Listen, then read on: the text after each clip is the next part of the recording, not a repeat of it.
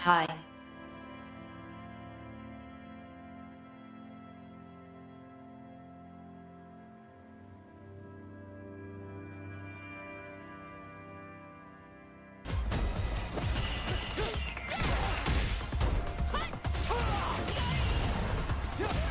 I'll get started in a few minutes.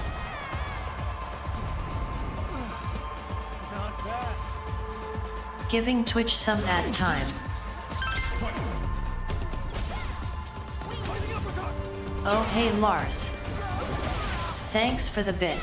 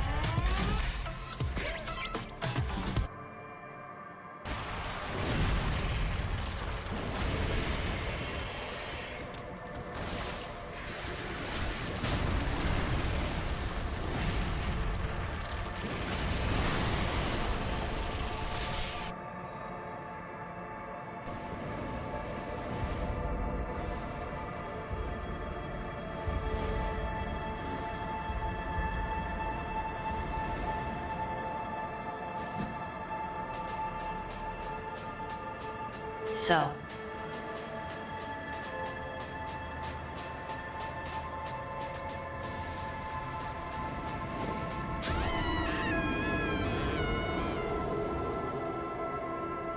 We might be near the end of this case. Whoa. There's no way we could ever top that, even if we practiced forever. Kid, if you want to be champion, you just gotta keep working at it. But I have a new area opened up and credits haven't rolled. Put your heart and soul into getting better. It's as simple as that. Okay, I'm gonna do just that. Thanks for the advice, Cloud. I hope you'll give us more later. We'll see, kid.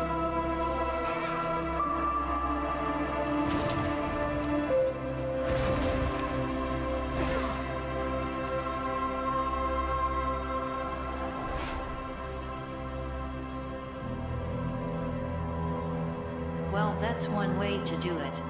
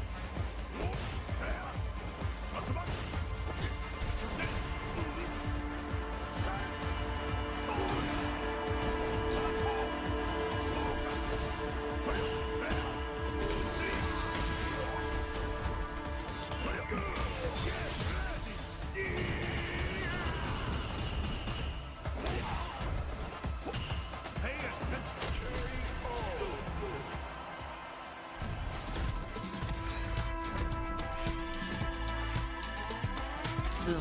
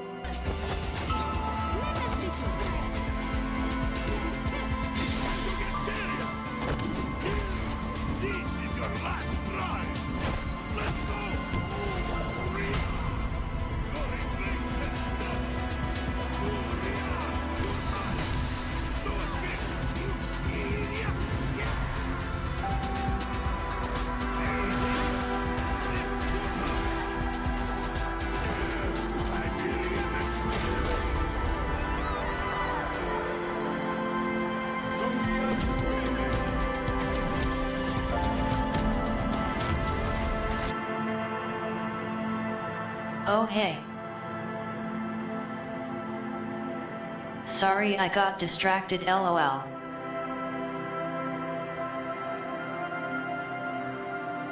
I'm alright.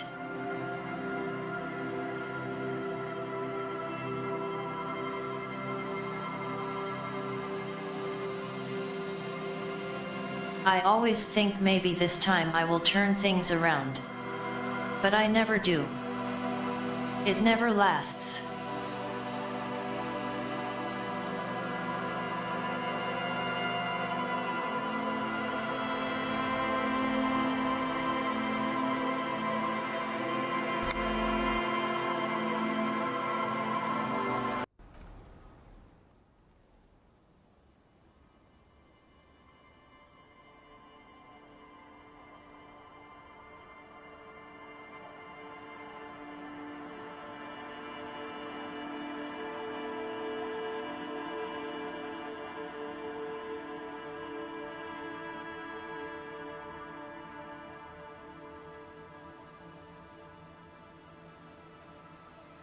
I've been playing Fallout 4 lately, off stream.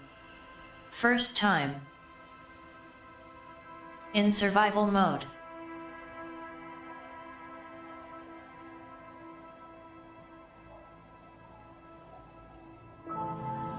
After 36 hours, I finally turned it down to very hard.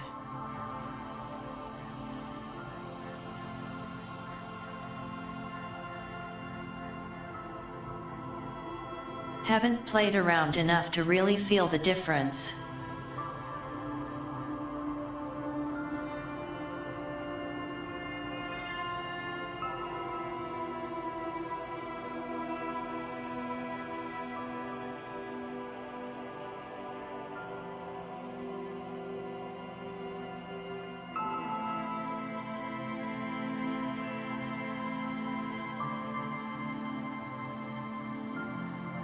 But the not saving anywhere but with sleeping got to be a bit much combined with reduced carry weight and my player tendencies.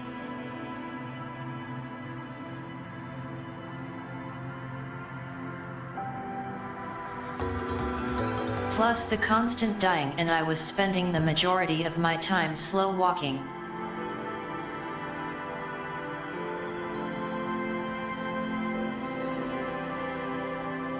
So I've had enough of survival.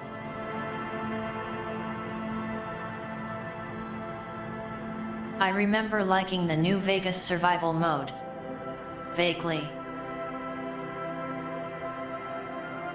I don't remember it very well though.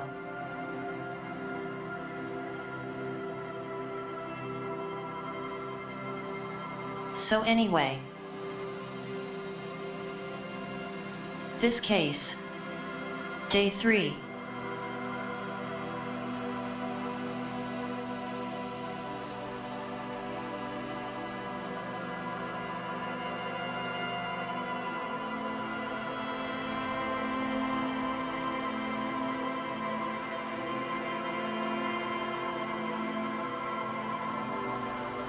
Just discovered why Disco Man didn't have a car.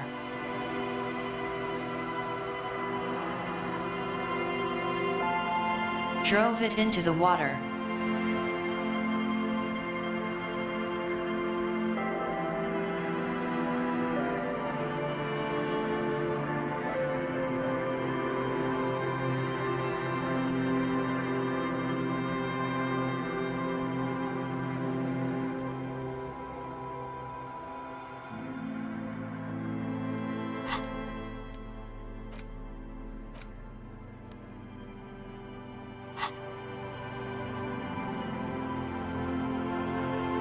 So yeah, this new area. It seems even worse off than the main one.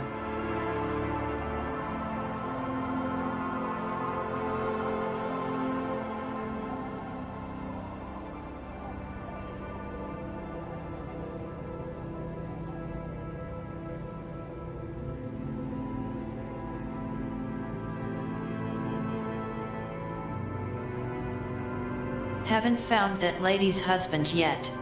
The bug finder.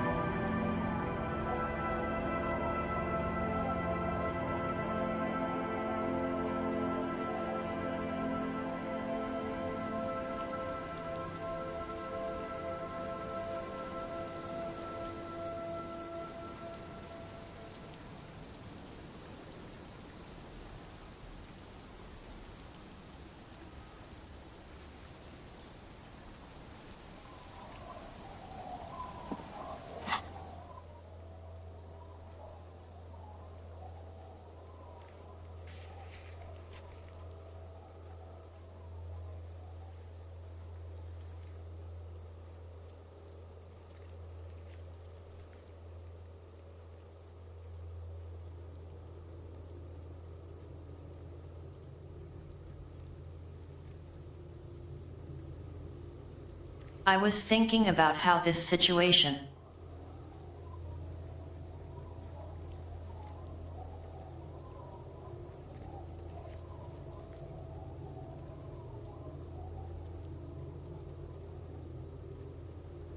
The tension between the Hardy Boys and the RCM. The police.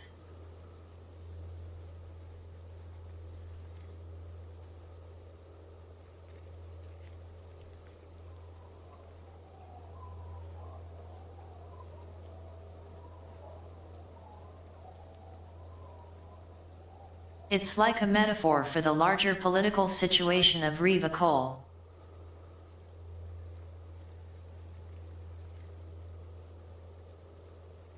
Ravishal.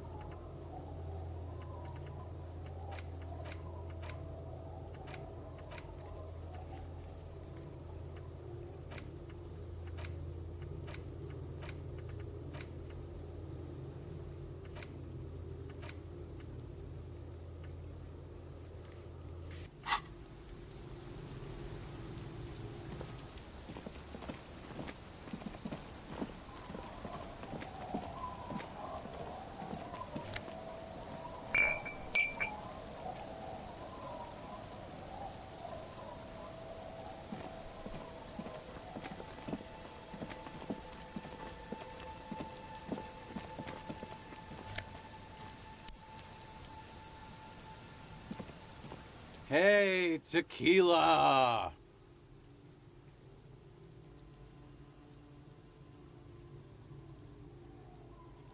Good to see you. How's business? How's the whole reality situation treating you?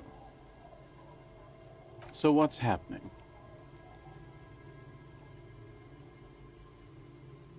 Yeah, Tequila Sunset. How are the, high-concept, reality-based adventures proceeding?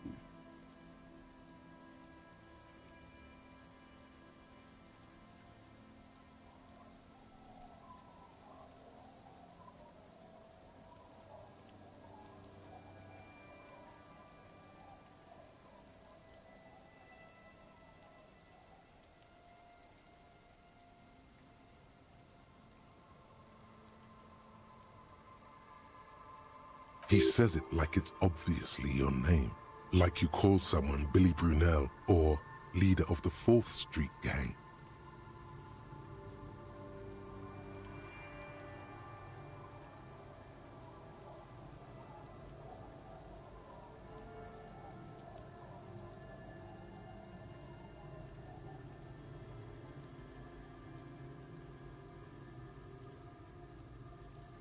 I know what you mean.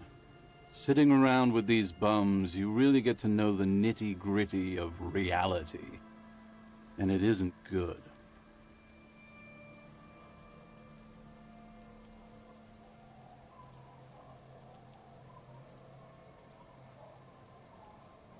Things aren't going super well for Idiot Doom Spiral either. Haven't found those keys yet, haven't won that great piece of ass back. No word from my business buddies.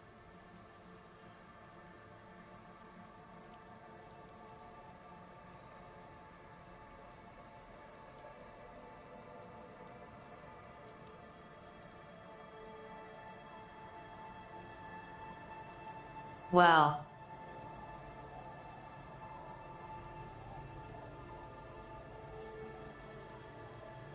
Clearly he wasn't drinking alone the entire 3 days.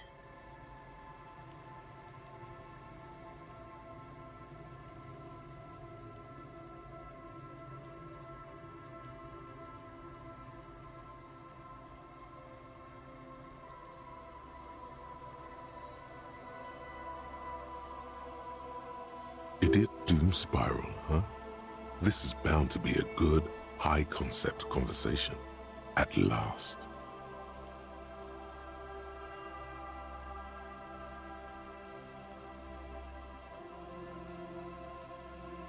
It's you. You're Tequila Sunset. We've met before. Don't you remember? No, you sure don't. Aha. Do you want to know how Tequila Sunset came to be? Mm-hmm. Let me take a sip to moisten up my chords. Tequila Sunset rolled into Martinez last Friday, and by Tequila Sunset, I mean you. The man, the myth.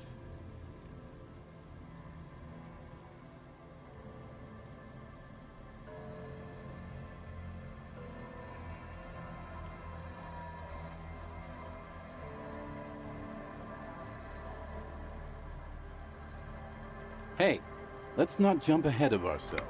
This is your story. Stop interrupting. You got here on Friday to solve a case, hoping to be the early bird who gets the worm. And by the worm, I mean the buzz. Because as far as I know, all you did was get piss drunk. Word on the street is you went around the local hostel telling people that you're a police officer, and that it would be really fucked up if you shot yourself in the head right in front of them. That's pretty high concept, if you ask me.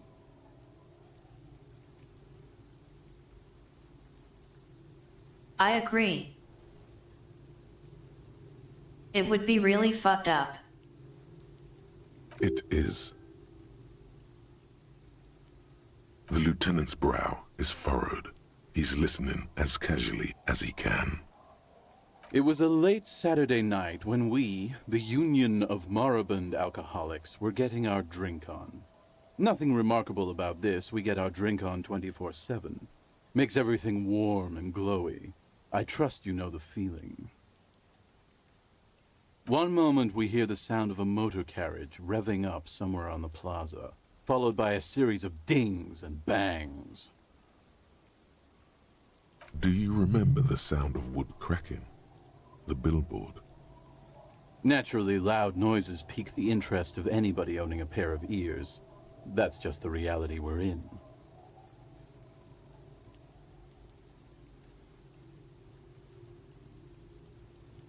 Anyway, there was a brief silence, a gasp of silence, if you will, followed by a real commotion.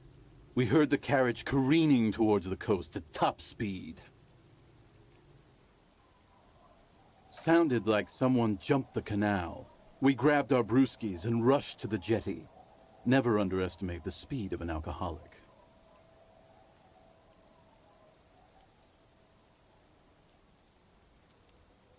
What we saw was a sight to behold. A beat-up police carriage containing you. Right there on the beach. You revved the engine and screamed at the top of your lungs, "The time hath come!" So, naturally, being the curious cat I am, I asked what time hath come, to which you replied, "The time hath come for Tequila Sunset, the end of all things!"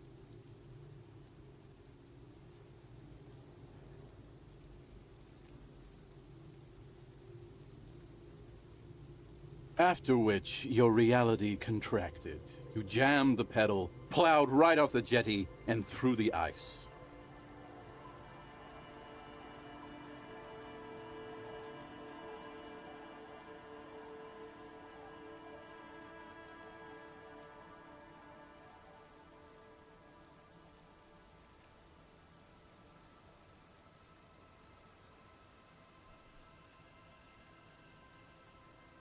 Tequila Sunset.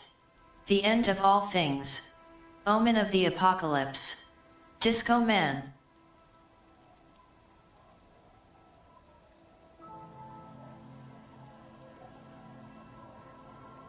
We ran towards the ice whilst you crawled your way out, miraculously unhurt, covered in seaweed and shit, like some kind of sea monster.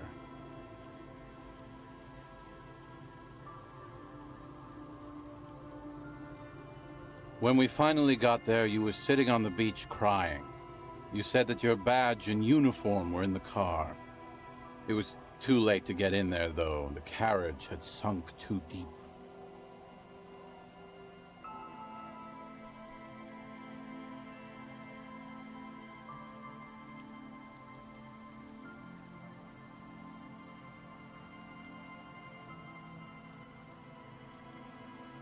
Suddenly I'm thinking about the show called Midnight Mass. The director is one of my favorites.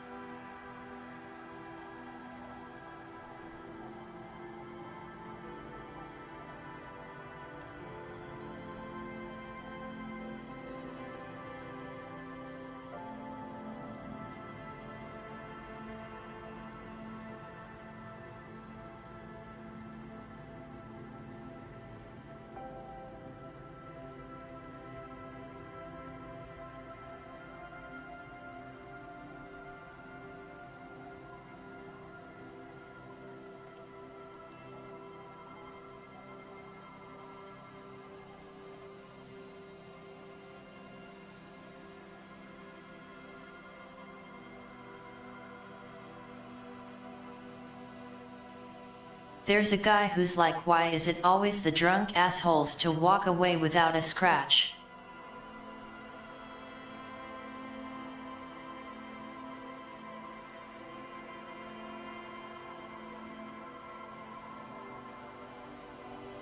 I knew one once. A walking disaster. Just stumbling into everything.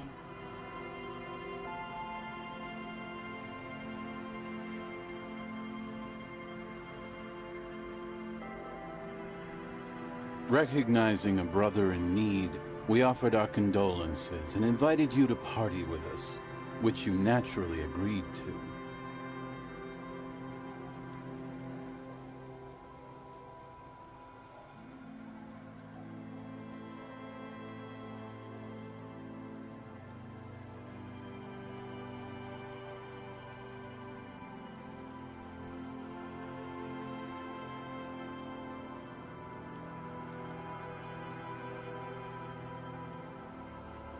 As for why the drunks tend to walk away with less damage in a crash, they don't tense up.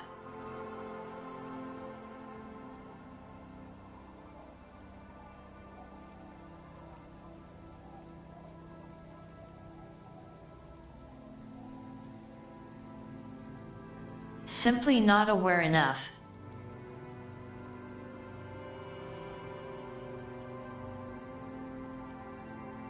We asked about the whole tequila sunset thing, and you told us it was your name now, and insisted that we all call you that from then on.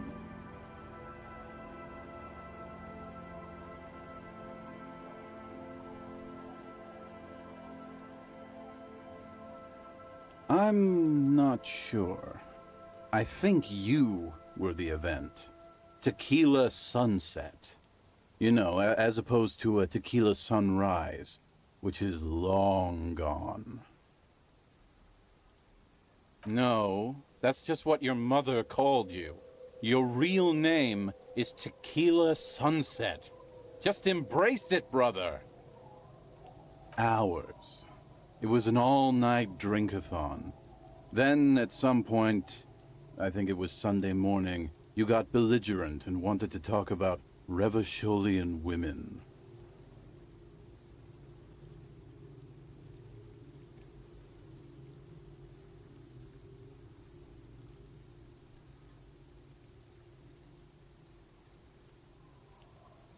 Sup, Thrax. How they're beautiful and also whores and so on. How one of them fucked you real bad. After a short while, you crossed the event horizon, looked sullen, got up, and left without saying anything.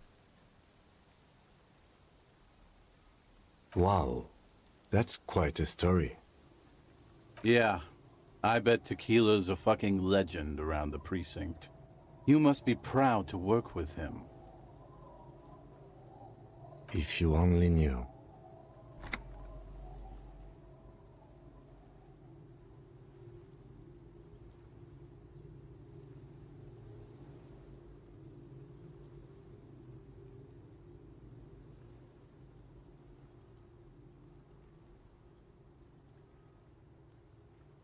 You were pretty vague about it, but you kept saying you got fucked real hard, and that we've all been fucked too.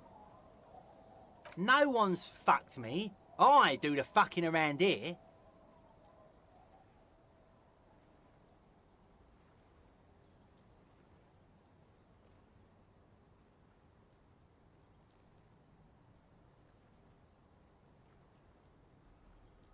Guy over there looking like Discount Mario.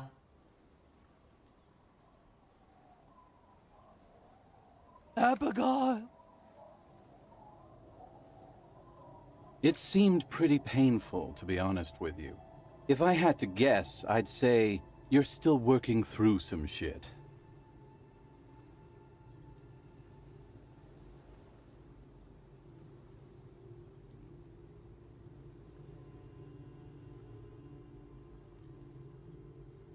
Beside your gun and your badge, you said something about your hope or heart or something.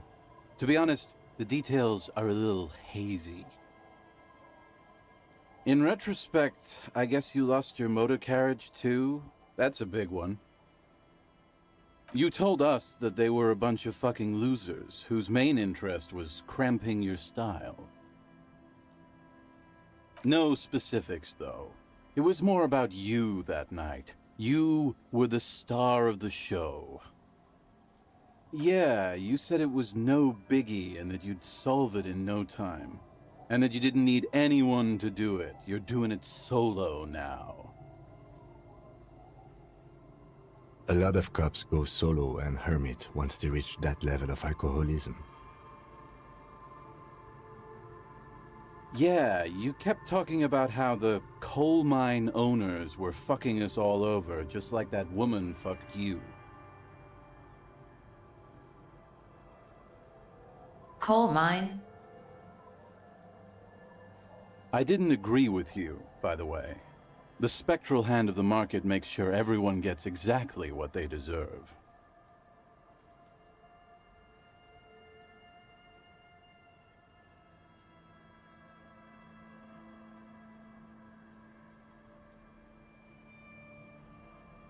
Ghost hands.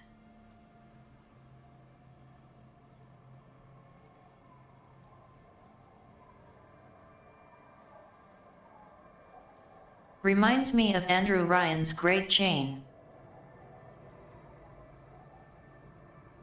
You kept apologizing for being such a bad cop, and for the damage you've inflicted on everyone around you.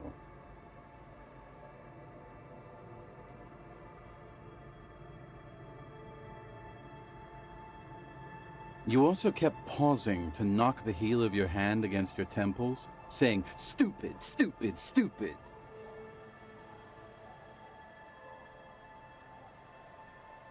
It's a hard thing for a man to confront his past. That's why I avoid mine at all costs.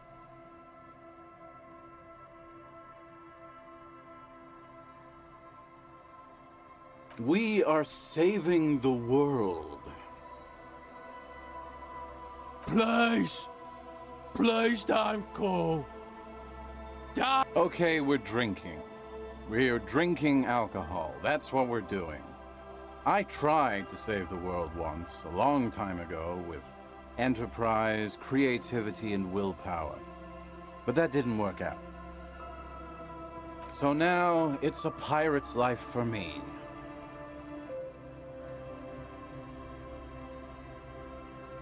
Whoop-de-doo. So now I'm a fucking storyteller. Right. Why not? Better than a beach bum. It depends, really. Are you willing to help me out? You might get scammed here.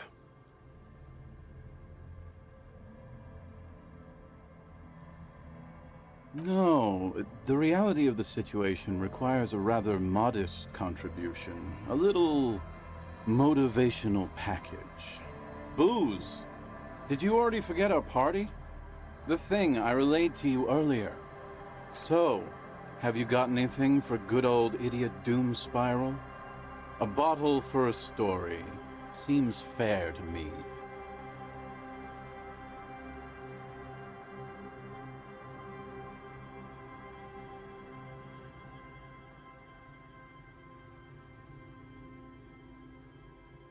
In that case, I'm not a storyteller.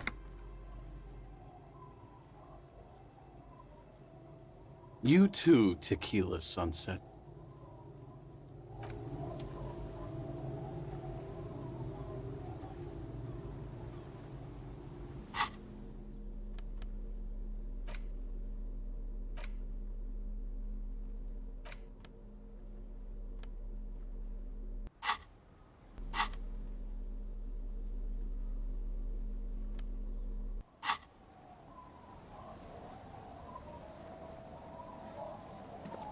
incomprehensible.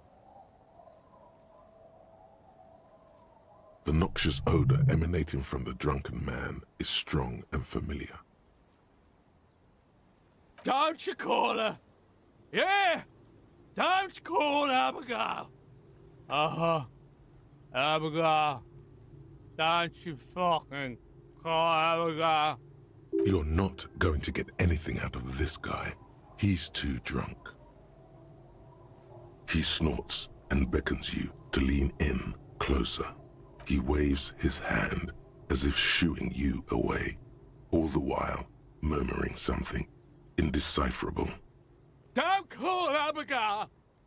The man hiccups, then mumbles something unintelligible. Don't you fucking call her! Hear me? Abigail? Don't call Abigail.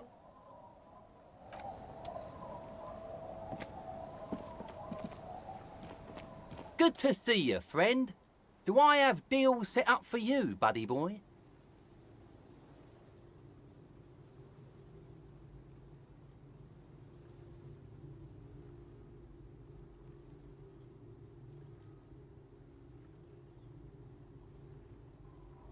So what do you want?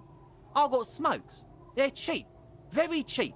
I got Pilsner. Great deal. You won't get a better deal on that piss. Spirits I can let go for 300 real. I also have speed.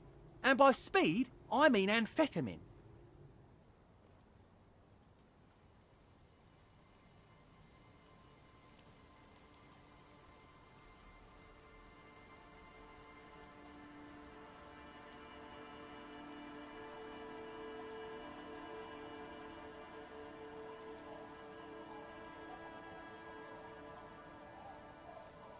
See, friend, it's real valuable.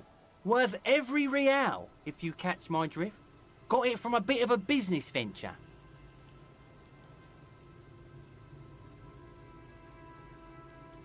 You know what's crazy, actually?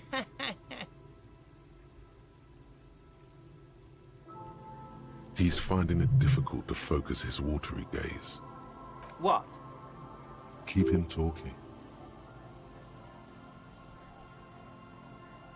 This guy.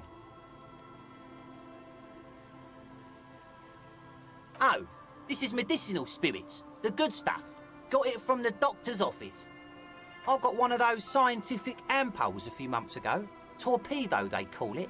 It's supposed to keep a man from taking a drink. Didn't stop me for shit, that's for sure. 5 lemons with half a pack of butter and you're good to go.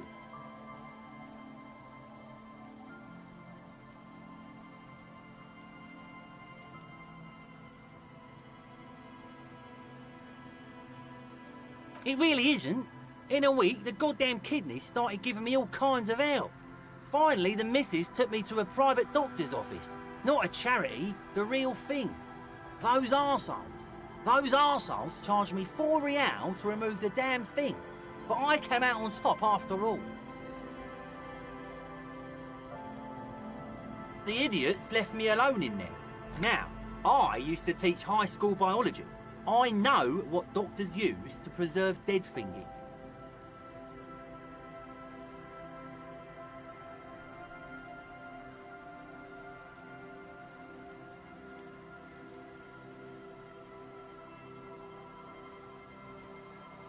The blue spirits, is it embalming fluid?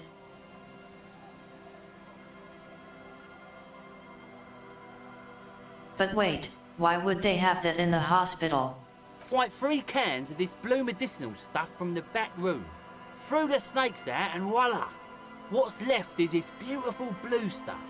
98.7% almost pure alcohol. 2 I already sold to these fine gentlemen here. But this last one is yours for 3 real, if you want it.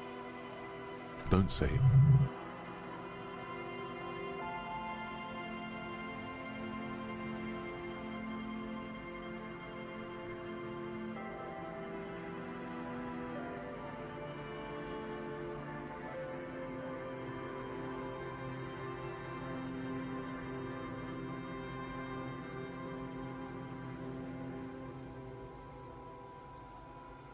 So what do you want then?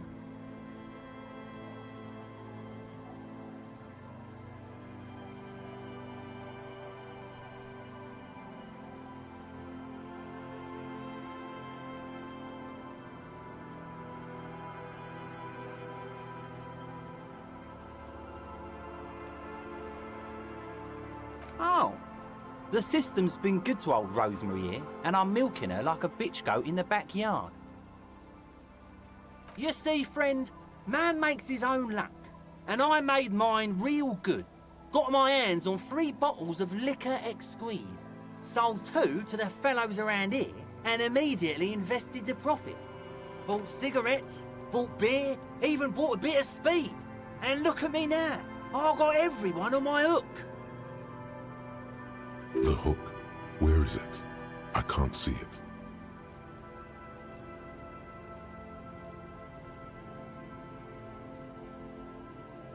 Of course, of course, of course. It is what it is, you know. What it's always been. People, buddy boy. It's the people. He has long forgotten what you were talking about.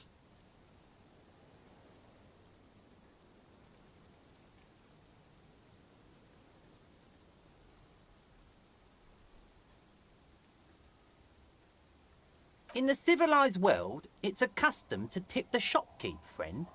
But come back anyway.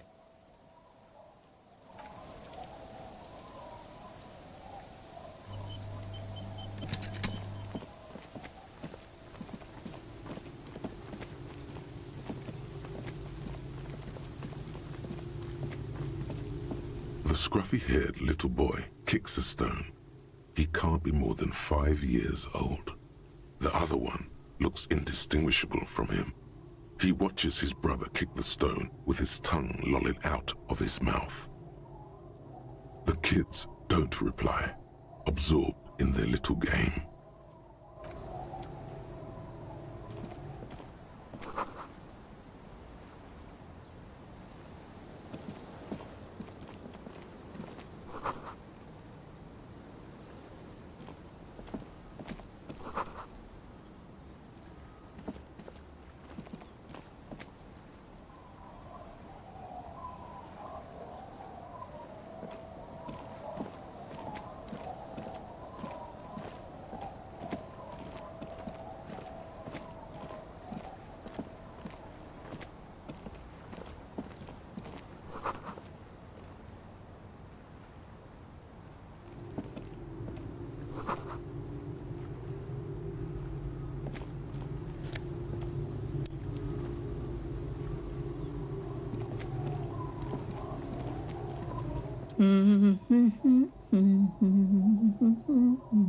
You're not sure about the melody, but it might be South Samaran, possibly Sigayan, also known as the apricot suzunti.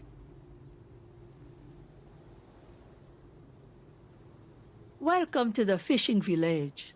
Please lean in closer. I have cataracts. Then how does she know you're here? Oh, welcome, police officer. We don't cause any trouble around here. And we don't want any trouble either. We are not here to cause any trouble, madame.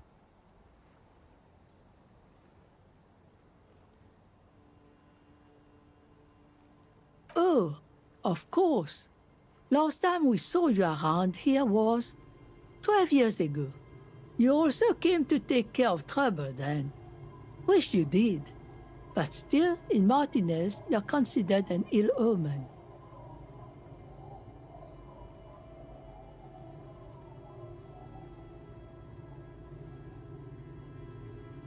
Oh, the usual. Dark tidings. Black hound. That's you, all right. A black hound licking your own heels. No, not you personally. I meant the RCM. Some of the men got into a fight. One of them killed another. Locked himself in that woodshed over there.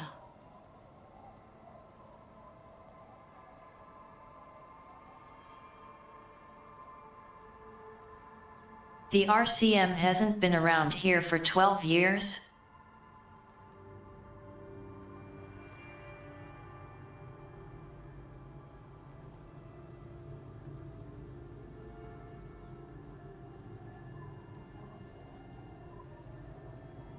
He was brooding, needed some help opening the door.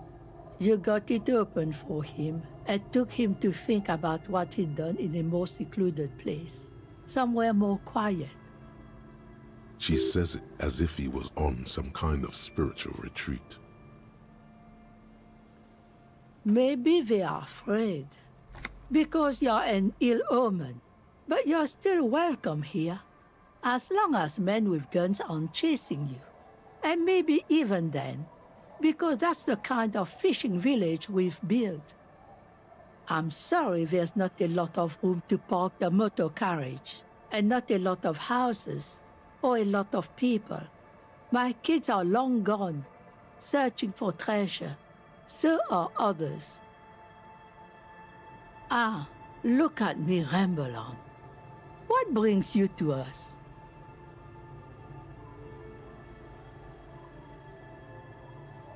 Stay? Most people here are trying to leave. That said, if lodgings is what you're looking for, I've got a free room in the shack.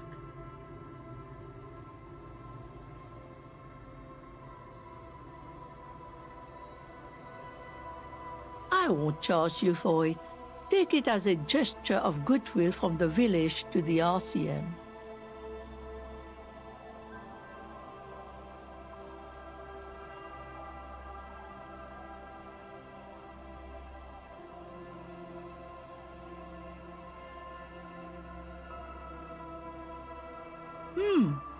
That's exactly how they get ya. That's why we built our own cinder block houses on the seaside. So we don't have to give money to those crooks. We might not look like much, but they are ours.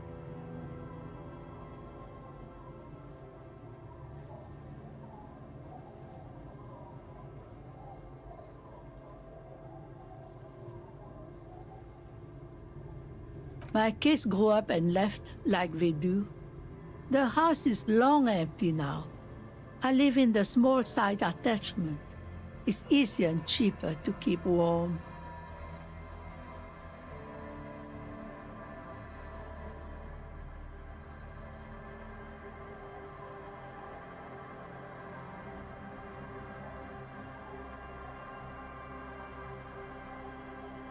Aye. The room is pretty bare bones, but it's got a bed and roof over it. That's more than some folks have around here.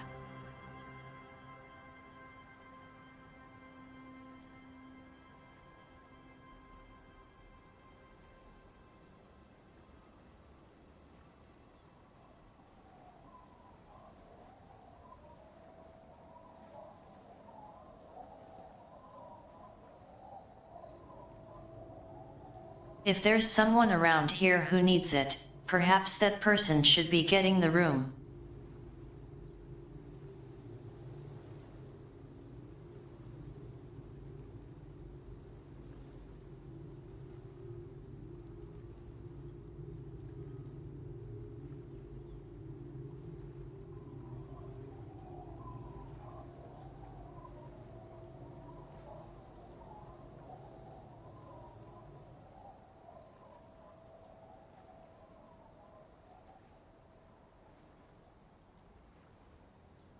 An uncomplicated man. I take it that means you're interested.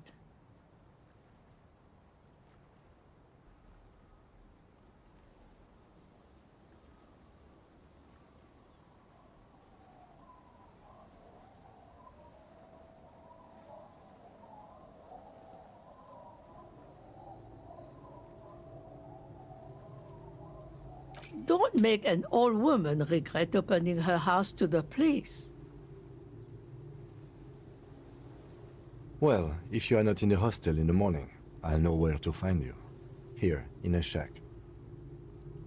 Just us. It's barely a village anymore. We almost don't exist. This is pretty much a non-place. A gap. A blank spot on the map. Just a cluster of nameless shacks on a nameless street. The place is so pornographically poor, it's not even funny.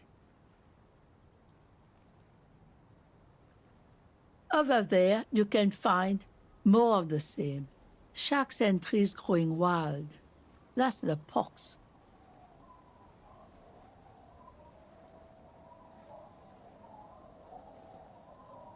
Between here and Jamrock, a dusty sea of old trees, all covered in industrial soot. Small houses under them, an overgrown park. An old military hospital and its surroundings. Or it used to be, during the time of the suzerain. After the war, it was turned into a goodwill hospital for shell-shock veterans and folks looking for some quiet in the old sanatorium gardens. Now the area is crisscrossed with nameless streets and makeshift cinder block houses, shacks as far as the eye can see. The goodwill ran out. The staff left and the place was shut down. It's long gone by now. Well, there's Lillian and her kids. A few new folks live in the house to the east, but they're away right now. And then there's the drunks. Not a pretty sight, but there's little we can do about it. Home is home, even for them. I'm sure you did. Nature keeps them in rotation. A new face pops up every now and then an old one disappears and is forgotten. This is who we are. Here, for you, no officer. The only money we have here is some coins the drunks tried hiding from their women and then forgot about. Under carts, boats, in little boxes, it's not hard to find. She nods, rinsing another piece of cloth. Not much. There's the abandoned church, the DeLorean Church of Humanity. It's been there since before my time, even. Some things just don't fly, officer. Look around. Who'd go to church here? They built it 300 years ago. Must have been nicer then. So, they don't hold services there anymore? The Ecclesiastes? No, we've tried, but things just keep happening. Crime, accidents, other things. The place never stays open. It's a pity. It used to be such a nice church. Before you get to the church, there's some ruins, an apartment complex, or some kind of electrical plant. Run-down bunch of houses, empty.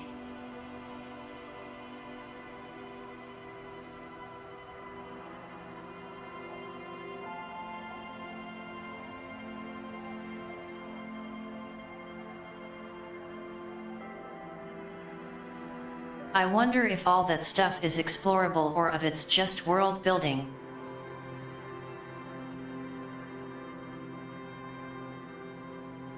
This game seems to have a whole lot of it.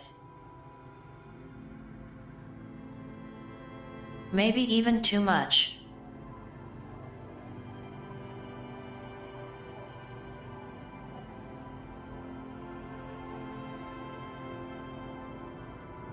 I don't know exactly. A pre-war place. It used to be something. Before the war. I wasn't here then, you know. Was born in Samara.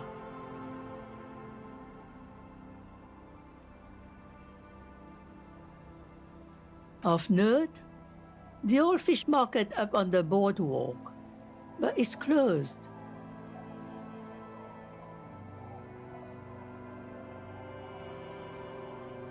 No one. That's why it's closed. It was once a bustling place, back when I was young, and so was everyone else. Now, what catch we do bring in goes straight into a lorry for the Delta or somewhere else.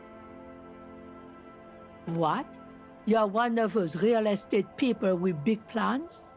If you want a development opportunity, you can check out the abandoned building over at Land's End. Used to be a supply depot, we think, sending goods and ammo across the bay. It's jammed shut though. We tried to get in, see if there was anything to sell or scavenge, but it's impossible. And now you know everything there is to know about this coast.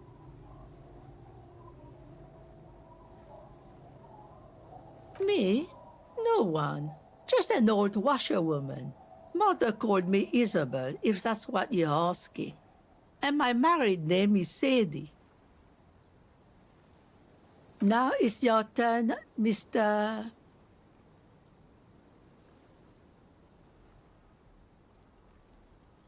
Quite a handle you got there. So many titles. One of them double.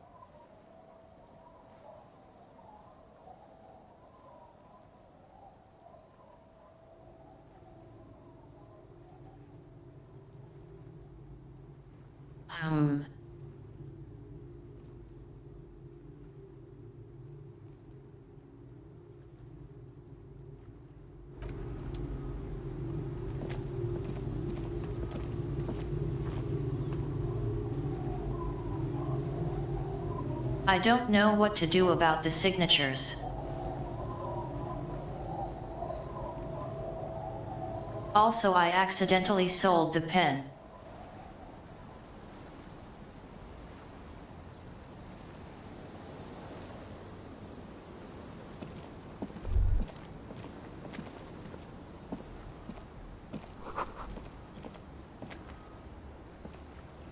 The door has seen better days. The layer of paint has started to peel off due to the salt and wind from the sea. Even the lock looks slightly rusted. I'll wait outside to give you some time and privacy to check out your new living arrangement. But just so you know, after we are done with the day, I'll still be staying in the whirling in rags for the night. We'll meet in front of the shack in the morning. The key turns with a satisfying click. You can enter the shack now.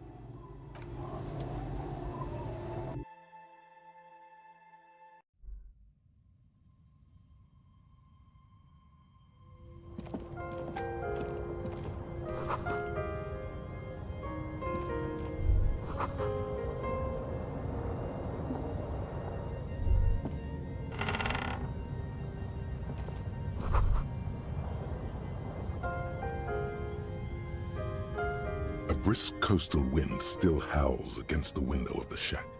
Occasionally, the waves crawl in under the foundation, producing a low hum. The room feels muffled, like you pulled your hat over your ears. Outside, it is cold and windy, but you're inside, and it feels safe and warm. What is this place to you?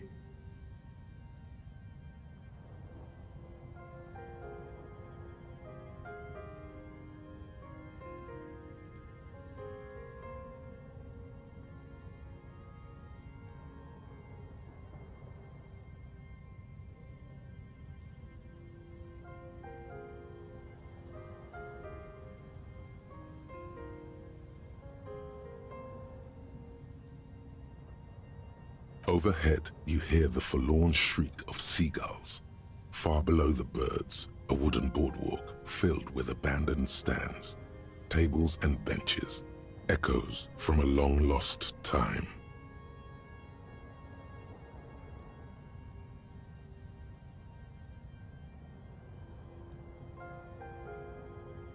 It's no mother base,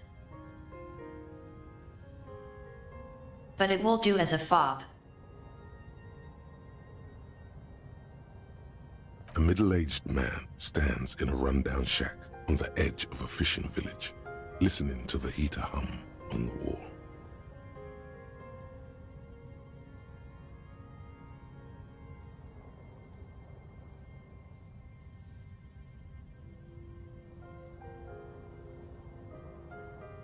Outside, the howl of the wind has picked up.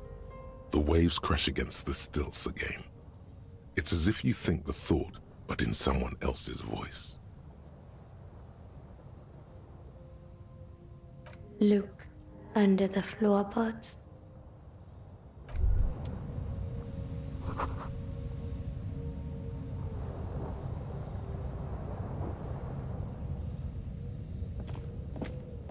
An old mirror hangs on the wall. You see the reflection of your face in it, adorned with the expression.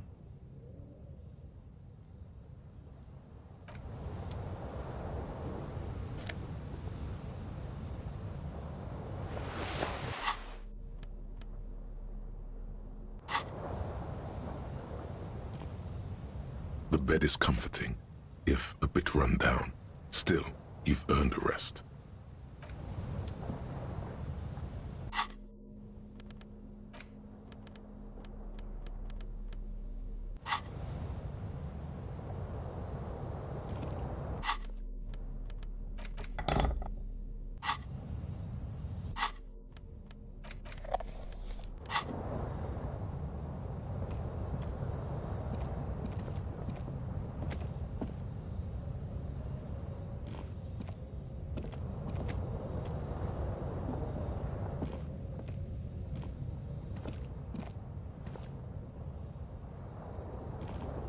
On the table, you see a bowl of water, a rough soap, and next to it, a small hand mirror. A straight razor soaks inside the wash basin. The water reflects back a vague image of your face. Nose bulbous and red, hair unkempt, wrinkles lining the eyes and forehead. The stash is gigantic. A fresh start looms ahead. Clean yourself up and be born anew.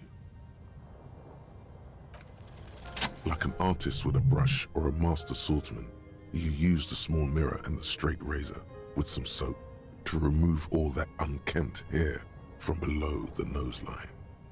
The sharp blade chafes against your skin, producing a scratching sound. The surface underneath the beard feels tender, the air brushing against it chilly. They feel so smooth, surprisingly so. A feeling of freshness overcomes you, as if you just came from a cold bath. The water reflects back a vague image of your clean-shaven face.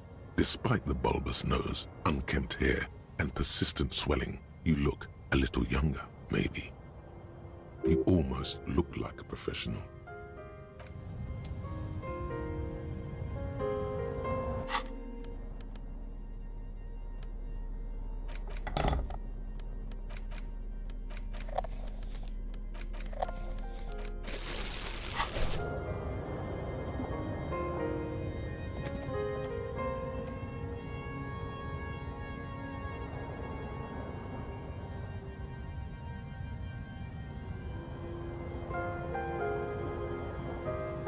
Guess I can't actually look under the floorboards.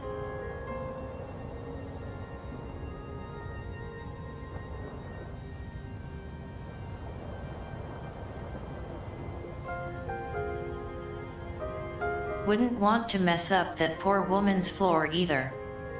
After she was so kind.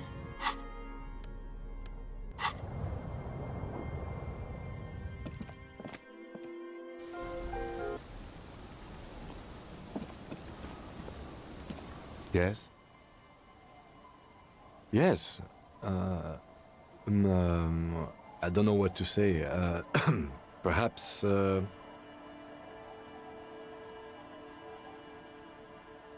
I'm not really sure about this turn of events. I think the mutton chops might have been a better idea. They sort of seem to cover up some of the... Either way, good on you. You were saying? What do you want to know? You mean like a brief? Do you want me to... There's no reason to wing anything. If you didn't get the brief, that's okay. I did. 3 days ago, the RCM Emergencies Desk received a report about a security guard who was found hanged in Martinez. An anonymous caller said there was a dead body behind the Whirling in Rags hostel cafeteria. The cadaver had been there for 4 days. No one had come to investigate. We already went over the brief. During that time, the victim had been stripped of his belongings. The caller did not identify him, but used the word lynching. There is an ongoing labor dispute between the local dock workers and the logistics company Wild Pines. I was told we should approach the death as part of this dispute. I was hoping we could discuss my solo meeting with the Hardy Boys. Okay then. Was there anything else you wanted to know? Good.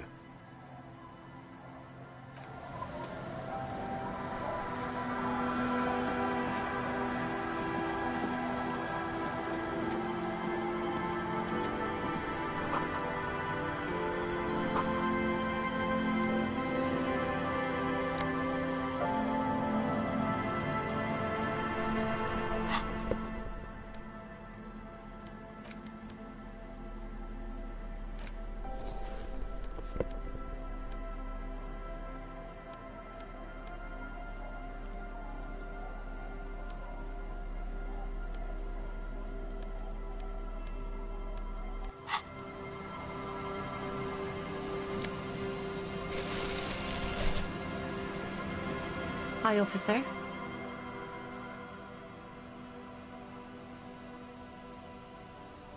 Anything I can help you with?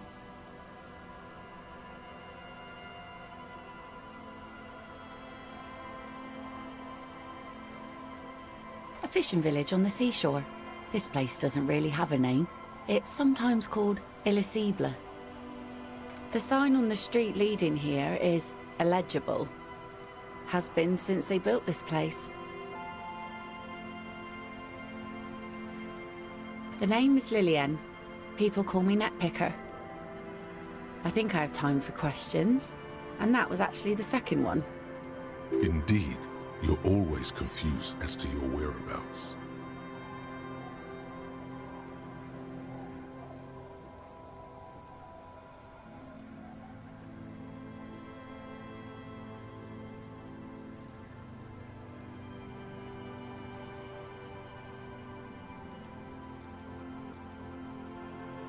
Unfortunately, the factory sold this one with a 3-year warranty instead of a story.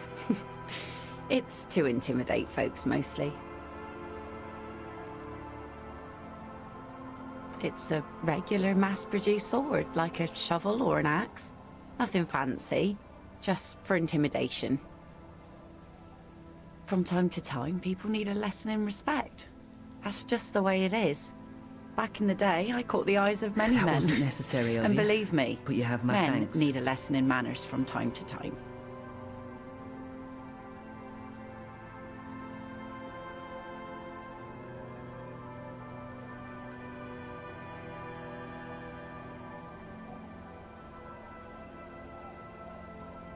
You have my thanks, good stuff.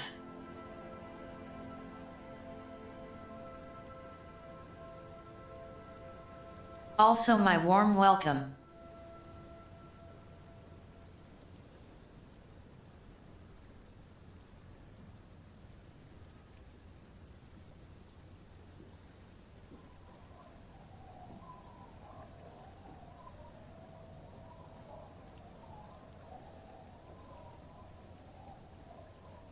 Some went to patch their wounds, their lesson learned. Others were more thick-headed. And one of them, I ended up marrying.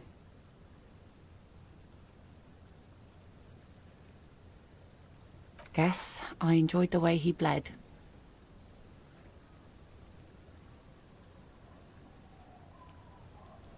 Gone.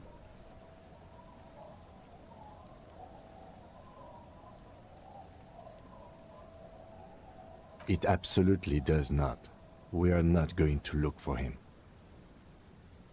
No. There's nothing to find. He's dead. Lost to the waves. He didn't respect the sea. Went out there, drunk like a skunk, and sure enough, one day the boat was found floating empty. The bloated corpse turned up 2 weeks later. Now, before you tell me how sorry you are for my loss, know that it was 4 years ago, and I've moved on. There's only so much mourning you can do for a drunk with sinewy muscles.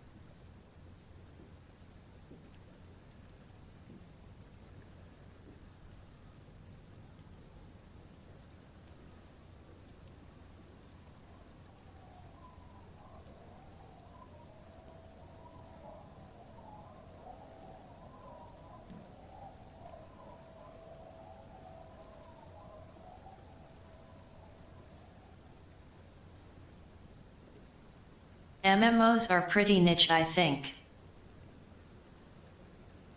Niche.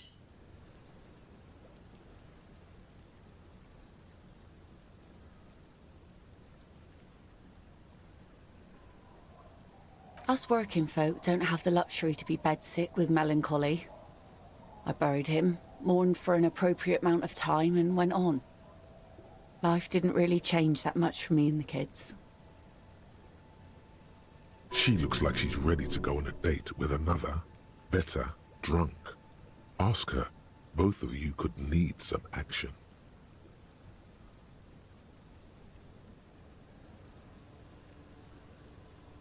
Sure is. The sun, I call her, coated with a fresh layer of tar just yesterday. It'll take some time for it to dry, assuming the sunny days continue. Aye. Sunny days. You got a problem with that? No, ma'am. We have no quarrel with sunny days. Good. 'Twould have been bad news had it turned out it wasn't a sunny day. Bad news for the skiff, bad news for the nets, bad news for the kids. There's a moment's silence. She looks at the rain streaming down the yellow belly of the boat. In time, when the sea turns and the winds settle, she will be ready. Waves wash the sand. A skiff moves across the mirror-smooth sea, far away from here. A lone passenger, a fast sloop in the distance. White sails. My prediction, it will be at least 2 days.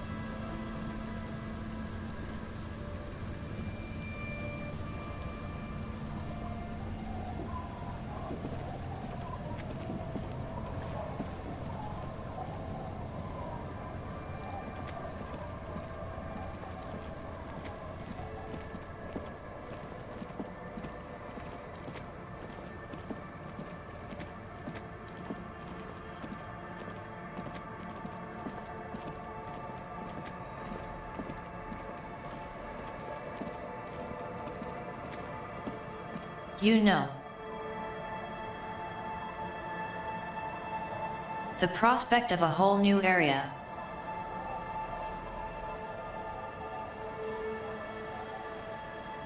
I figured it could be like a whole new game.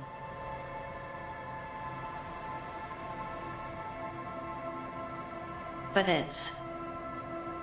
I dunno. A bit sad, really.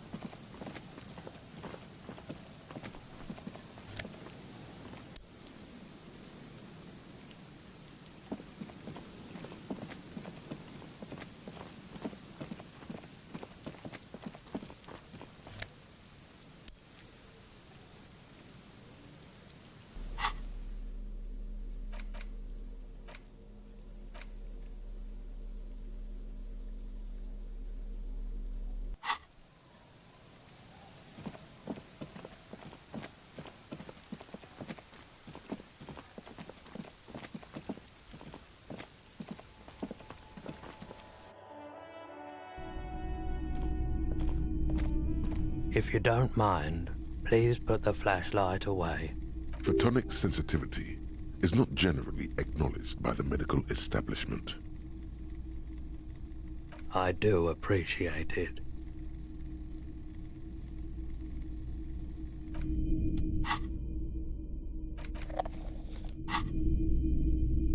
The boomboxes wait on the shelves, and your boombox, that gold and amber Harmon Waushi, stares at you longingly with its tape reel eyes.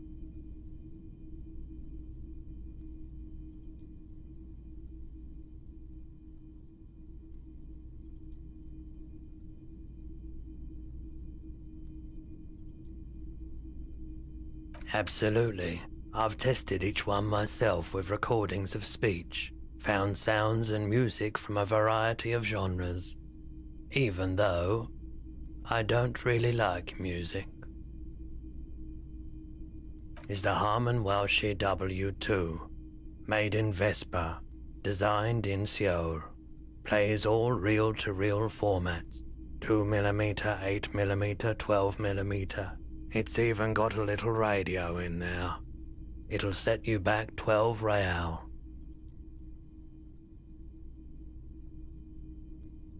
If police work means playing tapes, sure, you can use it for that, or any other time you'd need to play a tape. And here you are, quality sound reproduction on the go. It'll play anything, wherever, turn any tape into a conversation of sounds and shapes.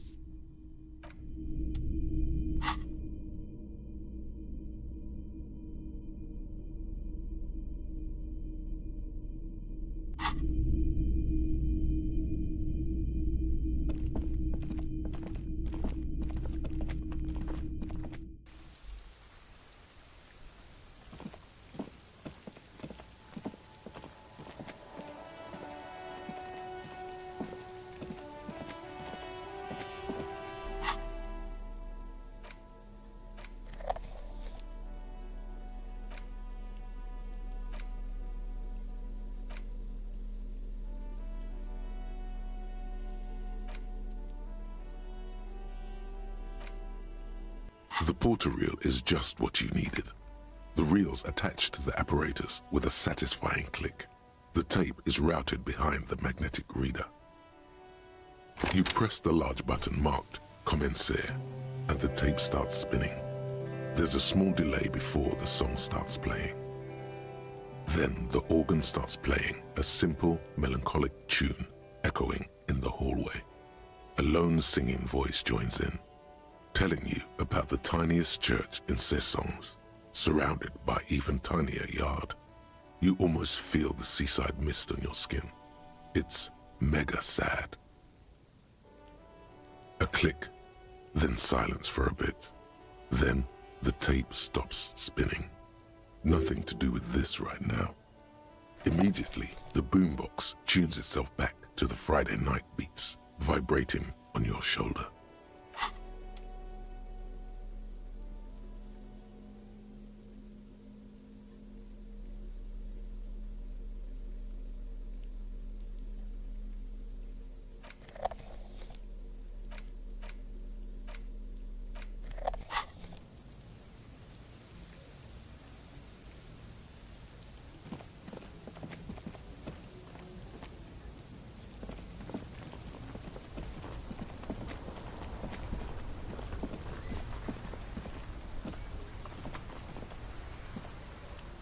You know.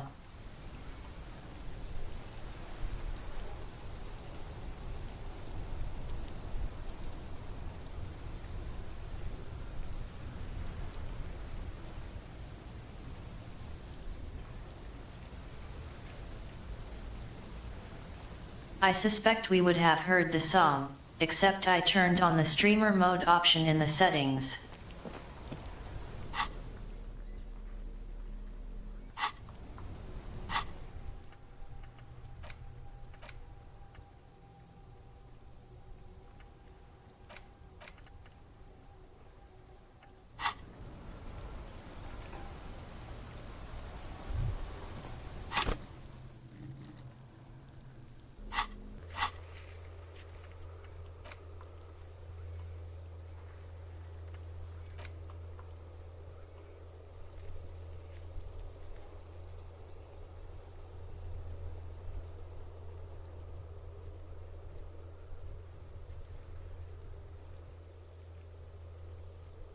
I didn't find the cryptozoologist over there.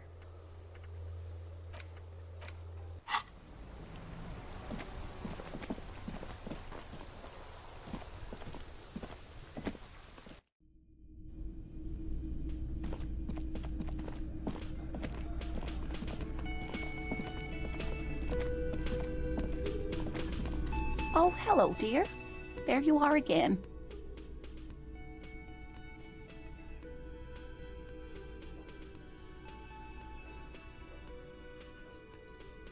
Oh dear, I'm not sure where to begin.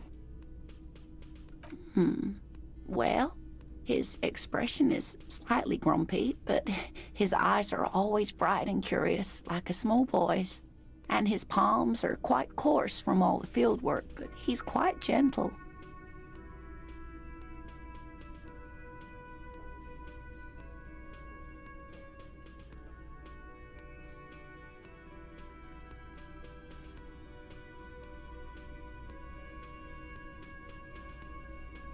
It definitely has a few songs that get claimed a bunch of times over the course of a stream.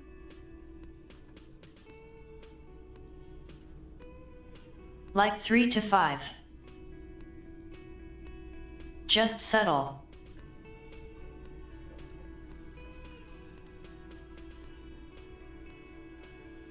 It's not meant to be the focus.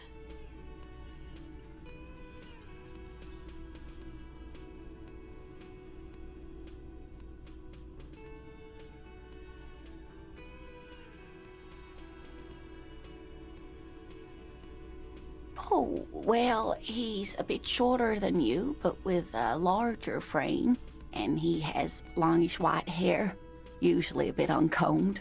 You might say wild, even. The lieutenant pulls out his notebook and begins jotting down the woman's description.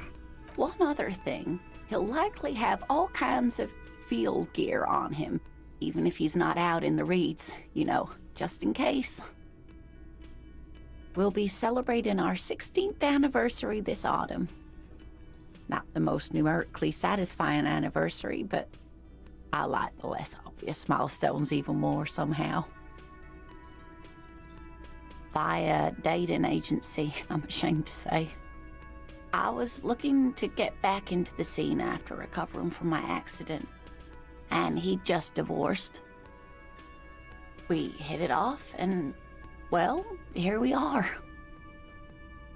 She's skipping over some important parts.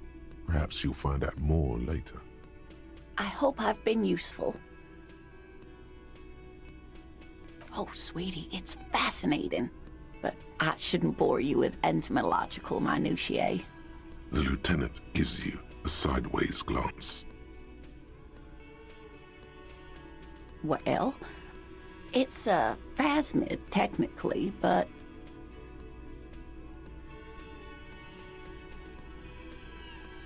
Ah yes, Phasmatodea, a diverse group of insects whose bodies resemble twigs, leaves, that sort of thing. Ghost insects, colloquially. Where other phasmids imitate sticks or leaves, this one's a living reed. It disguises itself among the reeds here on the insular Indian coast.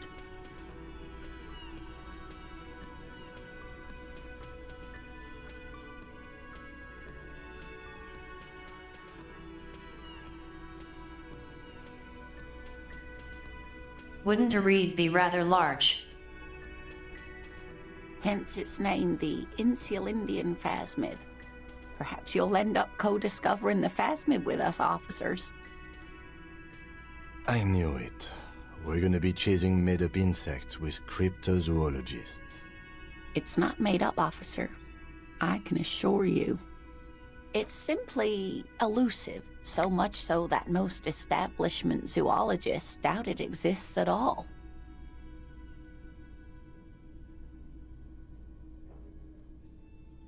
Well, some teenagers making out in the reeds saw one. They didn't know what it was, of course, but there was a brief article in a local newspaper about their encounter with a ghost insect that looks like the reeds. Gary sent us the clipping. Of course, most Phasmid sightings turn out to be false alarms, but their description matched the Insil Indian Phasmid perfectly, and they didn't even know what they were looking at. Enthusiasm has wiped the worry from her face. Her eyes sparkle behind her glasses. I suppose I have something of a personal connection to the Insil Indian Phasmid. All scientists have their little hobby horses.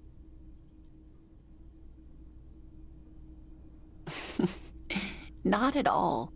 Why else would it hide itself so carefully? Oh, I doubt it. No one gets into cryptozoology for the money, sweetie. Yes, it can blend in almost perfectly among the reeds. It's how it's stayed hidden all these years. Centuries, even. That's not special at all. Of course it blends in. Most insects do. You don't even have to be a stick insect for that. Oh dear. I'm afraid I'm not explaining this very well. It is very special. Morel can explain it all much better. I wish you could hear him describe it. Then you'd understand, I'm sure.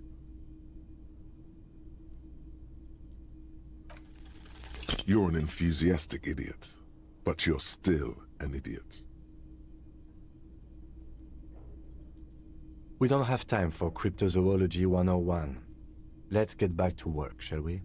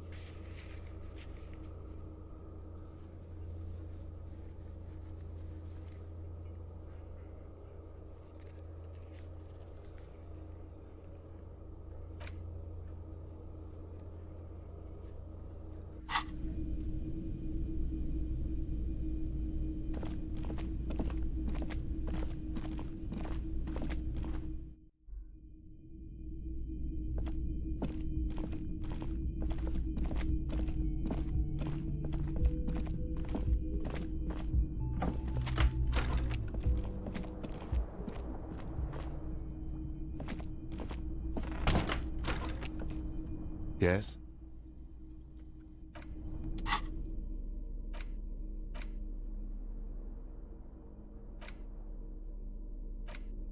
You take the legal documents out of the envelope, a 12 to 40 month construction period, and the zoning plan in the addendum. The pen is shaking in your hand as you draw a pathetic little line. This isn't going to work. It doesn't even look like a name. Just a scratch mark. No, it's just a little line. Let's get an actual signature on top of it, and it'll be fine.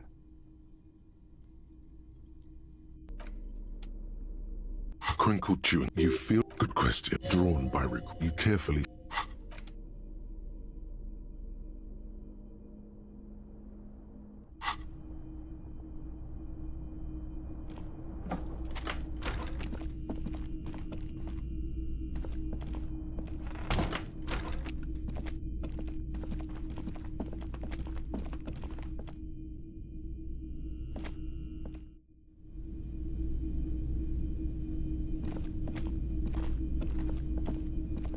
The woman in an RCM patrol officer's uniform winces as she notices you.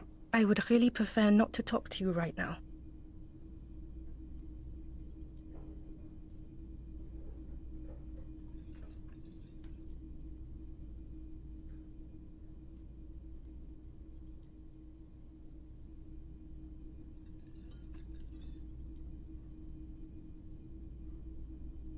Keeps the rain off.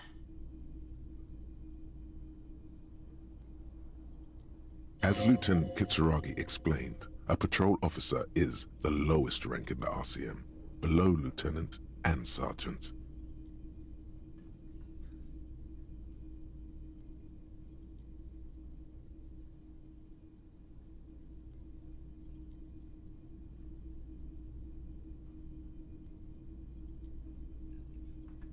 I'm definitely not the cavalry.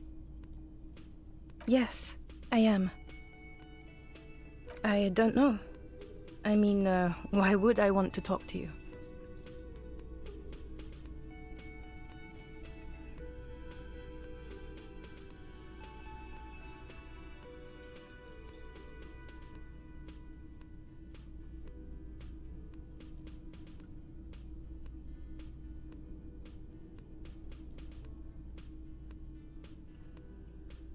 By the...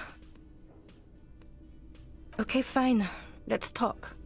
What did you... What does one talk about with a fellow officer?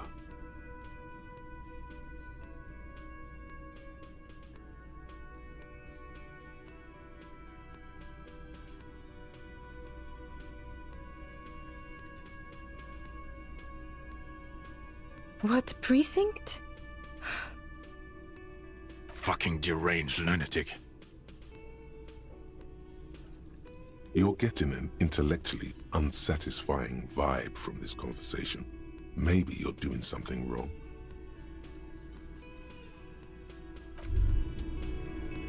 Wow, so someone's been a little boring. Yes, my standard liege. Someone's seen all sorts of wild ideas pop off and thought, I'll take the boring one. The regular, please. The brown. It's the pants, isn't it?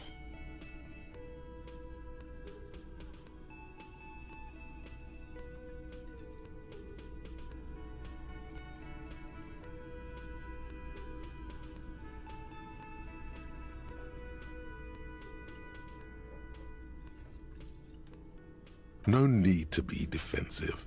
The regularity, the brownness, the cut and dry have their appeal. A very standard appeal. Of course you do. Let's get right to it. My lord's coppo type is regular cop. I'll let everyone know. I'll send out a telefax.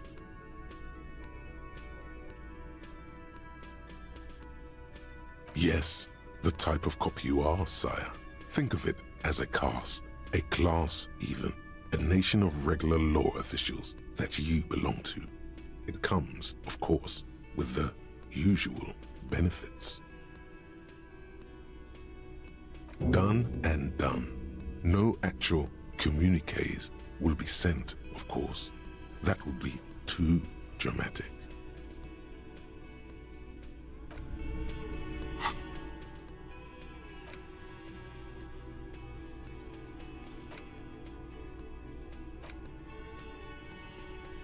Okay.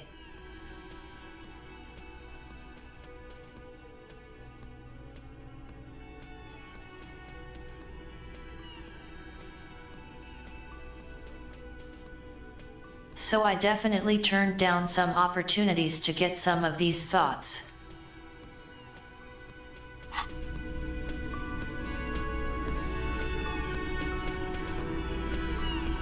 Again?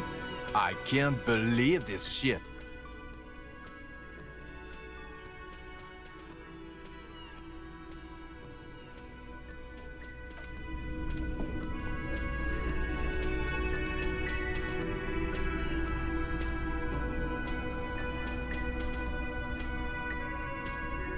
So they're just here to see the clown cop.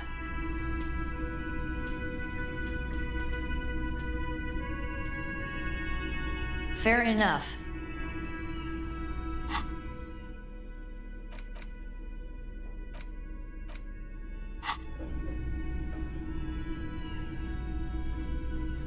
Thing is,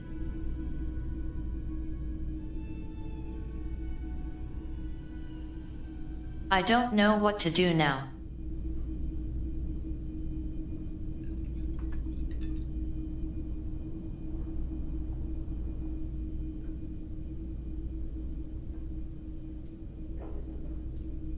Feels like I ran out of direction.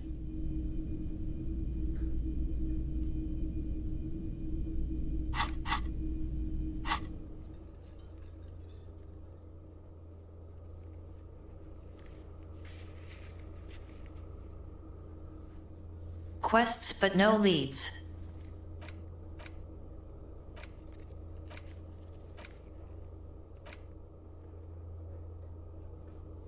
Loose threads.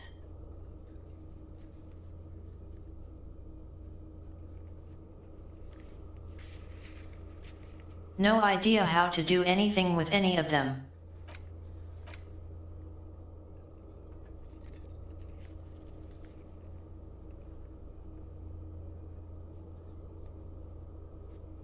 I was expecting to find the bug man across the water.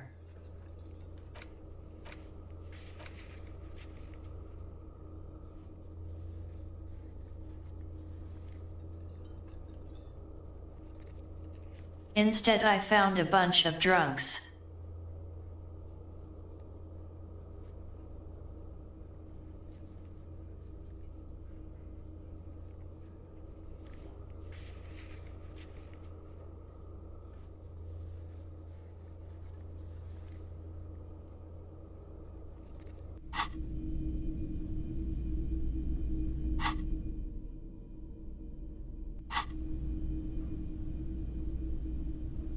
Well,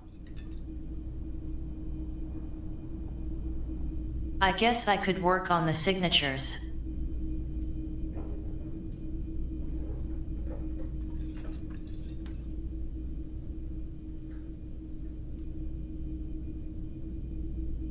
I could get the real ones, which would ensure I make progress on the main quest. But I like those people out there in the fishing village. The old woman. The mother of twins. They seem nice.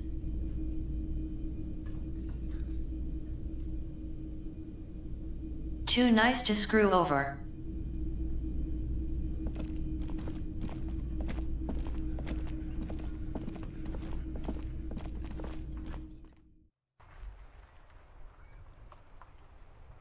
Besides,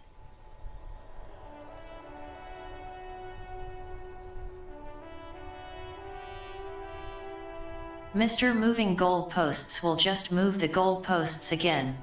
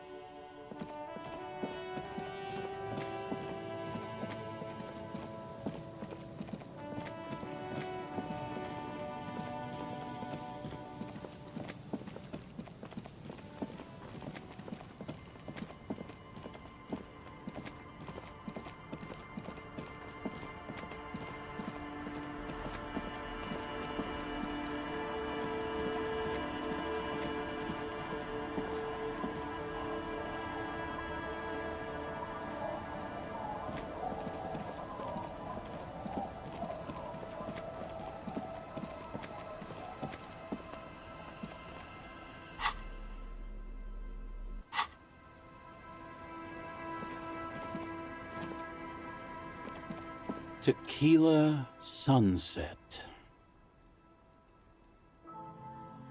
What's it about? I'll let my hand address the situation. Maybe you've heard. I used to be a very successful businessman. I've signed more than a few lease forms or whatever the fuck they were.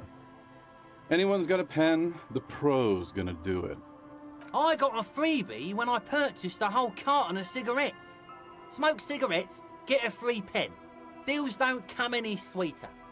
The writing under the tiny crown logo reads, Royal Extra. Thanks, Rosie.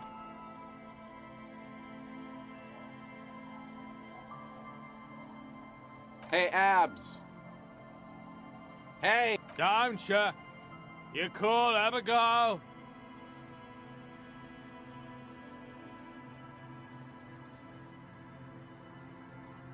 I don't think that guy can sign anything in his state. I need you to sign this document right here. It's important. Don't call her. Don't call Abiquel? Great job, Abs. Nailed it. Hey, guys. We're heroes. About fucking time, man. I've done my duty. Don't call Abigail. Thank you for your services, gentlemen. Should we go and mail these? I think I saw a mailbox on the plaza.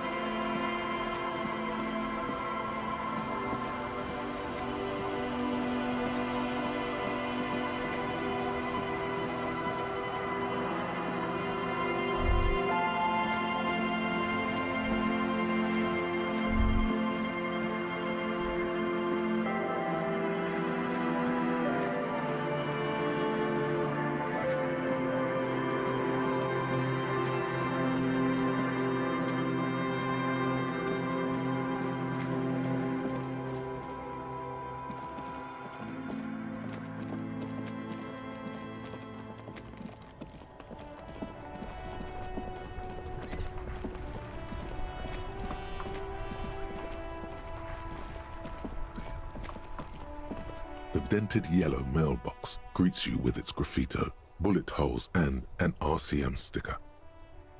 Yes, for sending mail. You drop the white envelope in the darkness. It lands with a soft thud on what sounds like a couple of letters. About a week's worth of mail as collected in there. They'll empty this very soon. Probably did the right thing. You can't trust that slug Everard. You know he's going to play you somehow. All right, let's go back to Everard. If we don't mention anything to him, he won't know before it's too late.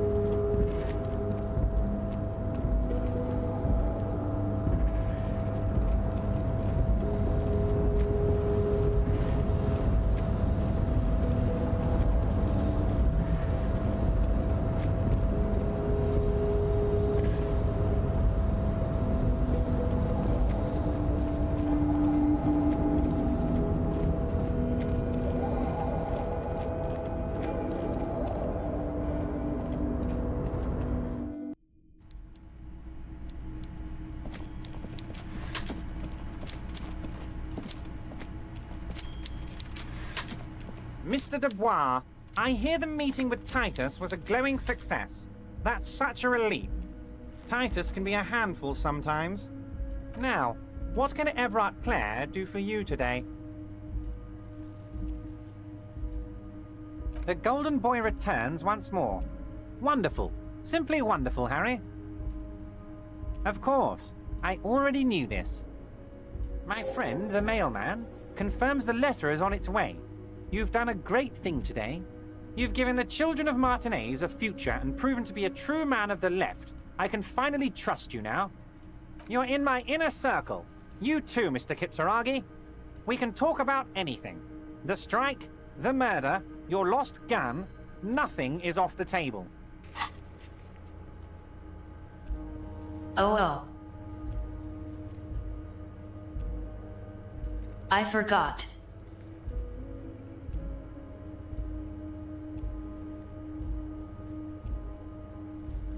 I can talk to Joyce now that I have the batch.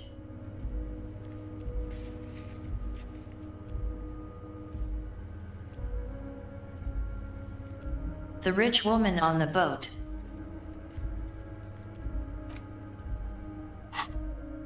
Well done, sire. By guile and deceit, you're in.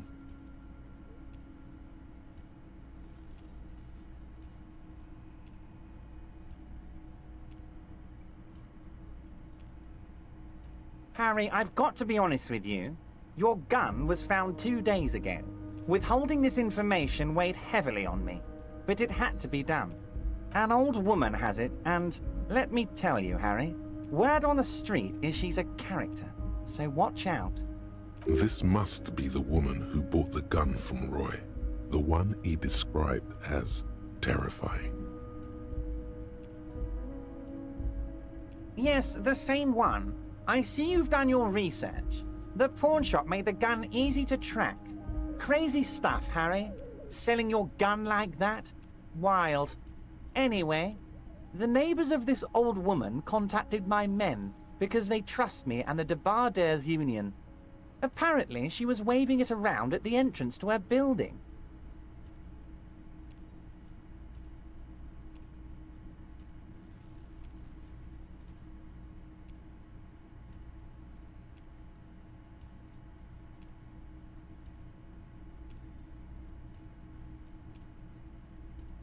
Decided to look it up.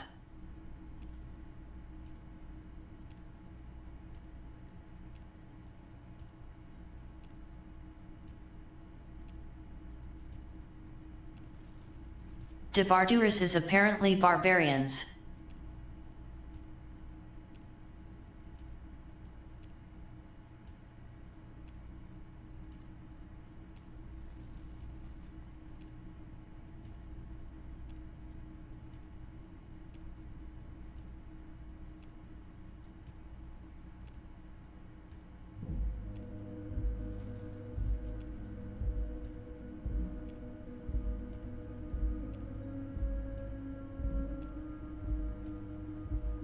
Strange name for a union of dock workers, perhaps.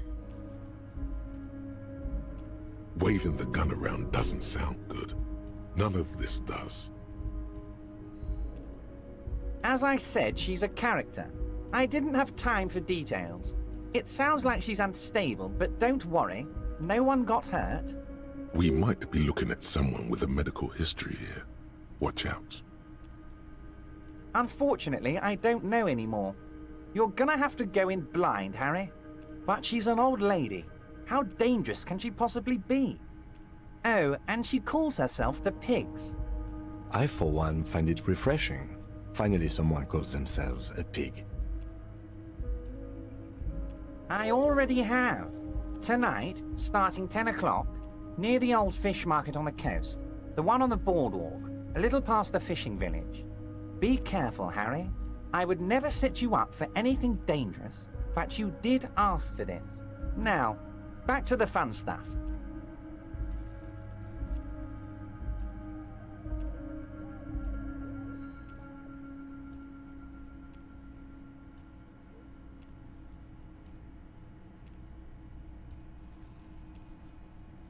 Tonight at 10 on the boardwalk. Wait. How can I even get over there? It seemed as if I had been everywhere. The way out that way was blocked. She will be there from 2200 hours till 0200 hours. 100. Blah.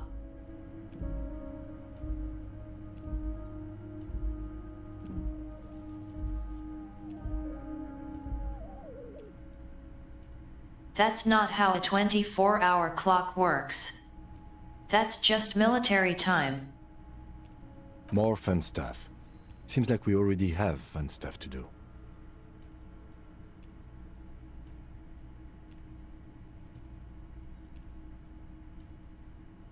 I did not, Harry. Although I am very, very glad he's dead. Why, a war, of course. And what do you have to gain from a war? Victory, Mr. Kitsuragi. I have victory to gain. We are going to start a war with the Wild Pines group and win before they even realize there is a war. Harry, we outnumber them 1,500 to 1, and that's just Martinez. With all the unions in Revachol, and with public opinion on our side, we can hold off 2 men, or 15 men, or even 50 men.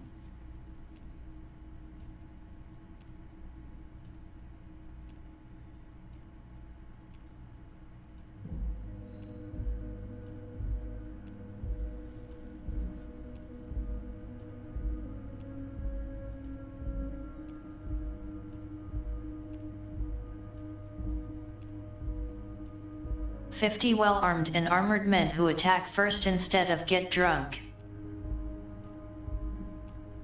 Sure. The more they send, the worse it's going to look for them. They made a huge mistake hiring those guys. No one likes foreign mercenaries. The leftists hate them, the fascists hate them, even the moralists think they're in bad taste. Harry, there is no strike, only war. Class war. Or, in business terms, a dawn raid. Or wait. Is that when you still pay them something? Because we won't do that. We're not gonna give nothing. We're gonna take Terminal B away from them. The roads, the gates, the containers, that big crane, even the damn coffee maker. We're gonna take all of it for the people, and fuck Wild Pines.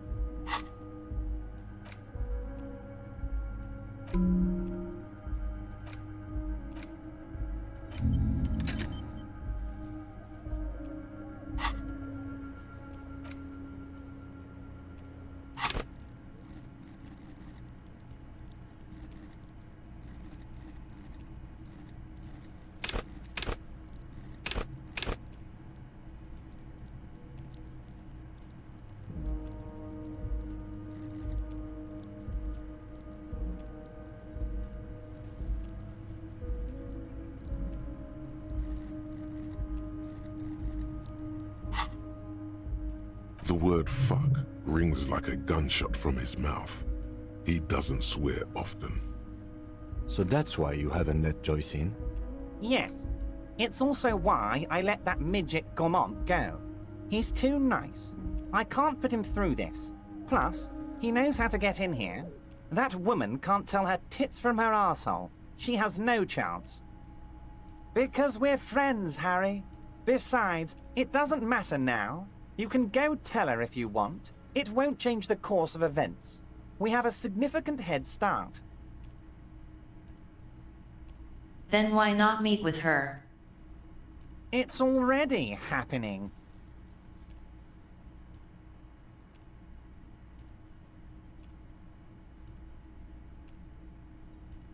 $2,372, plus yours truly, of course.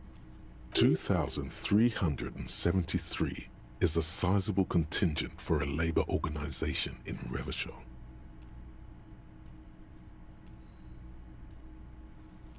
Oh, you mean what sort of goods are going to be flowing through? How am I going to replace all the contacts we'll lose once the poo-poo hits the fan? The clients will ditch us. Harry, we've thought of everything. We've been running back channel negotiations with all the major clients. I think the company will be unpleasantly surprised to see how many of them stay loyal to Martinez, and to the new competitive contracts we can offer. With renewed zeal sparked by communal ownership, the men will be shipping those containers double time. You'll be surprised to see how fast things go without parasites latching on. We'll have our hands free to pursue bold, exotic new revenue streams. Haven't you seen the crates outside, Harry? There's all sorts of fun stuff inside them. I mean, heck, this one has you and the lieutenant, me, and my novelty swordfish clock. Did he just deflate slightly? Was there something he wanted you to ask about? Maybe you should come back if you learn something relevant and ask again.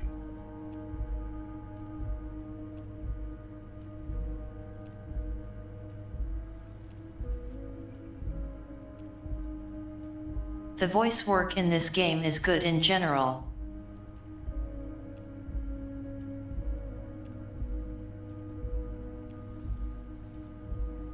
And I agree that he's one of the better performances. Very entertaining. You should definitely come back here and ask again if you learn more about the Union's dealings.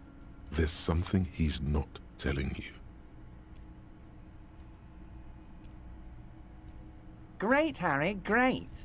I think we have truly built a bridge between Martinez and Jamrock today. We have united the RCM and the Debardeurs Union. This has been so great. I'm sorry we don't have more fun things to do together, but if you ever feel like bouncing something off me, my door is always open.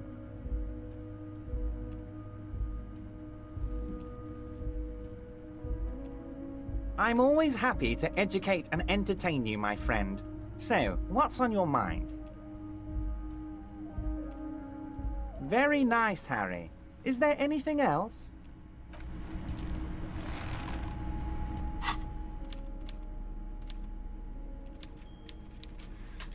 Wow.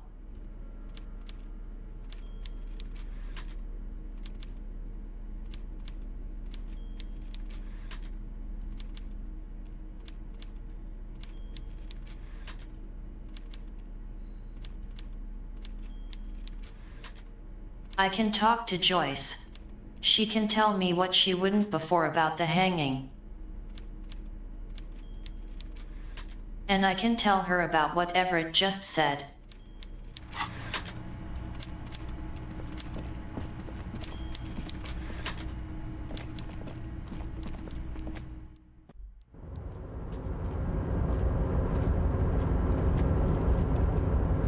Oh, hey, mister. I knew you'd be back to talk with old Leo here. Yes, I did. It's like Lady Larice said when she opened a bathhouse in the basement of my apartment building. They can only get so far before they're aching to get back. And lots of folk really did keep coming back. No trouble at all, mister. No trouble at all.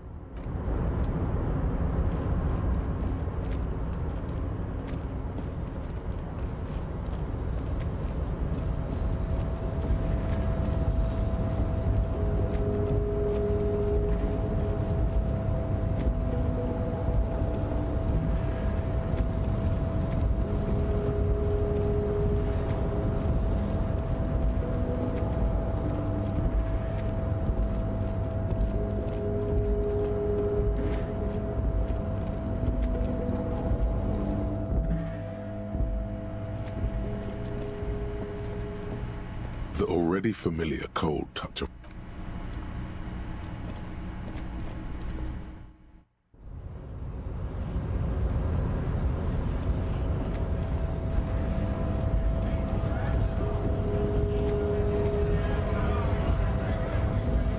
I'm tempted to call Abigail.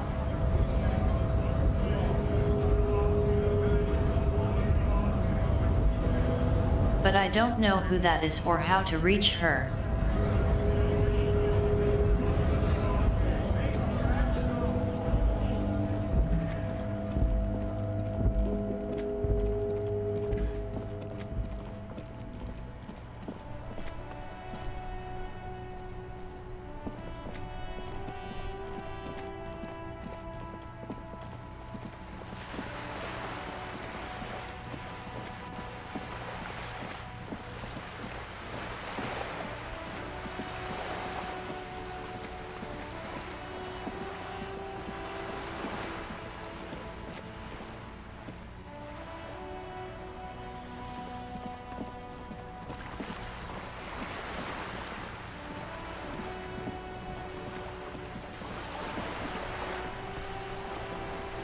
You're back.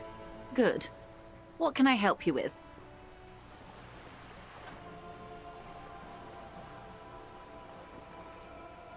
That's the man who was killed. I'm afraid this is a discussion for once we've cleared the lynching question. Better not tie the fourth day to the backstay on this. I hope there is something else I can help you with.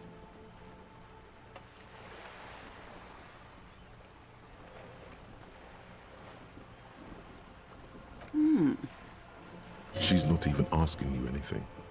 It's so easy to just say.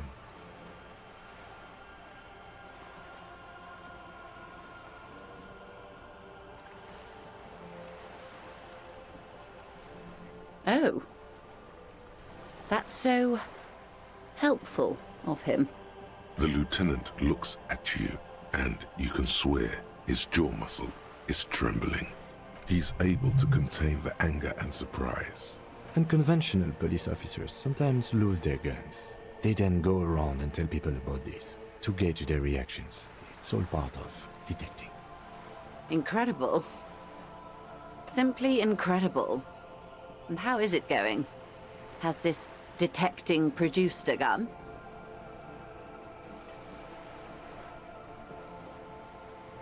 Yes. As you said. Please, don't get him in a loop. If he gets in a loop, it will last forever. Ask him to say something else, please. That's wrong. You don't get into loops. Totally slanderous. Maybe you've gotten into one tiny loop once. Of course. Thank you for the advice. I'm glad you are here to assist. Your other dealings with Everard are still of considerable interest to me. The lieutenant will be more lenient toward sharing those, hopefully. A referral, you mean? I take it this was for someone in the RCM. Don't answer that. My liege, this woman has half convinced herself already. All it would take is a little nudge.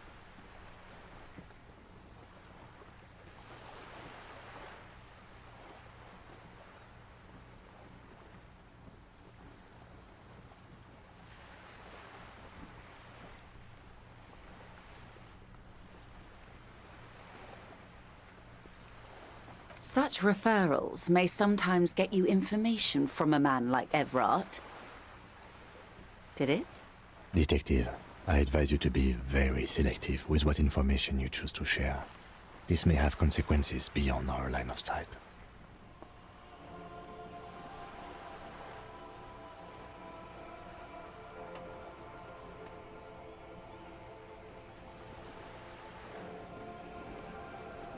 How benevolent. Hopefully they'll help you sort this whole business out, if they haven't already. We cannot discuss the specifics of an ongoing investigation, ma'am. Besides, you haven't exactly been forthcoming yourself. That is only fair. Well, I hope it yields something. Otherwise you'll have opened that door for naught. Anything else? Naturally, Detective. There sounds like he has you running errands, Detective.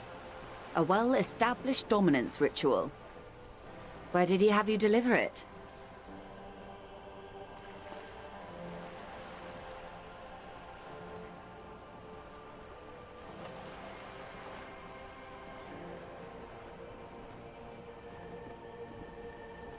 Ah, yes.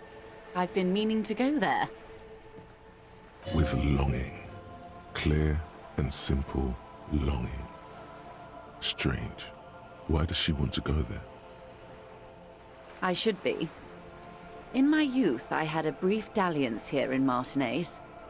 He was an older man with impossibly broad shoulders. He's probably dead by now. Even his shack is long gone. Not that it matters. These buildings are all carbon copies of one another. Yes, I was slumming it with some girlfriends of mine. We had boats and... Don't hold it against me. My paramour certainly did not. Not overly so. It's not like this was the only place we visited. Me and my girlfriends from Azon with our shiny boats. Like reavers. We told ourselves we were the worst thing to happen to the coast since the Coalition landed in '08. Imagine.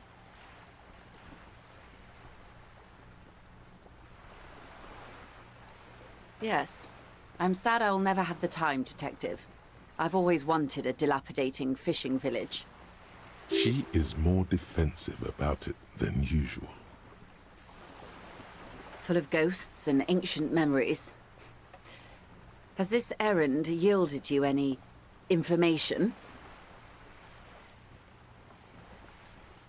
Of course, Detective. You can always drop by later, should something come up. I'm afraid I can't say any more until we've taken care of formal protocol. Feelings will guide the way. I assure you, it is no small matter for me either. We all share the responsibility for disarming this situation. I hope you have a badge for me as soon as possible. Trust me, officer, I am fully committed to resolving this impasse. This isn't some side gig for me. She's silent. The wind flaps the sail above her.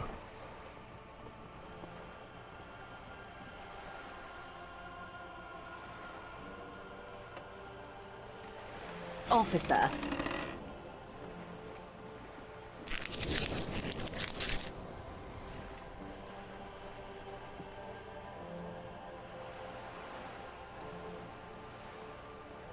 You know, I don't mean to sound cold, but if you want something, you have to give something back. More than just guilt. You're doing it. Despite your own best efforts, you're still getting in. Somehow. I'll be frank with you. If I'm going to break protocol, I need to be able to justify it to my superiors. They're going to want to see something tangible. The Union is conducting drug trade out of the harbor. It's an open secret in Martinez. Surely it must not come as a complete surprise to the RCM either. Perhaps it's time to look into it. Remember those bold, new exotic revenue streams Everard said he was going to fund his harbor with? You should go back and ask him about that. Or you can find your badge, which honestly seems like a lost cause. Detective, a word in private before we continue.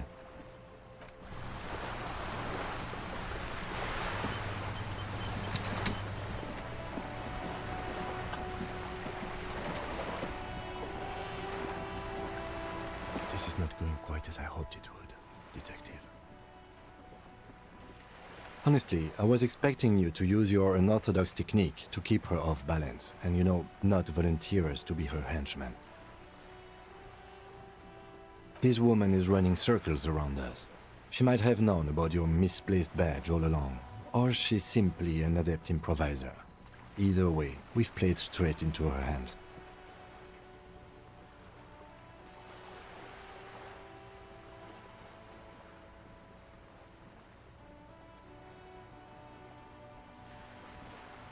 No. If there is reasonable suspicion, we must investigate. Otherwise, she could claim we're siding with the Union, or that we're on their take. We'd never hear the end of it. What I propose is, we ask her, then we investigate, briefly. But do not share the outcome of this investigation with her. We tell her it's done, and demand for her information on the lynching.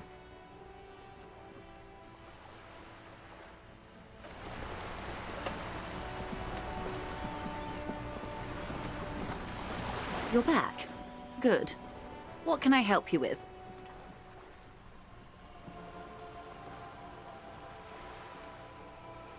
It's quite straightforward.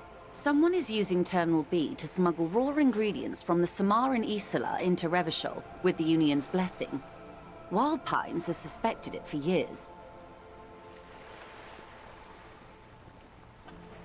Ingredients for what, ma'am?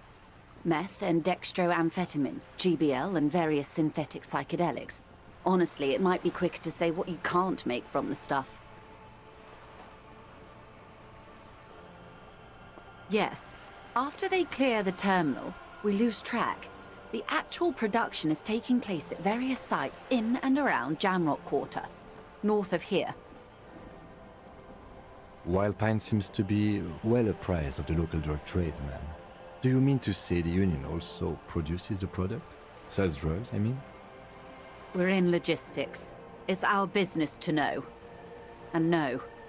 As far as the company knows, the Union does not produce it. They transport the ingredients for a cut. Yes, but you won't get anything out of Everard and the Dockworkers Union. Still, Every chain has its weak link. The handoff. The motor lorries at the roundabout. Precisely. Someone needs to move the ingredients from the harbour into the city. Once they reach Jamrock, they're distributed to a network of local manufacturers well beyond our grasp. But in transit, they're vulnerable. How convenient that they're stranded like beached whales at that roundabout. Perhaps you've noticed that a number of lorries are tangled in a traffic jam at the roundabout just now. Interview the drivers who are still hanging about. One of them might be waiting for a crucial shipment. Her irises are light green, like the river Esperance in bright daylight, upstream where it's clearer. I'll be explicit. If you find this driver, I will share company secrets with you.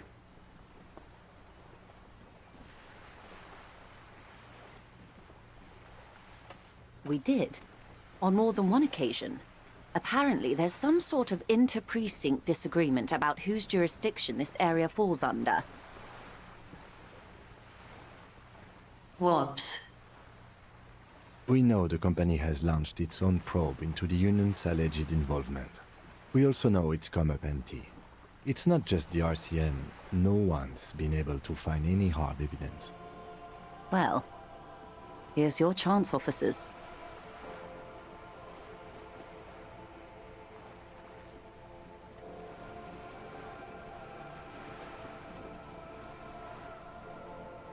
No. We asked East Motor Track to raise the drawbridge. The road company is a partner of one of our subsidiaries. However, this is a limited time opportunity. Once the complaint has been processed by the Trade Committee, they'll have no choice but to lower the drawbridge, and the operation will continue. Thousands of liters of raw ingredients will pour onto the streets of Revachol. Not the east across the river, but the west. The vulnerable, the weary. A cold breath rushes in from the bay, making its way down the alleyways and potholed streets. From Martinez to Jamrock, in the traffic you hear the clinking of glass vials, concealed beneath tarpaulin. Or is it just your teeth chattering in the cold? A lot of it. It comes in from large Samaran factories in South Safre, Sigai, and Sinyao. The literage they must get from this terminal alone must be oceanic. Well, at least this solves one mystery. What is that, Lieutenant? Why I had to call East Motor Track and beg them to open a drawbridge for me. I'd wondered since I first drove in, on my motor carriage. I am sorry for the inconvenience, Lieutenant Kisaragi, but we need them trapped here. This is a unique opportunity. I'm sure you understand. How do you think they're financing this strike? There are thousands of unpaid dock workers going strong for the 4th month straight. There was a shakedown of local businesses preceding the strike. Many were squeezed to bankruptcy to fund it. With all due respect to these desert cacti, the contents of a few cash registers cannot provide for 2,000 men. The local businesses can scarcely provide for themselves. Precisely. Smuggled out of that very gate at night, most likely, then loaded onto lorries and driven to Jamrock. You simply need to find one driver who will open up to you.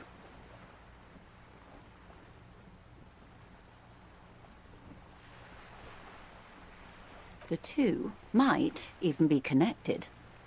Or not. Though, if you have evidence to the contrary, I'm eager to hear it.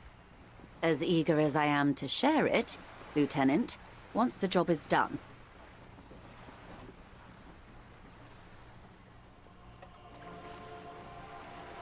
Yes? Excellent. According to my reports, there are at least 3 lorry drivers lingering near the roundabout. Hopefully one of them will know something. 3? I only remember 1.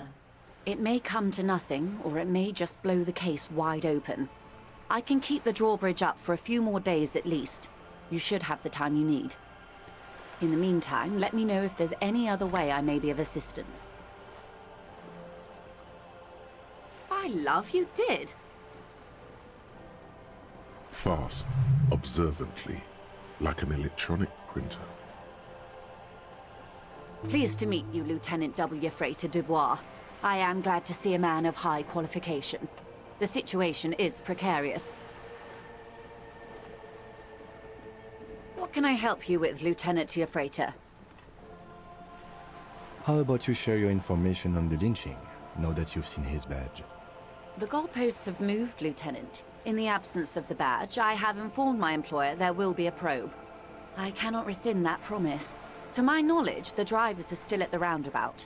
I will tell you everything I know when you've finished with them. Got in my own way. Whoops.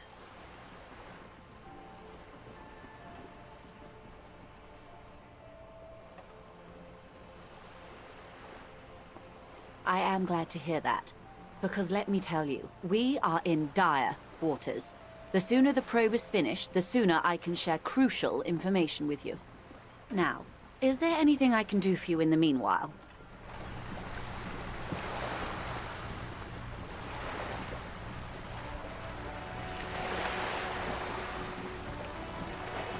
This makes me start to think I might not finish this today.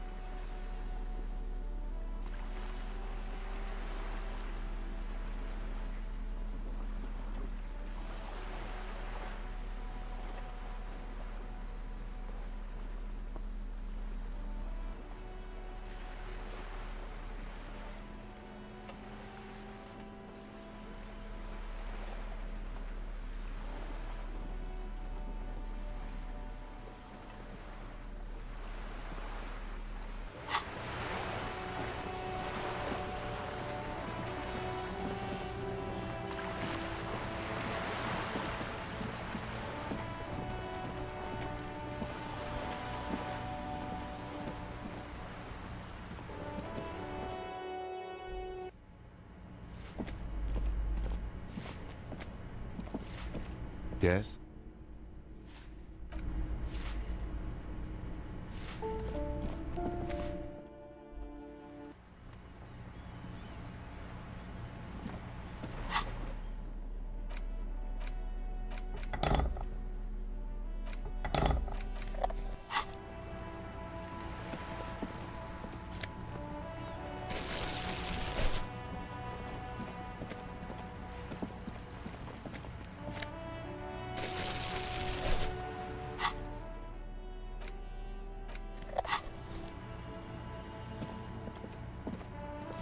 Hello again, officers.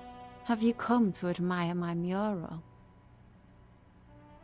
What do I care about some fucking tin eggshells?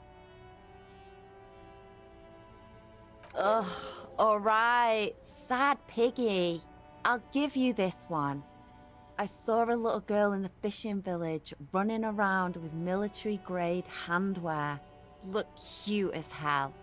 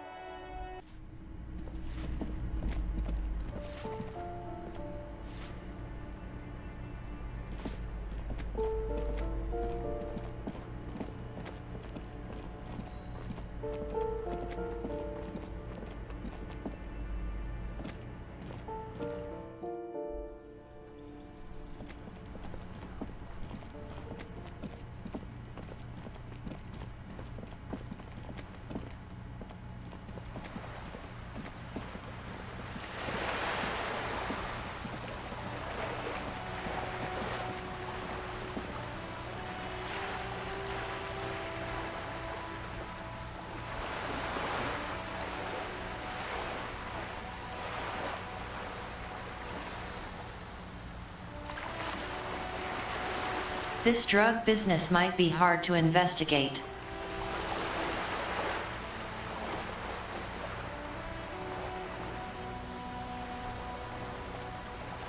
I already failed to get anywhere with that driver before. Lack of empathy.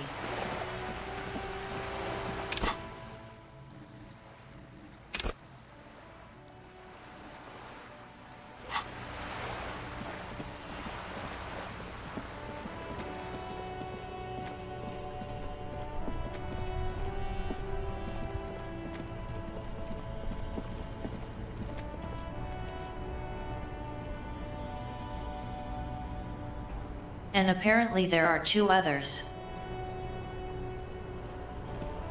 Still here. Stuck in this damn jam, my man. What's up? Ah, man. Me and narcotics go way back. Had some good times surfing the psychic waves of my own consciousness, you know? But those days are behind me. There are other addictions in my life now. Why the inquiry, my man?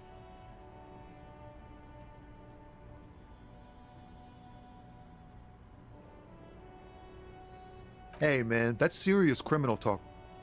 Are you trying to pull some sort of an entrapment thing on me? Entrapment is a practice whereby an officer of the law induces a person to commit a criminal offense that the person would have otherwise been unlikely to commit, usually through some trickery, persuasion, or fraud. We have a credible lead, sir. Someone on this roundabout is waiting for a bulk shipment from the harbor to load it on their lorry and drive it to Jamrock. Not me, man. No way. I don't need any trouble. Shit's bad enough anyway. This jam's got folks up in arms, and I'm afraid it's headed toward a conflagration.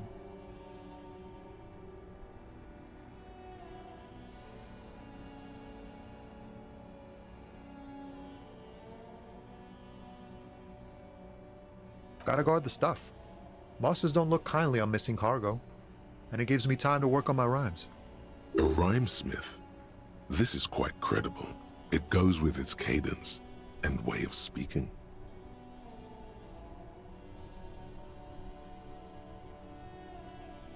Haha, I was saying.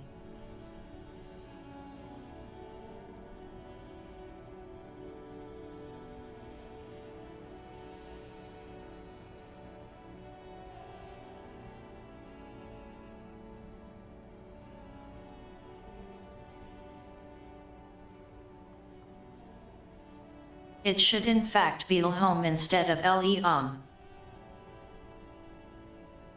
Lum.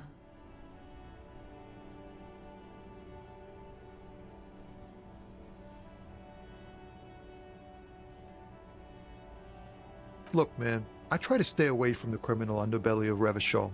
I'm a guest here. You really need to find another man to probe with those questions. We wouldn't say he's lying, sire.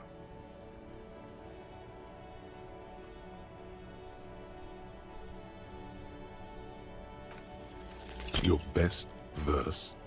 You don't even have a bad verse in here. Just tumbleweed and liquor stains. Wait, no. What are you doing? That's brutal, man. But you know, time will... No, stop. He's already mortified. That's, In the name of God, what are you doing?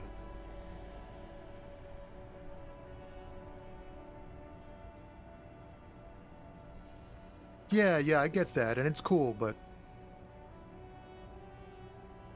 Yeah, I get it.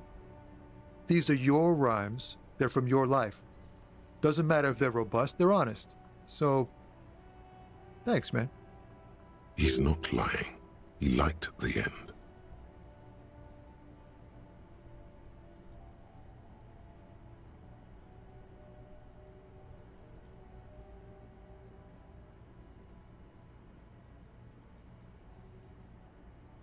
Ravatsa rhymes.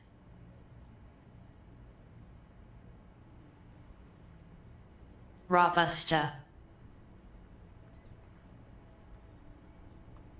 Yes, and I also thank you for stopping. We have a drug investigation to return to. How about we do that? Ease into it. Don't go too far. This seems like a personal matter. Man, nothing's troubling me. Just the usual Lorman tropes and hopes. The road and the rhymes. This jam ain't helping either. That all the beans you got, Tommy? Damn, it really is hard to talk, man to man. Where are the other two drivers?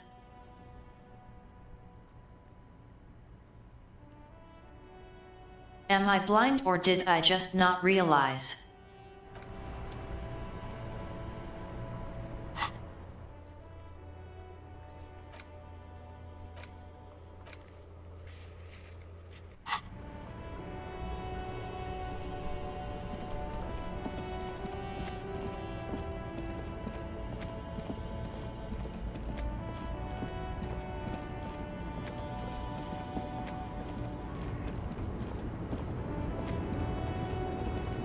The woman still has her eyes fixed on the photograph in her hands. In the background, the radio plays.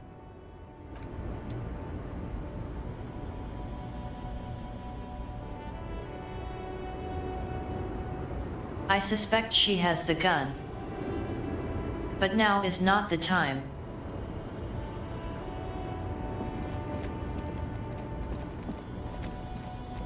Maybe it's someone new. A Stars Ryko, one of the finest Zhimsk-made motor carriages ever. An oldie, but a goldie. Not many people outside of Grad, and Revachol West too, it appears. A Stash Ryko KK2. That's a classic model. Never thought I'd see another one repainted after what happened last time.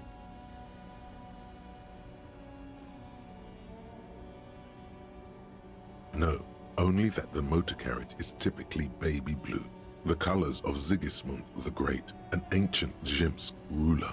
His banners were famously zephyr and white, the colors of the Stars Ryko.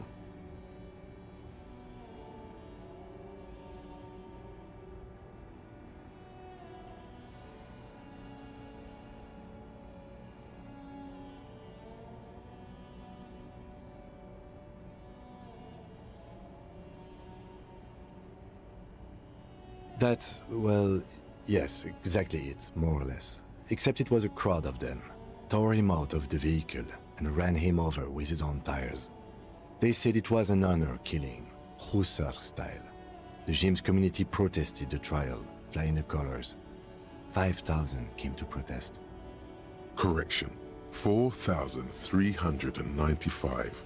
The fourth largest public protest of a criminal trial in Revachol.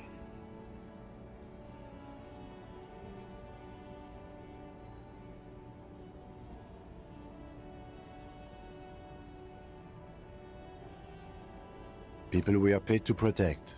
Let's leave it at that.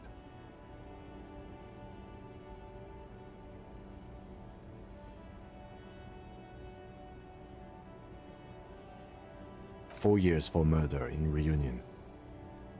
The perps were remorseful. Their sorry knocked 8 years off the sentence. That's the system. The prisons in the greater Revachol Industrial Harbor are already full. Prisoners are expensive to maintain. The longer the sentence, the larger the cost.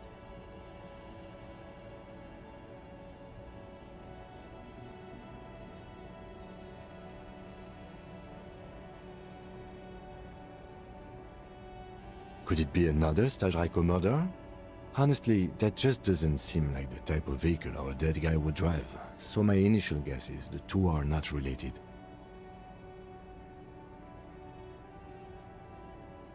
Yes, detective? You sure you're not Zhimsk? Yes, you're sure you're not. Or if you are, it's only in that Revacholian way. 4 to 5% maximum.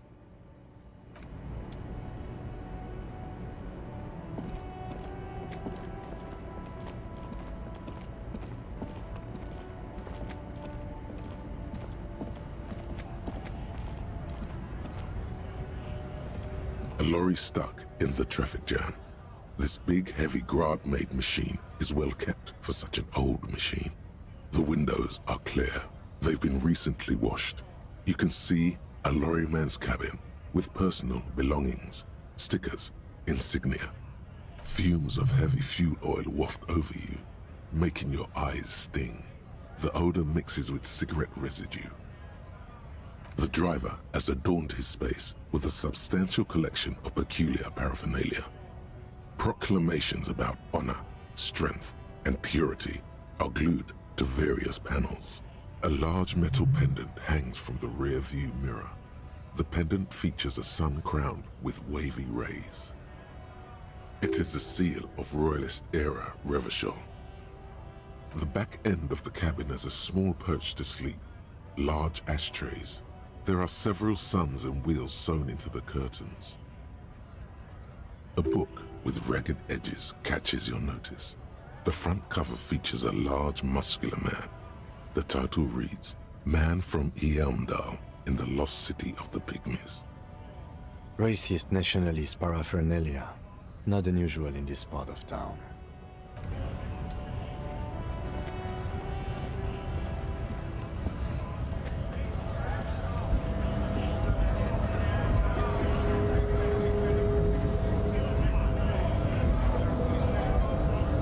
Okay, but seriously. There's only the one truck driver. Where are the other two?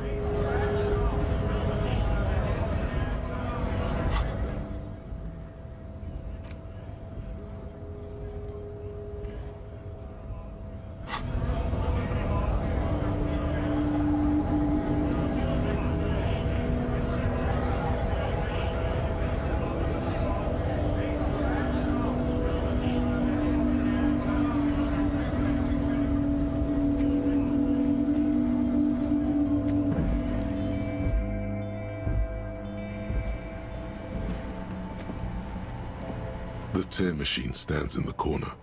A sign says, 1 bottle equals 10 cents. Your bottles clunk into the machine, and the money appears with a satisfying jingle. You're a richer man now.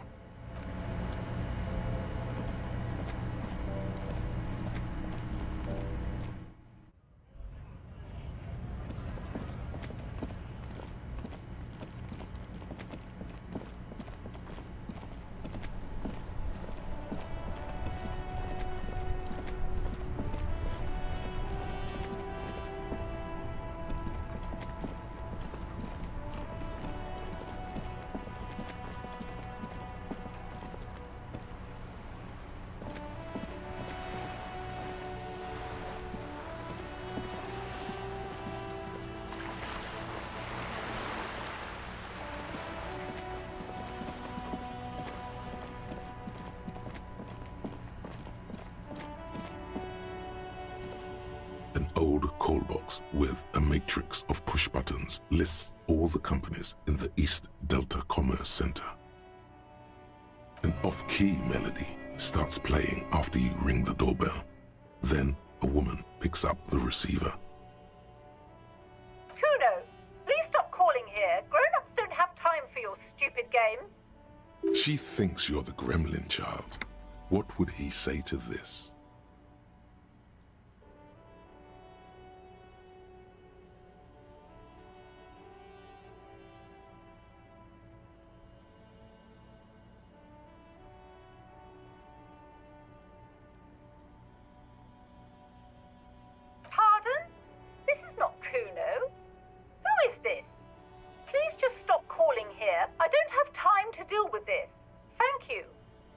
A single beep indicates that the line has gone dead.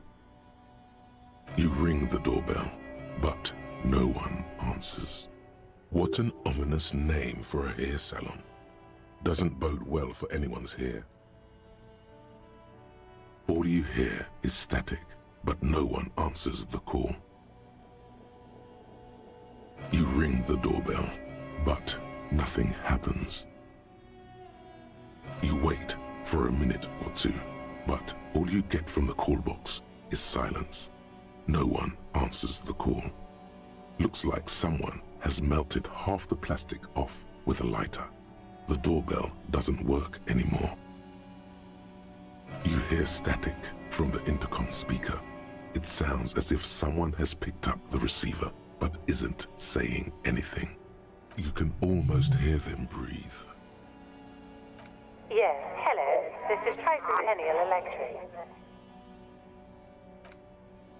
Have you come to place an order? She sounds almost antique, as if her voice was being played off an old wax cylinder.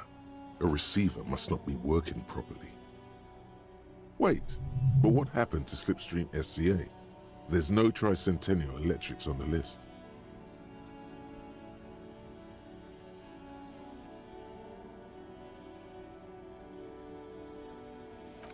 My God. The lieutenant exchanges a look with you. It's you. My God. I didn't think I would hear your voice. She must be mistaking you for someone else. Who cares that you don't remember her? Just go along with it.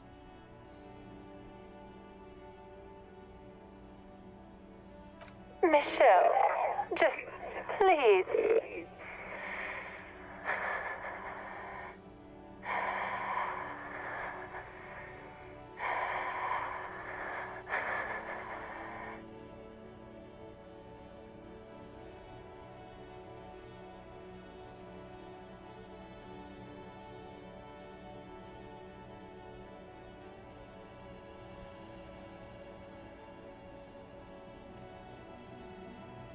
Michel is the French version of Michael, unsurprisingly.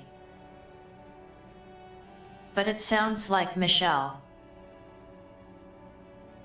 Sounds like a ghost. Wind blows through your clothes and you feel detached from your surroundings. Inside the building, a cold memory hangs. Why did you even call? I don't understand. You've been gone for months. I thought you didn't care.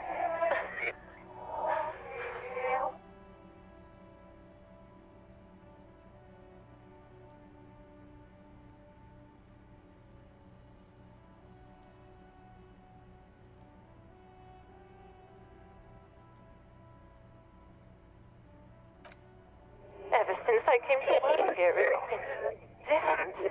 As if my mind's been wiped clean. A spot of static overrides her words. When she speaks again, it sounds like she's submerged.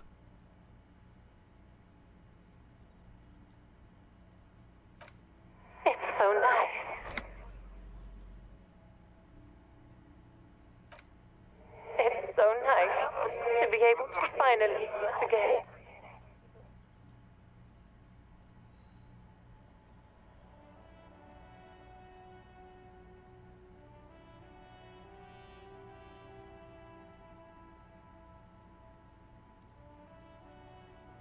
There are little hints here and there. Dialogue options I've skipped.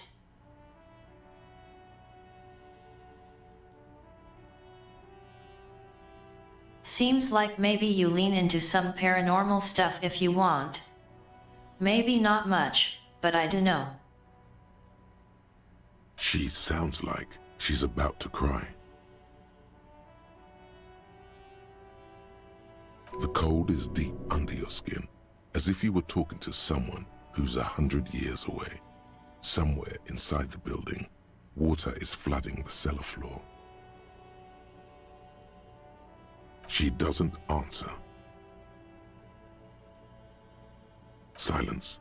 The only thing you can hear now is static and waves washing ashore on the bay. Another seagull passes by. It's getting cold standing here, staring at the silent call box. I don't know what happened either. We should probably stop playing with this thing.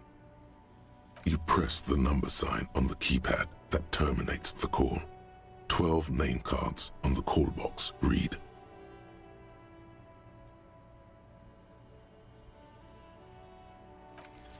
Whatever she says, it can't hurt you.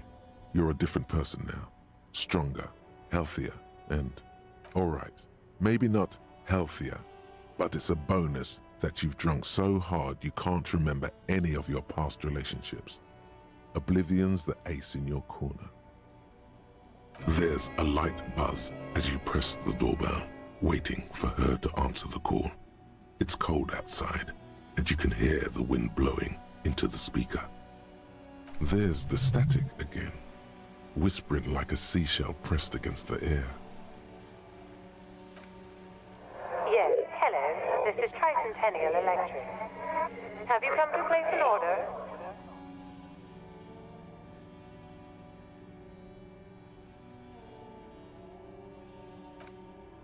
My God.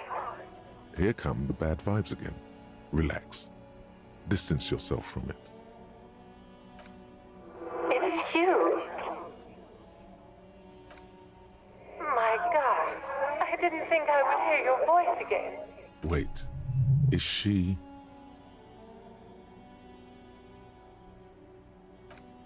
Michelle, just please.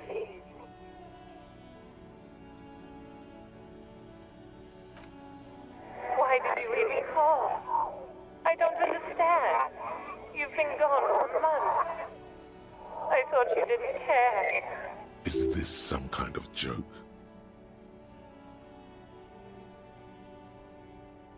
The voice from the intercom doesn't answer, but you can hear her breathing. Wind blows into your microphone again, crackling and echoing in the box. Ever since I came to work here, it's been different. As if my mind's been wiped clean. It's so nice. It's so nice to be able to finally forget about you. And then it hits you.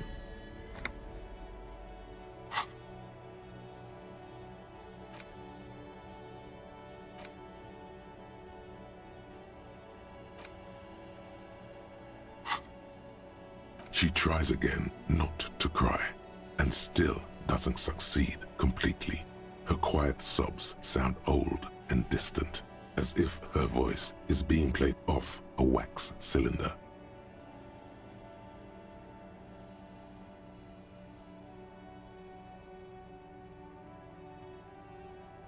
Her sound melts into the static from a long-distance phone call. From time to time, you can hear people talking in the distance, but can't make out any words. This is where you hung up the call the last time, but the recording is still going. The phone rings in the office with an old-fashioned chime, and someone walks by in a pair of heels. The static is like a warm blanket wrapped around the sounds. No one replies, but the static grows stronger like rainfall. Then a female voice speaks out, completely different from the one before. Glorious and total somehow, crawling inside your head. For 300 years I have been here, volatile and luminous, made of sodium and rain. If you want me, you can find me on the beach. Dans la dernière balle.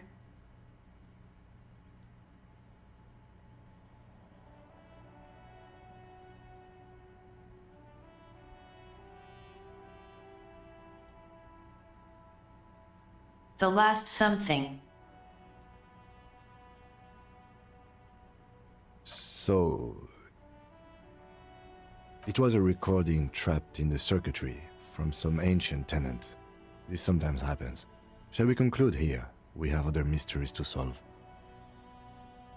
I don't have time to explain it to you right now. Maybe sometime later. Don't take this the wrong way, but during our short stint working together, something weird is almost always happening to you. That is true. Silence. No one's home at Fortress Accident. Silence. No one answers the doorbell. Silence. No one answers your call. This button looks new, but someone has removed the name card. Nothing happens when you try to ring it. Huh. This button looks new. It's probably not connected yet. Regular law official. You've done it, Harry. Whatever else you are, you're also boring now. It was not easy. You spent most of your life trying to funk up every nook and cranny of your personality. When someone says something political, the first 3 thoughts in your head are a ludicrous hodgepodge of communism, fascism, and stock tips. When they ask you why you did something, it's superstardom, apocalypse, or the mea culpas of the flagellant cop monk. It's not easy reaching for the 4th option, the normal one. But you have. And now, you're not just crazy. You're also boring.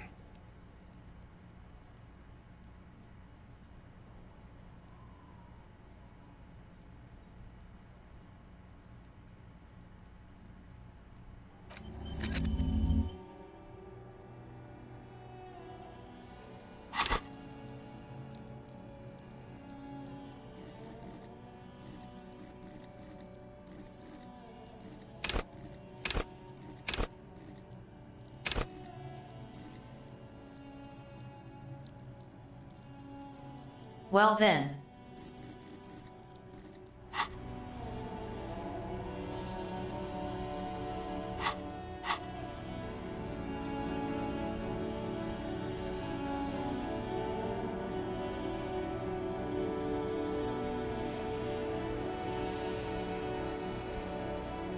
Personally, I think there are worse things you can be than boring.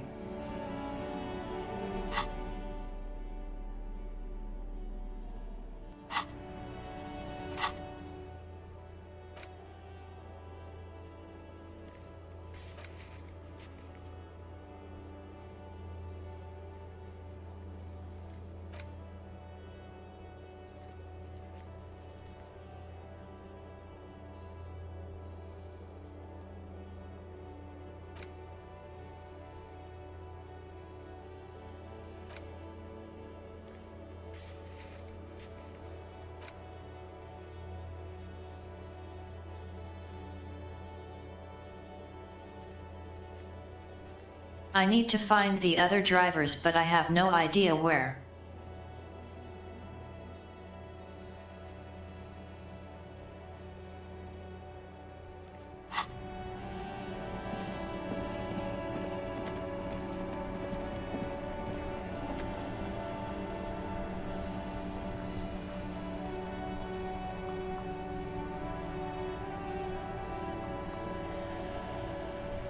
Yeah, complacency can be bad.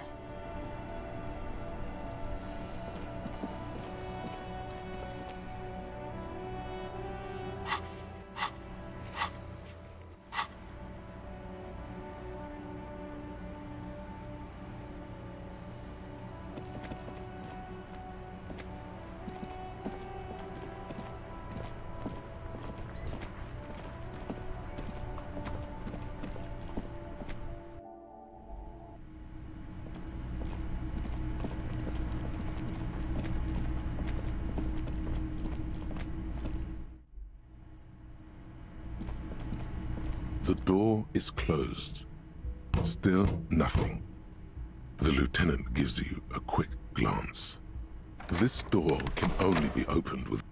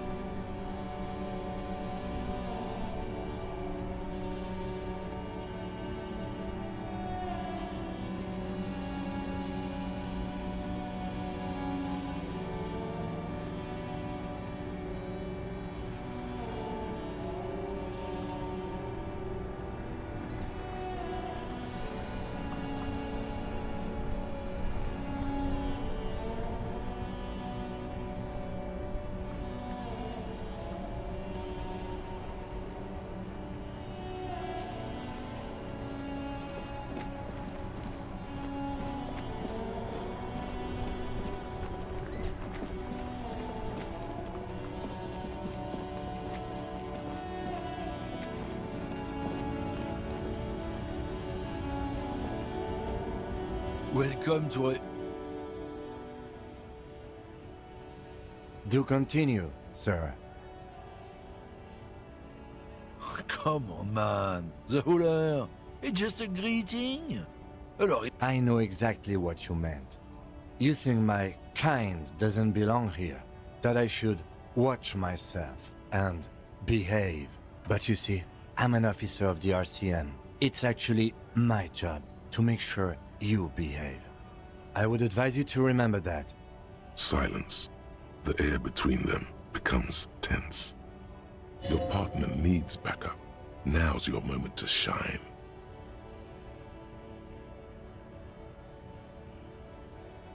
you two make a cute couple. You know that.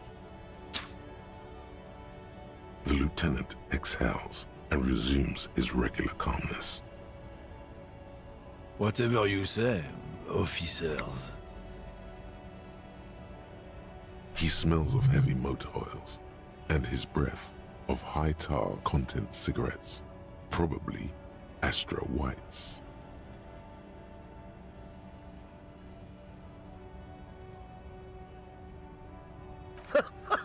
Oh man, that's great. Look at that guy go. Haven't seen anything that funny in a while. God damn. Thanks for that, but no, it's not mine. He doesn't live in Martinez.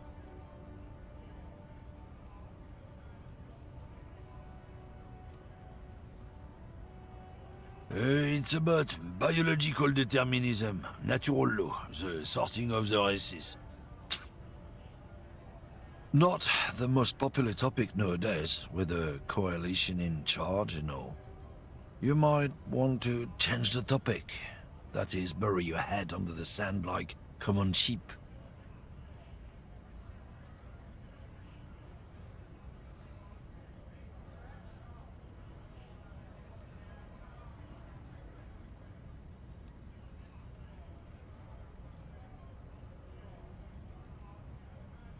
People who've studied these things say that you and me are superior by design. So, naturally, we Occidentals should be in charge. Obviously, you can see the merits in that.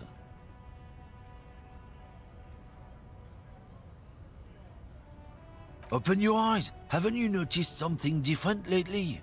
An unfortunate downturn, maybe? Huh? When members of the superior race cease to believe in their innate superiority, they stop competing for resources. This concerns you, policeman, so you better be vigilant. The damn kips are showing up good lately. Same with the mosquitoes. And the other intruder species too. They're on the precipice of cultural victory. Cultural victory? What is this then?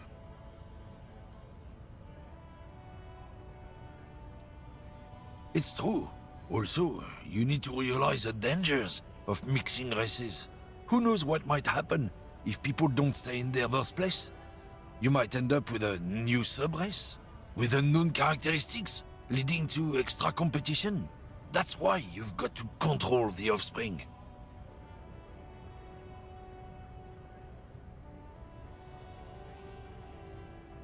Go right ahead.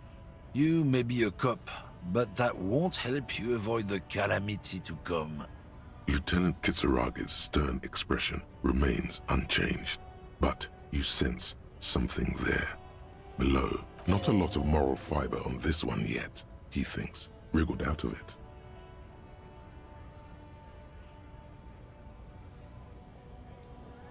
Oh, not much anymore. I'm here to pick up some cargo, but the dock workers are on strike, so it's a sit and wait on your ass situation. Apples. Apples is exactly the kind of thing you'd say if you had something to hide.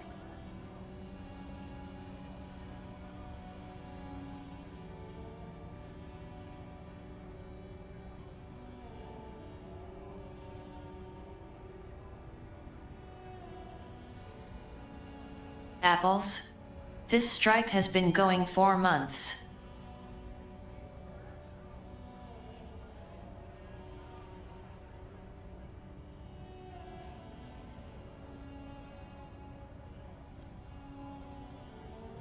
though I guess the bridge hasn't been raised that long. So I don't know how long the trucks have actually been here. Yeah, apples? I take it you had other questions? Drugs? They're shit, man. I don't let anything pollute my body.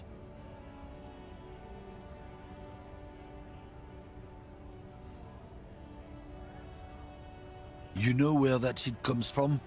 Sarah Miriza, Safre, Ilmara.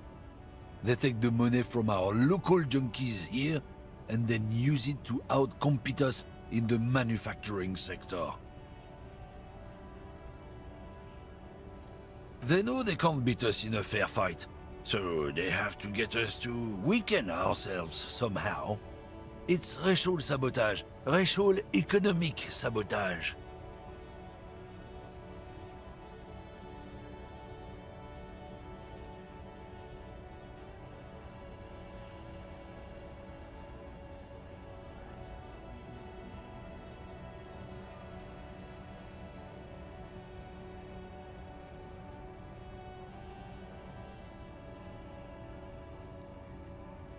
I don't go for that foreign piss.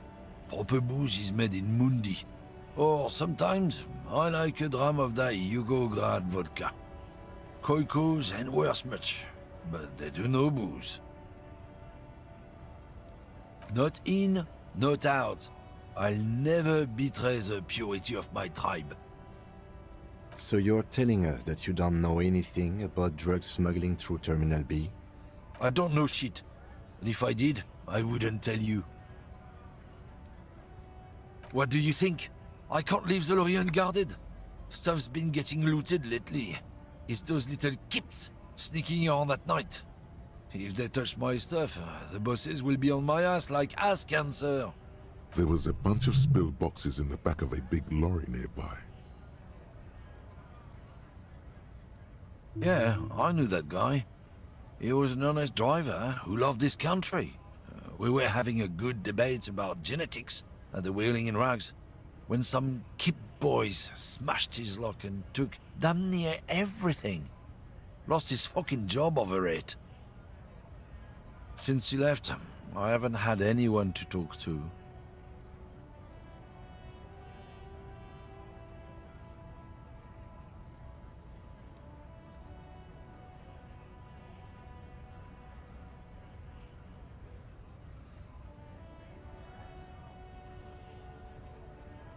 It's a fucking travesty, is what it is.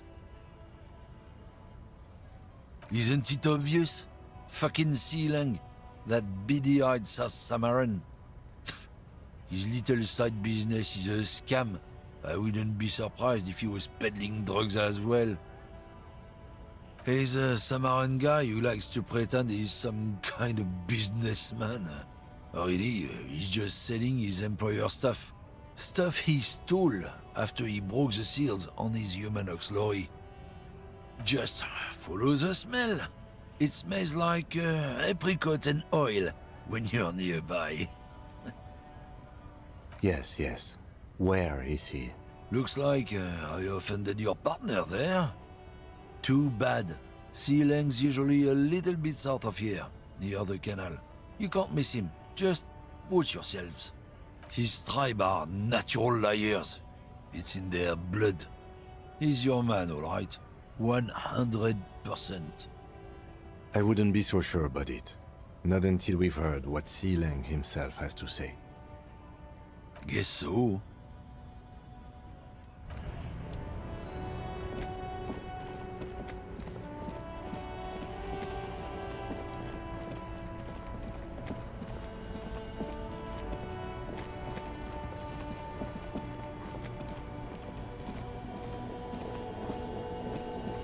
You see a Samaran street vendor surrounded by a motley assemblage of goods. When he realizes you're looking at him, his face breaks into a wide, welcoming grin. The name Sealang is embroidered over his breast pocket. Happy shopping, officer! Everything's cool here. Everything's cool. The goods are cool, The customers are cool, the place is cool. And one more thing, officer. From out on the bay, a cool wind gathers. It sweeps into the city, tugging at the textiles hanging around the stand. Some distance away, the sound of a tin can clattering across the street can be heard. You're very cool. Bang, bang, bang, bang!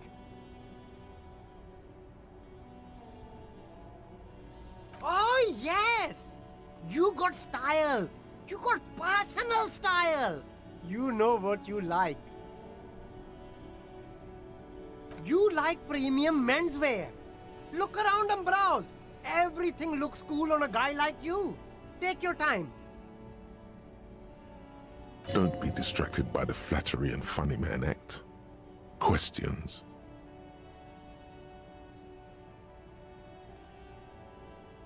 Me? It's a boring story, officer. Who cares about the past? I'm all business now. All Revachol. This man probably comes from Seaguy, sometimes known as the Apricot Suzerainty, an archipelago in the Samaran Isola. Apricot Suzerainty calls to mind an era when the Seaguy archipelago was colonized by Revachol. It's a bit of a slur, in other words.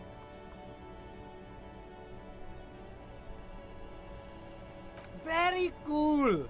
I admire your awareness of our intertwined histories. It's super nice of you to apologize for colonialism. But the Apricot Suzerainty is a shithole. That's why I left.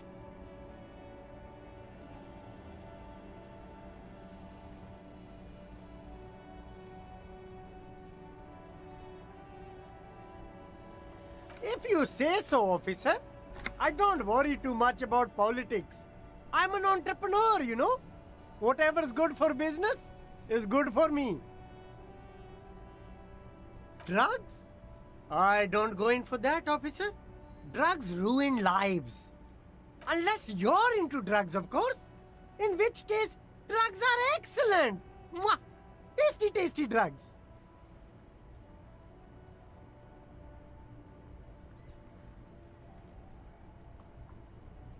That's very cool.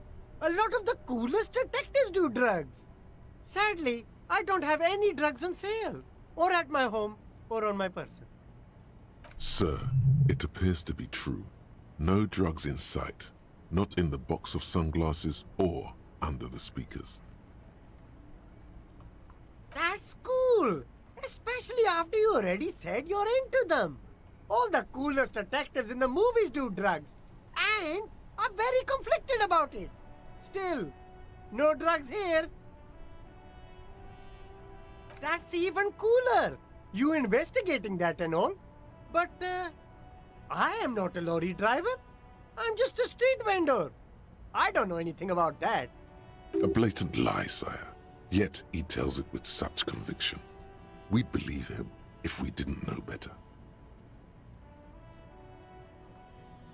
Who said that? It's the fat racist, right? I bet it's him. He has an agenda against me because I'm an immigrant who works harder than he does. He's a hater. So you admit you're a lorry driver? No, I just said I work harder and he's an asshole. Realizing he can't get out of it. Smart man. Okay, maybe I'm a lorry driver too. A little. But that's not the most important thing about me. That's my day job. This is my dream.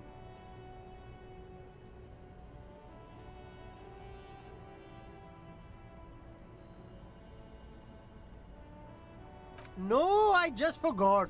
It's such a small part of my life. It's in the rear view mirror now. I'm climbing out of that hole with ingenuity.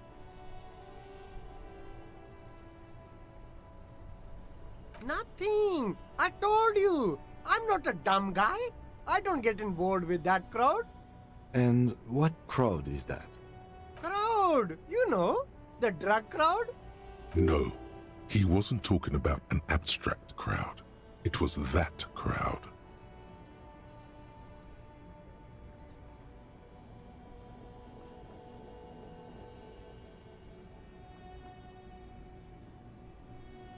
Shush, please.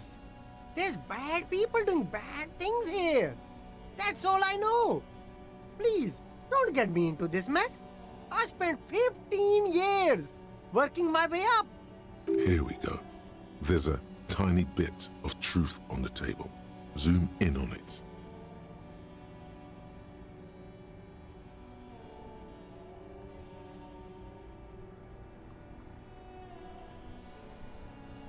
It's a she, okay? The other drivers call her the lady driver. You're better off staying away from her. The way they talk about her, she's no lady. Interesting. Could this driver be connected to the Hardy Boys?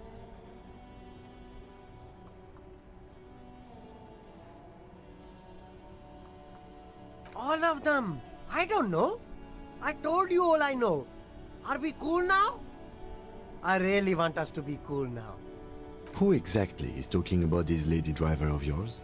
The racist or the other one with the tattoos? All of them. Even the ones who've left. I don't hang out with them. I don't remember who has tattoos. I don't know. Maybe. If she is, I haven't gone near her. I don't get involved. I told you. He's not ruling her out. I don't know. I'm not local. I don't know anything about that. All right. I scored. Let's cap this off with a purchase. You can walk away from here with funky sunglasses, detectives. Both of you. You deserve it.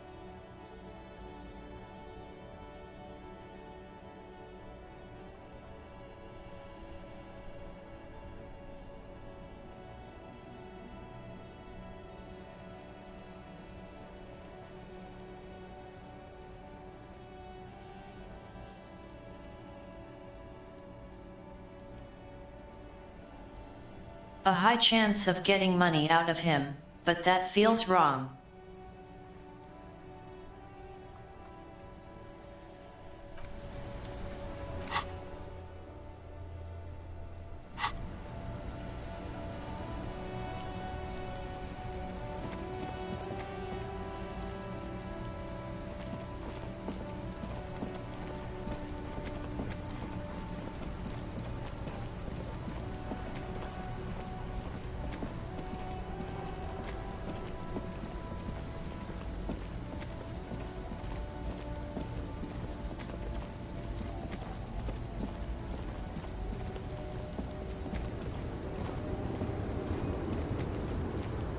The woman still has her eyes fixed on the photograph in her hands. In the background, the radio plays. No response. Wherever this woman is, your words fail to reach her. If you want her attention, you may need to be more forceful. Where am I? Who are you?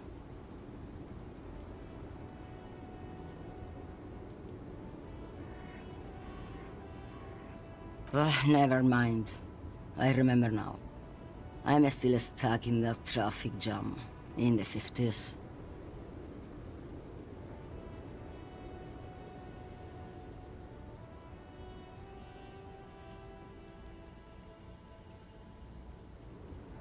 Back in Mecca, during the time of the revolution, the sidewalks and cafes are filled with young people. I was on my way to see a new Boyadero picture starring Gabriel Buenguerro. Until you came along, that is. This is Gabriel Buenguerro. A strikingly handsome man looks straight at you, his head crowned with a wide brim hat. His hair is dark as an oil slick, and his jaw the most perfectly chiseled thing you've ever seen. He was the biggest star of his day. Girls used to faint in the aisles of cinema whenever he came on the screen. And schoolboys used to memorize all of his lines. In all likelihood, it's a world that's only ever existed in her mind.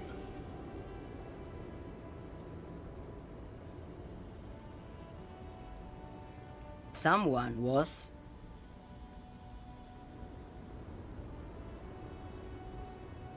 They are someone's memories, boy.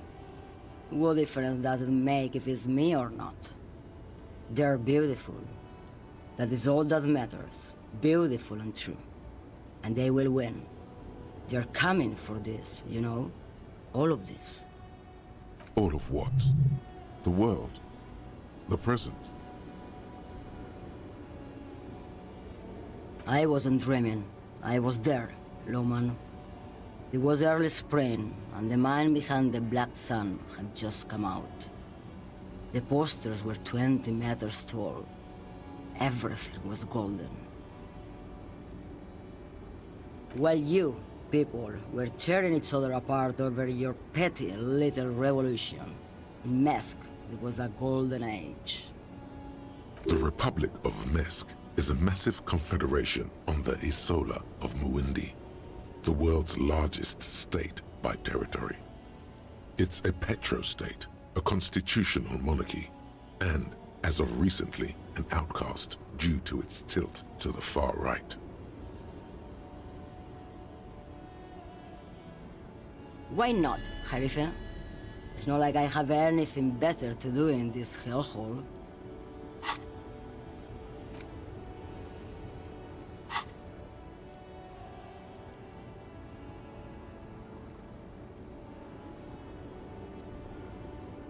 Diamonds? Of course not. But wouldn't it be marvelous if I was? Whatever stupid things they put in the lorry, I imagine. I quit concerning myself with that a long time ago. Besides, I don't drive the lorry for the cargo, if you know what I mean.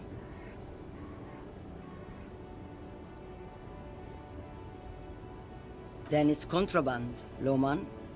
What? Do you want to take an old woman in? Be my guest. Lock me away like Bad Hand Hermenegildo. Bad Hand, Hermenegildos's bad hand, strangled 300 people. What can I say? Some people just really like strangling people. Of course not.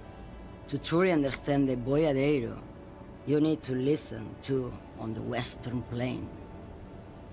The Boyadero, Boya for short, is a cowherder from upstream Magritte, the great steppes of northern Mesk. He is a rugged individualist and explorer.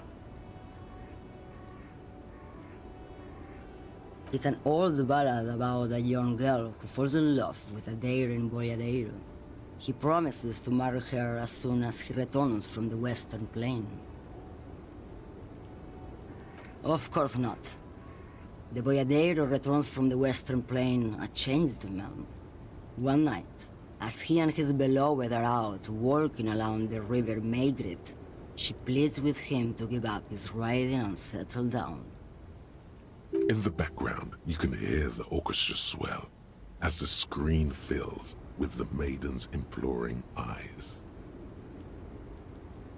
So the Boyadero strangles his beloved and throws her body in the Magritte.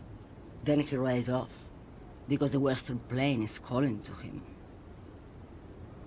You have to understand, a true Boyadero needs a whole horizon to himself. He can't be tied down by man or woman. His beloved was selfish. She didn't know what it meant to love a Boyadero. Did you just call me a lady, Herife? I'm not that either, Herife. I've gone too far from it all to remember what was between my legs. It doesn't work like that on the long haul. I'm only terrifying to small children and to those who used to know me. Yeah, it's not her. Believe me.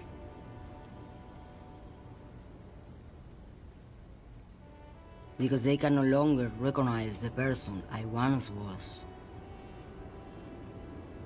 The big ones, the trucks. There's no women and men there. It's all just... In the middle of this town, there's a ghostly motorway. It takes all the people where they want to stay. You feel very cold suddenly, as if standing face to face with a terrifying adversary. Then the feeling dissipates, and all you see is an aging woman. In the background, a quiet song seeps from her cabin into the air. You don't hear any vocals. Oh, Sim.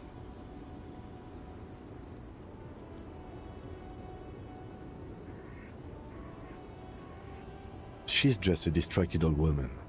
We should maybe let her get back to her things. So he doesn't think she's the lady driver? You hear that, Lowman? I don't think your partner likes you spending too much time with me.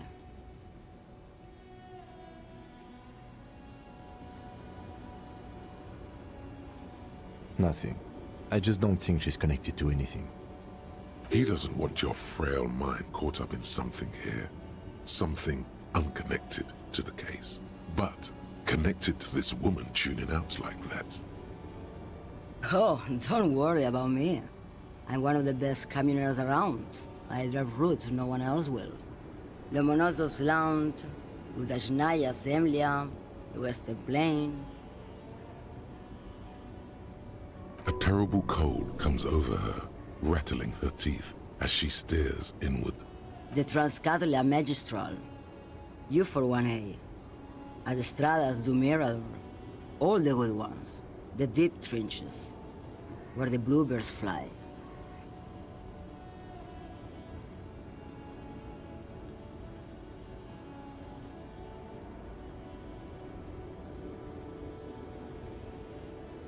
You're right, Lowman.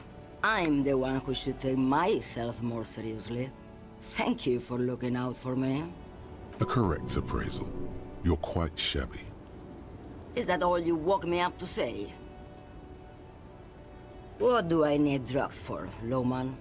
What I see, what I feel. The great adversary, no drugs can compare. Yes, there is a protagonista and an adversario. I am on the side of the adversary. There's no coming back from that hole. Those epithets are familiar somehow. The great adversary, the great unrest. I don't like the sound of any of that. Sounds like a horrible drug. The worst one of them all. Then what were you getting at? Maybe if she thought you're corrupt.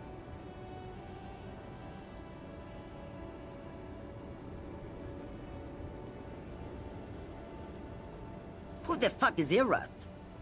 Ah, and what do I care about the Union boss? He's no Gabriel, he's no Franco Negro. He's not even Hermenegildo the Hound.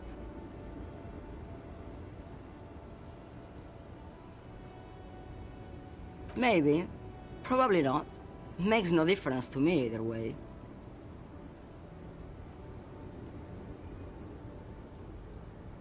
Just this month, I made half a dozen trips from Saramiriza to Grat, on the U41A. What do you think they take from Saramiriza to Grat, Lowman? It's diamonds, Lowman, obviously.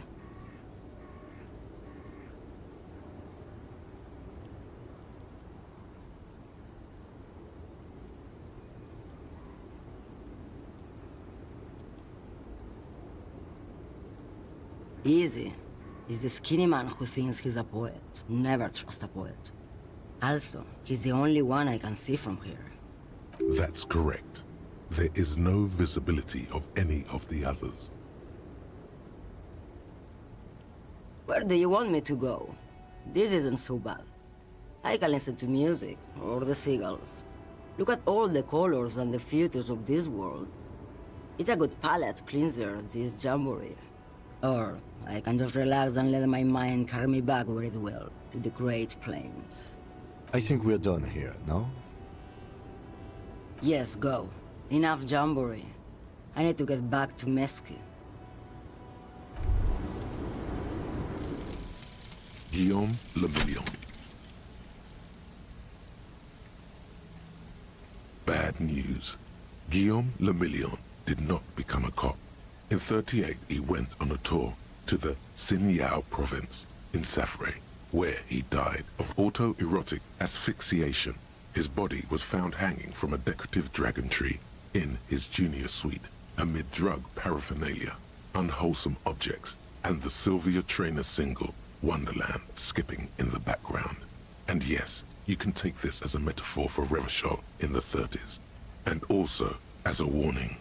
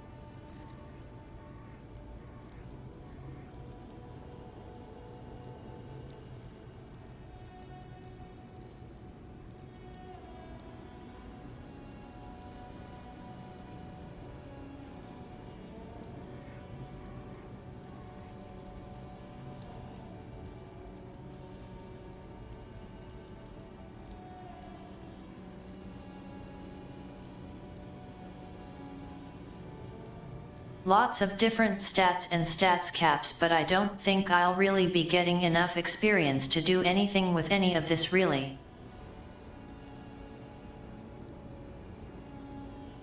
We must be close to an ending, I suspect.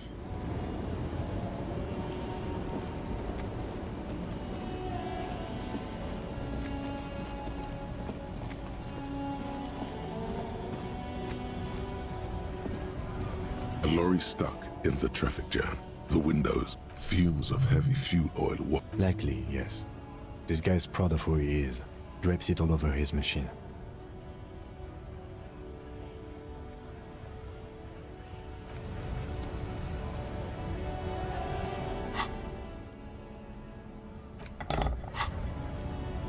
A lorry stuck in the windows, fumes of heavy.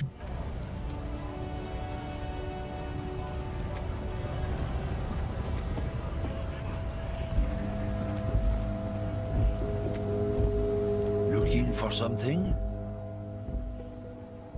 I don't know what you're talking about.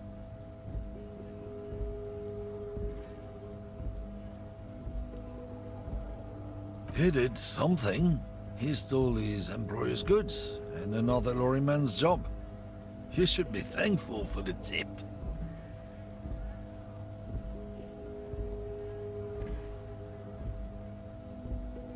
Listen up, fuckwits. You don't scare me. You cops don't run Revachol West. You don't run Martinez. You don't run anything. No. He means La Puta Madre. A legendary, and not in a good way, crime boss from Jamrock. Controls what is probably the most powerful organized crime outfit in Revachol West. Yeah, him.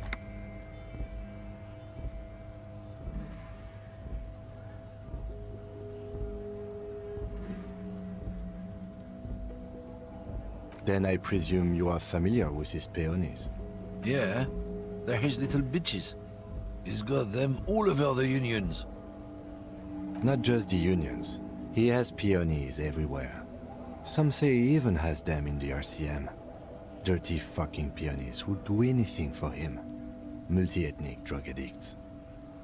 The lieutenant adopts a rodentine quality. Be cool, sire. He's getting into this. You're not peonies. You wouldn't be investigating a drug thing if you were. No, of course not. We are not peonies. But if we were, and one of Madre's drivers were to be stealing from him, then it's a good peony's job to find out who that is. He's surprisingly good at this. Not bad at all. Look at him lurching. It's not a hard job. It won't take a long time. It won't make Padre Madre angry. But a stupid fucking racist is standing in the way, protecting this fucking thief. I'm not scared of you or the mob. I'm under the protection of the Lorrymen and Carters Guild. You've seen that corpse in the ceramic armor there. Did his shitty little guild protect him? Nah, you wouldn't just leave him out there if you...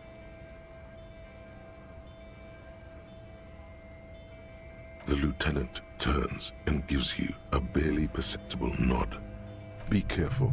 This man's still got some fight in him, by the looks of it. It won't be easy to break him. Men like this only respect two things: strength and fear. Fuck you, I told you. I'm not gonna... There. His voice grows smaller as yours.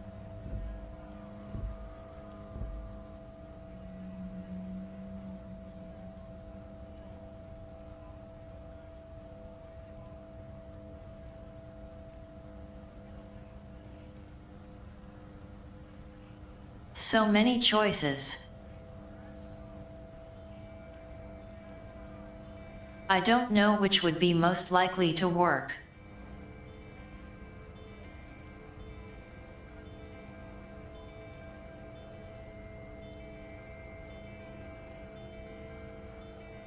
Seems like any of them could, or not.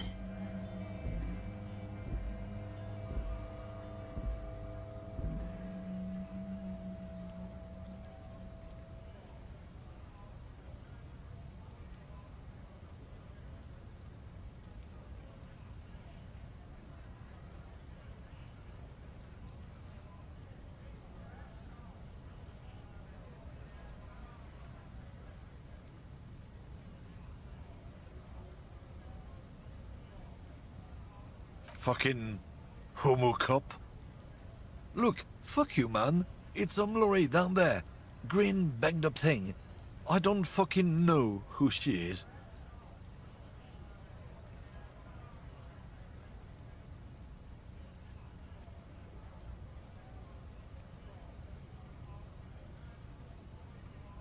I actually meant to pick a different one, but oh well. When did she go away? I don't know. I don't even know her name. She just rolls with the fleet and acts like a big shot. Some dyke, probably. I haven't even seen her for days. Past the monument, down there. The Green Temple. Now, leave me the fuck alone, okay? A small temple by the monument. Green. Let's get into that lorry.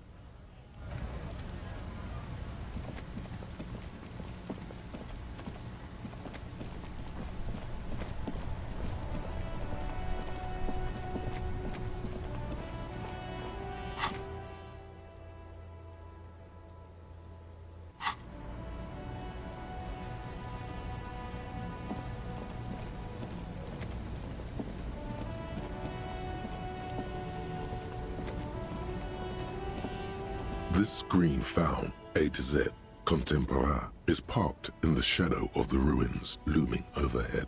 It's seen better days. This must be the one he told us about, unless he was lying. The glass on the side windows is tinted and covered with dust. You can barely make out the shape of the seat and two steering levers. Use the pry bar to smash the window. Open it from the inside.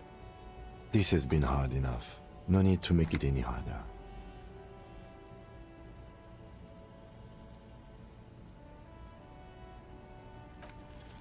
With a firm grip, you raise the pry bar, a glint of light catching on the tip. Call down the hammer of truth and justice. Release your secrets, lorry cabin. 17% chance of success.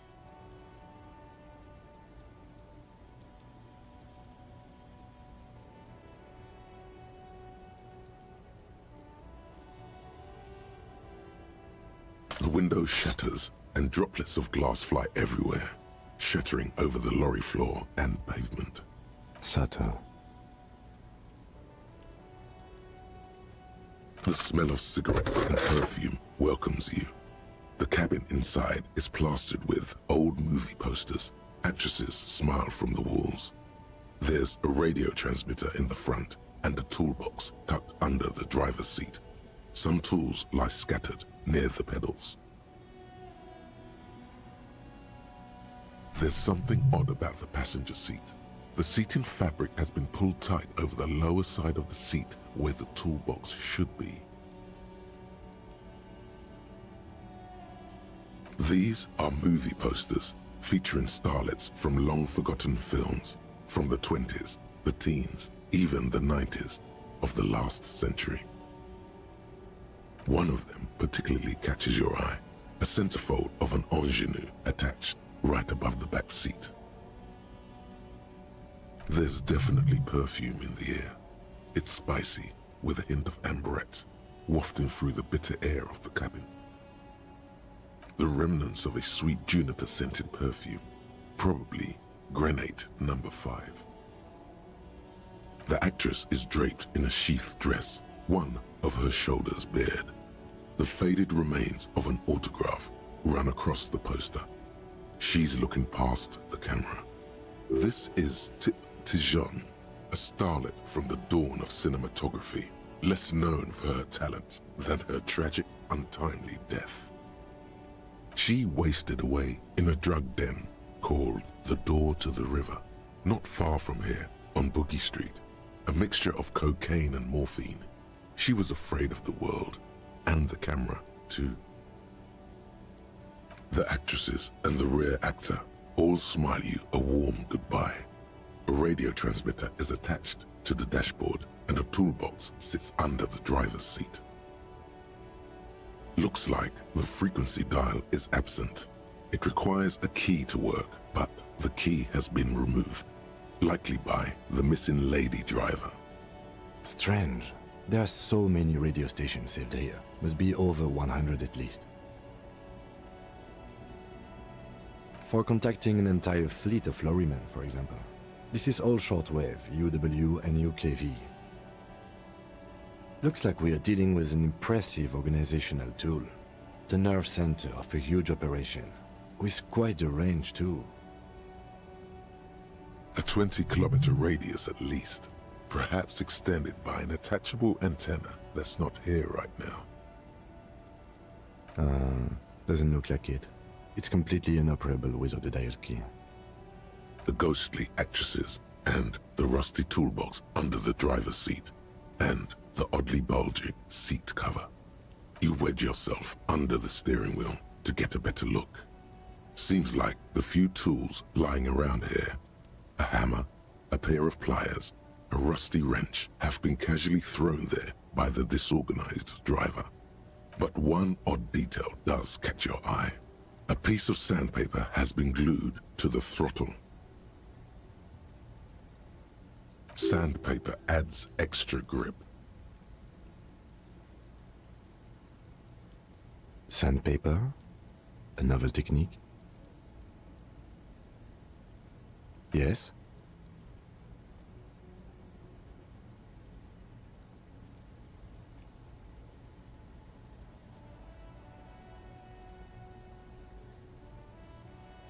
A set of prints at the scene.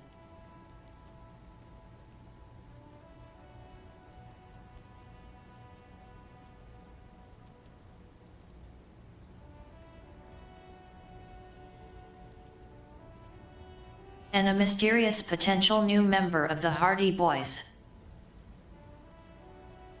Which means that the missing lady driver was present at the lynching.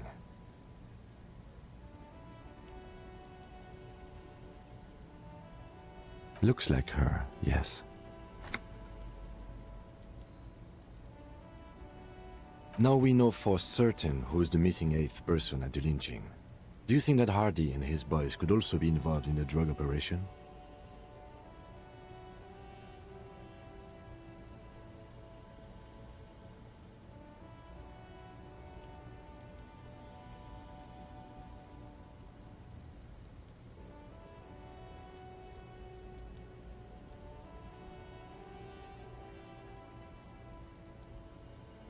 Understood. We should still go and see what Titus has got to say on the matter. Are we finished with the lorry? The movie stars are still smiling from the walls. The radio transmitter sits on the center console, and a faint smell of perfume is in the air. Voila, a stack of neatly folded papers has been stashed behind the seating fabric. You see 3 maps depicting a large metropolitan area. It's Revachol. Some of its routes and highways have been outlined with a pen. Bonne prise.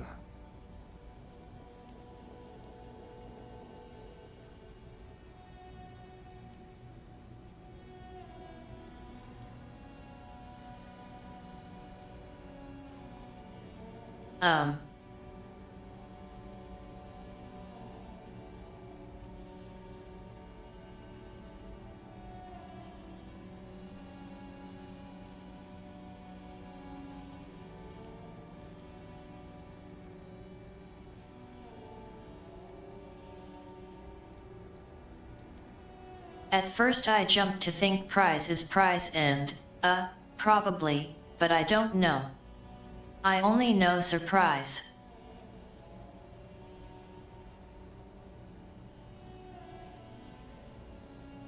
This large map displays the elevated motorway called 881. The intake leading to Martinez is marked with a blue X. There's another X on the off-ramp at a place called the Old South.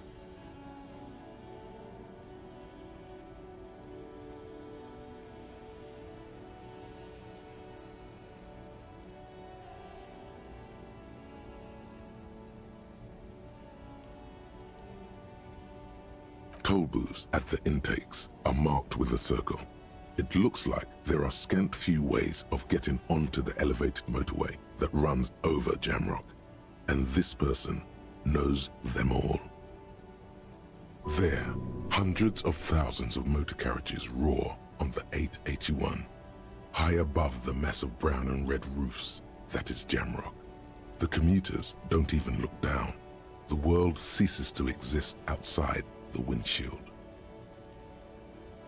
To Couronne, through the middle-income neighborhoods there, by the river, and then to Stella Maris and La Delta for work, while the men and women of Jamrock scuttle to their fates below the road.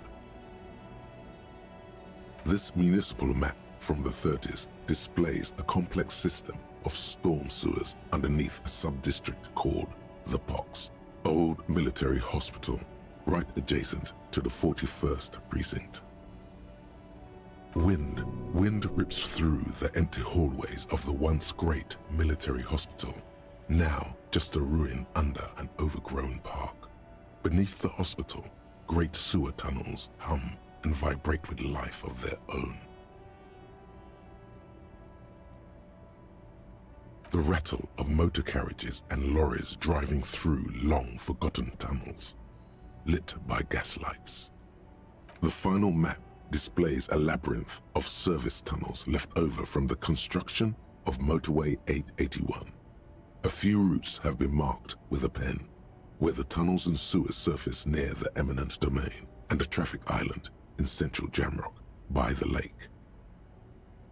These service tunnels were probably used during the construction of the foundation beneath the motorway. Looks like the smugglers have infiltrated the road network belonging to East Motor Tract. So it would seem. The RCM patrols most of these auxiliary roads, though apparently not all of them. Hard to say. This distribution network looks certainly large, yet still vague enough. It doesn't reveal much about the Besmerti behind it.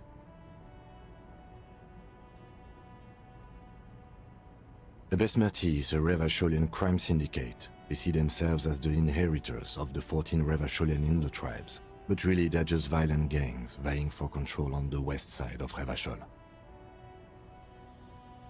With cool names like La Puta Madre and Aura Masta, it's a dark parody. It's definitely not the Union. They just do some logistics. This operation has spread everywhere in Jamrock. If it's that widespread, then Madre remains the most likely suspect. Here's bad news. There have been attempts at a serious investigation before, but they haven't ended well for those involved. Best not to disturb the scene. I'll have forensics go over the lorry and pick these up later. The stack of maps looks just like before, barely noticeable. The movie stars look silently by, and the pull-out toolbox has a rubber handle, worn from years of use. A metallic drawer slides out from the seat. It's empty, except for a folded newspaper. It's an issue of Périphérique from last Wednesday. A piece of paper falls out from its pages. It looks like an article ripped out from a radio enthusiast magazine. Complex mathematical equations explain the basics of something called the Ulan frequency system.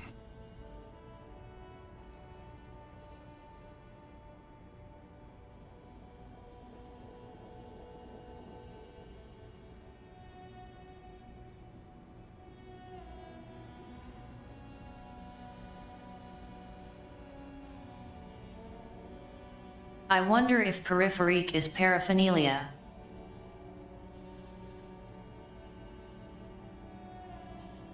Or peripheral.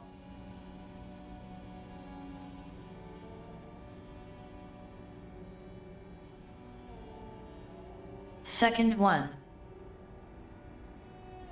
Just looked it up.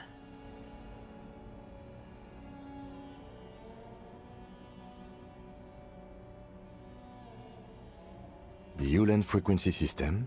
I've never heard of that before. I know of FM, AM, UKV, but... The pull-out toolbox slides back into its nest. The rest is as it was. Posters, a radio, dust on the windows. He closed the rusty old lorry door. Great. I think we got everything. A word, detective? Before we...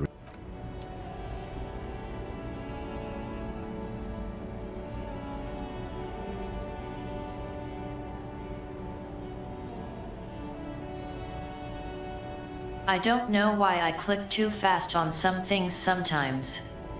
It just happens. Not intentional.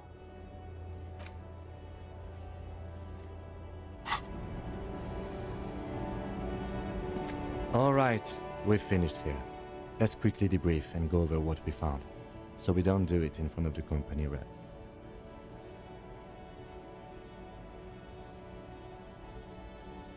Honestly, I'm quite worried by what we've seen so far. The evidence seems to point to a rather extensive and well-organized operation. I'm especially intrigued by that radio transmitter, particularly the sheer number of stations it can connect. Looks like this alleged drug trade casts a wide net. This means it's well-funded. Technology like that, a major player must be financing it. I'm not sure what the Ulan frequencies are all about, but they may hold some significance. Perhaps it's a better way to connect between fleets while avoiding frequency bleed, or maybe it's used to tap into RCM networks. Oh, and the maps we found. They reveal the geographical extent of the operation. Looks like they've used abandoned tunnels and access roads to stay hidden. This is useful info. And last but not least, it looks like the Hardy Boys knew this driver, as we know that she was present at the lynching. This may be the Union connection we've been searching for.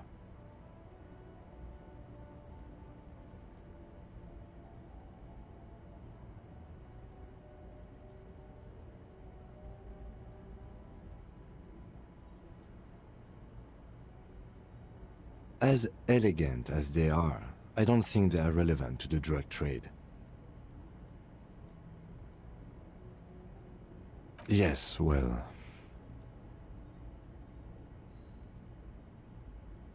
Like Joyce told us, yes, logistically. But don't expect to bust this open during our stay here. At best, this is an angle we can use against them, to other ends, as extra ammunition. Meaning, someone as slippery as Everard won't be caught by a couple of cops and some stuff they found in some cabin. We should return to the murder case, see what Joyce tells us about the lynching. When we are done for the day, I call my station and suggest our narcotics department look into it. There are more than enough grounds to start an official investigation, sometime later when we are done here. We do not want to get caught in that. The fact that one hasn't started already gives me pause. An investigation, I mean.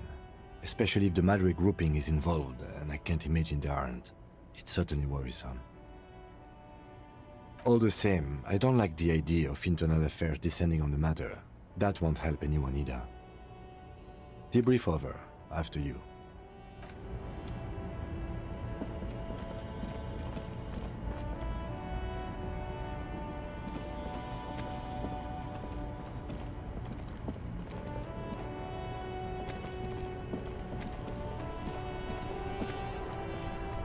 I saw you poking around in Lady Driver's lorry. She in trouble?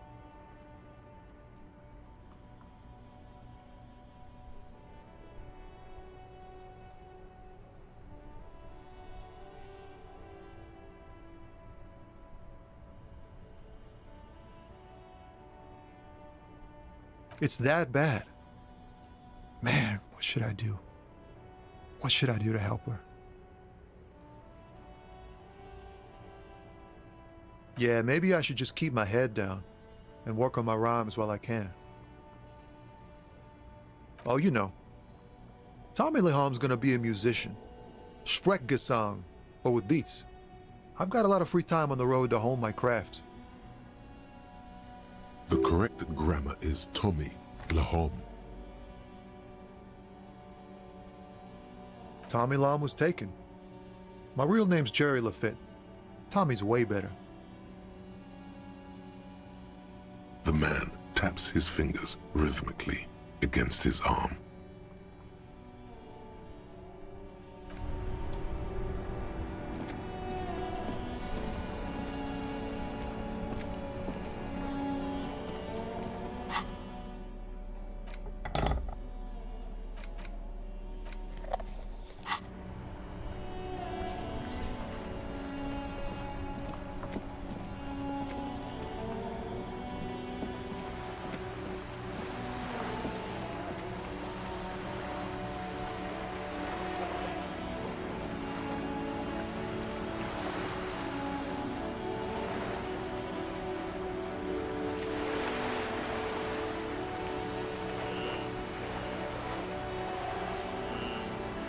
Thinking about how complicated it might be to make a game like this.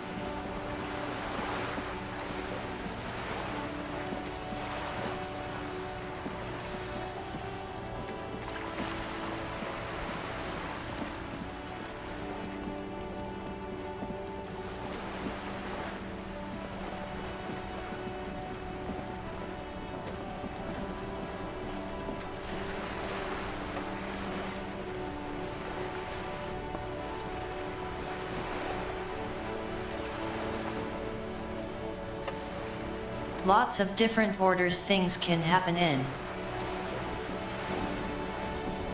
Lots of different approaches. So many dialogue trees. You're back. Good. What can I help you with? Yes, my eyes on the harbor have sent word to that effect. What have you discovered?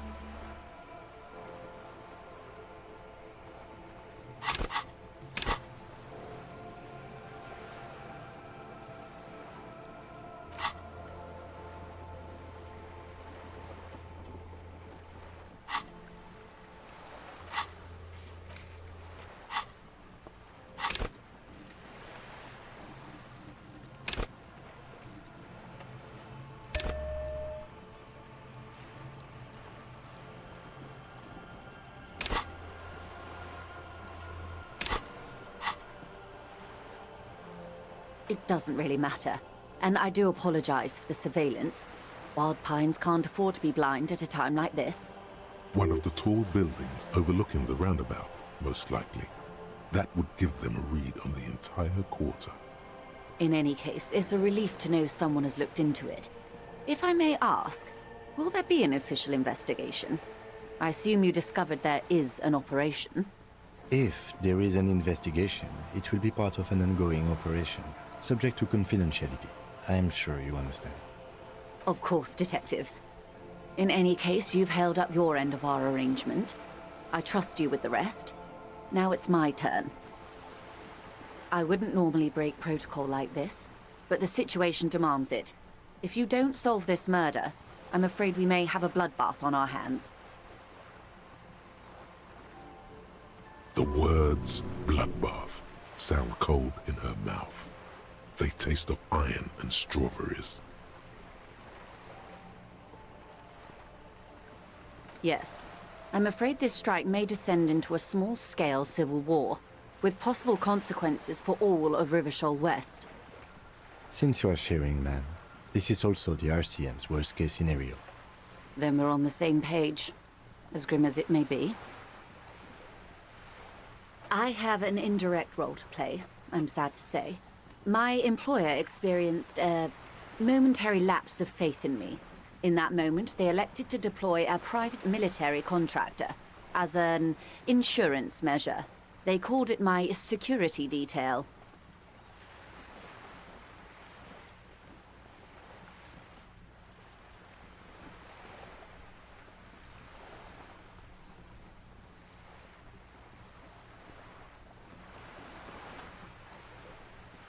And this security detail is the deceased? They were dispatched after I relayed the union's initial offer. Every worker... A member of the board. I tried to convince my employer it was simply a piece of rhetoric, or a joke. They did not appreciate the humor. Absolutely not. These mercenaries are muscle, pure and simple. They are meant to intimidate the Union into surrendering. Who are they, exactly? Crenel, an Oranese military company. As far as I know, 3 arrived in Martinez. They report to me sporadically, but they do not answer to me. To be frank, our relationship is deteriorating. Oh right. I forgot.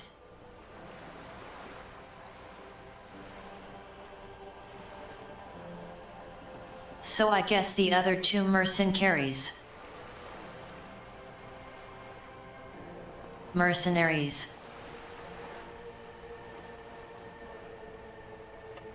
They were doing an investigation as well. Almost forgot. They wear ceramic armor, have semi-automatic weapons, and years of combat experience.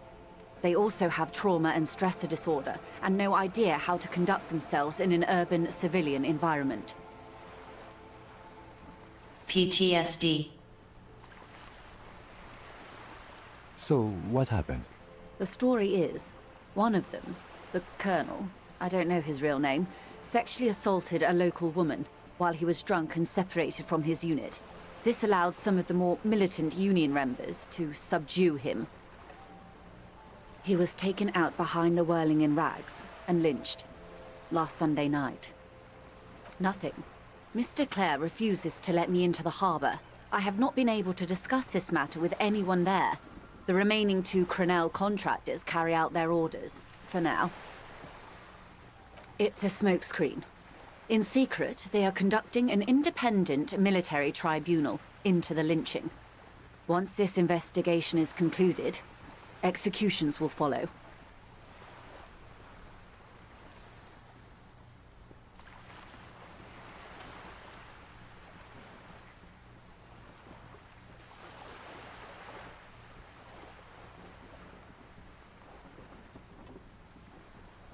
So they are still creeping around here and plan to carry out their own revenge. Perhaps with backup. What is the nature of this so-called investigation?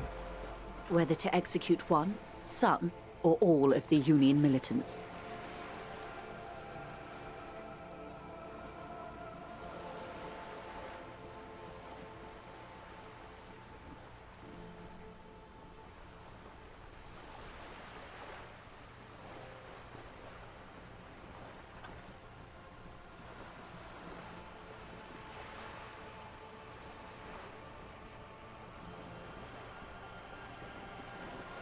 It's not good, no. My only hope is that you provide a single concrete suspect before the mercenaries indiscriminately pick theirs. Simply put, if you don't pin this on someone good and do it fast, they will identify and execute everyone present at the lynching. This in turn will force the Union to respond. The débardeurs have over 2,000 men. It will be 1,000 to 1. Have you ever seen a hornet invade a beehive, Lieutenant? It's not pretty. The Serai's giant hornet, the world's second largest insect, can kill 40 honeybees a minute, while a group of 30 can decimate an entire hive of 20,000 bees in less than 4 hours. These men work in tandem using semi- and fully automatic firearms. Their armor is virtually impenetrable to muzzle-loaded weapons, even yours. Most Union workers don't have guns at all. The muzzle loaders need to be reloaded after every 1 or 2 shots. The automatics every 1 or 2 minutes. As I said, a bloodbath.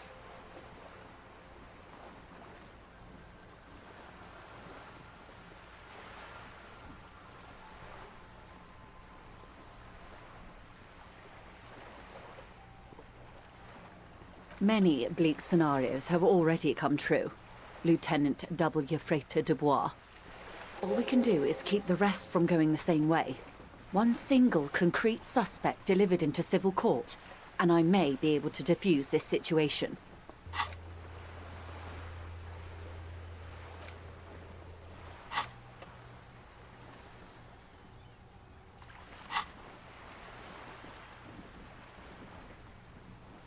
Not much. Their public resume is relatively good, as far as private military contractors go. I believe they were once called Downwell.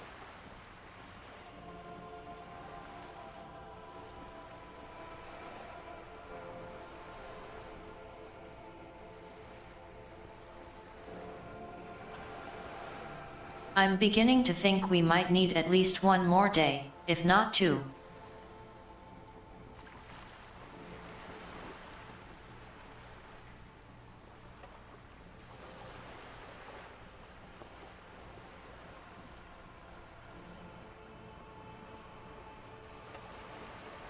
I wouldn't be surprised if I don't wrap this up in the next 2 hours. They boast a long list of clients. Saint-Baptiste, Welchman-Lorenz, Eintracht. A warning sign, however. The operations concerned all take place in third or fourth world countries.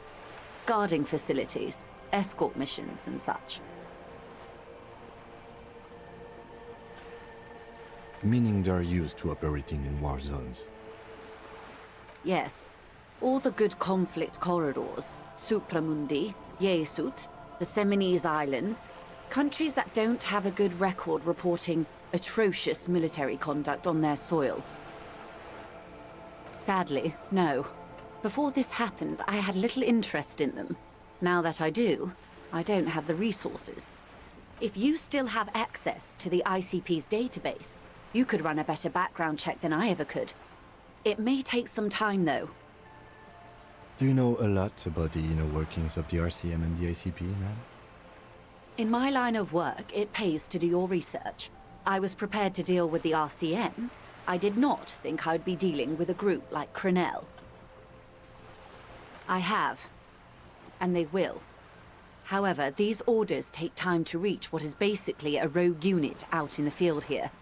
Until they do, it's all on us. She's being truthful. She is pressing them as hard as she can. Or he didn't. This is information passed on to me from some teenagers loitering around the canal. I cannot testify by it. Oh, I'm pretty sure it happened.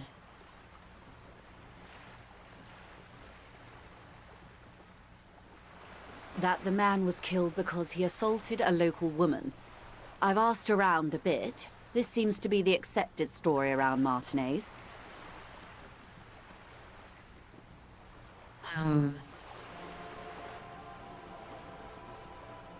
Did she talk to Kuno?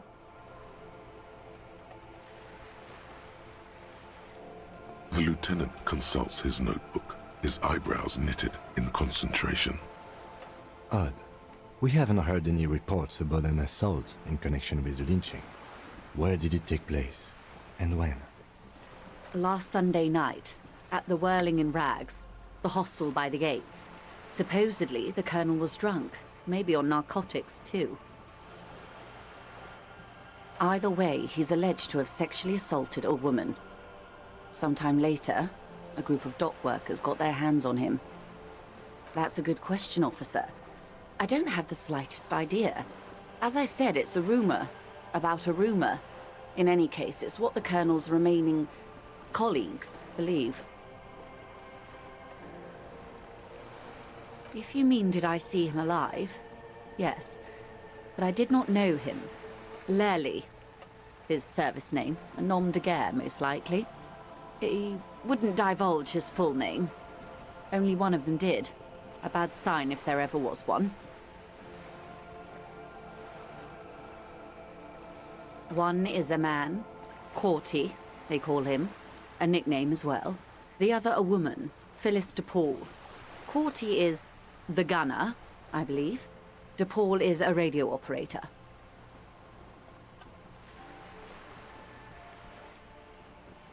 What would you say was his eye color, the deceased's?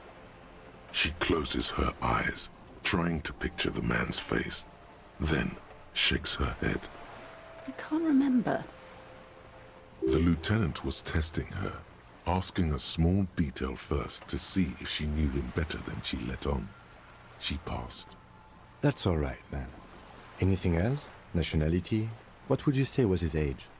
He was 40. Or 50. It's hard to say which. He had a combat injury on his lower jaw.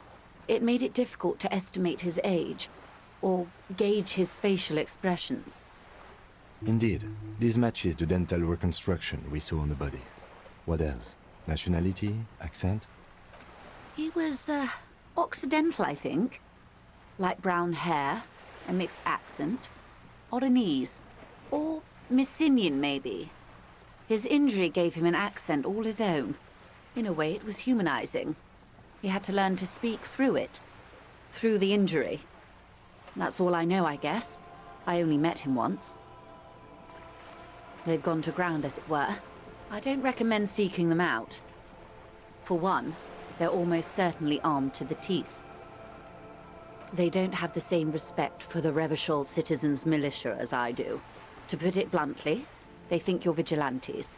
Ghetto savages. It will not be a fruitful meeting.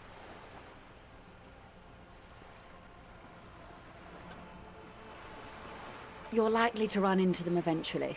When that happens, I'll be in a better position to mediate if I don't appear involved.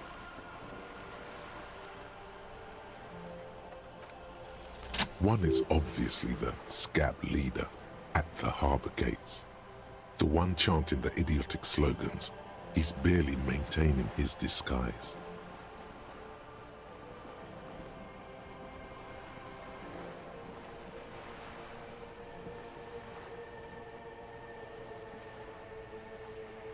Perhaps. The other has a vantage point in a building south of the roundabout. They were keeping tabs on you while you were canvassing the lorry drivers.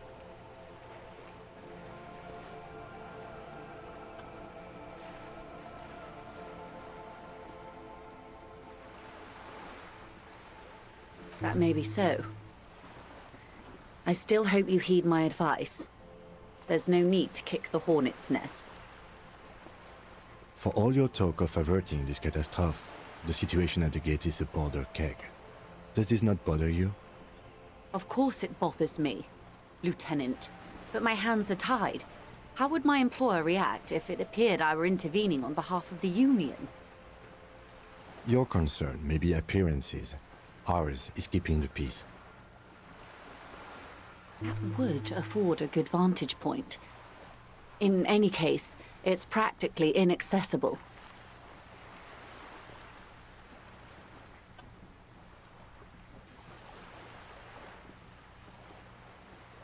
Orange hair, silver disco girl.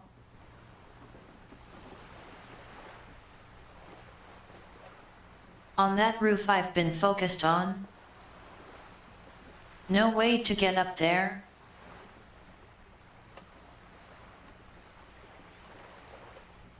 Perhaps through the locked blue door. Where is your radio for contacting them, if I may ask? Do you have an earpiece? Heavens no. I'm not an undercover agent. There's a shortwave at the ship's wheel. I hope I can answer it better. Until the executions start? Truthfully, I don't know. It depends on their progress identifying the members of the lynch mob, and their impatience. They don't report their progress to you? Not on this matter. I'm afraid they consider this a personal initiative. It's a matter of days, not weeks. I am sorry to have been the bearer of bad news. If there is anything else I can help you with, please ask. Of course. Excuse my hesitation before.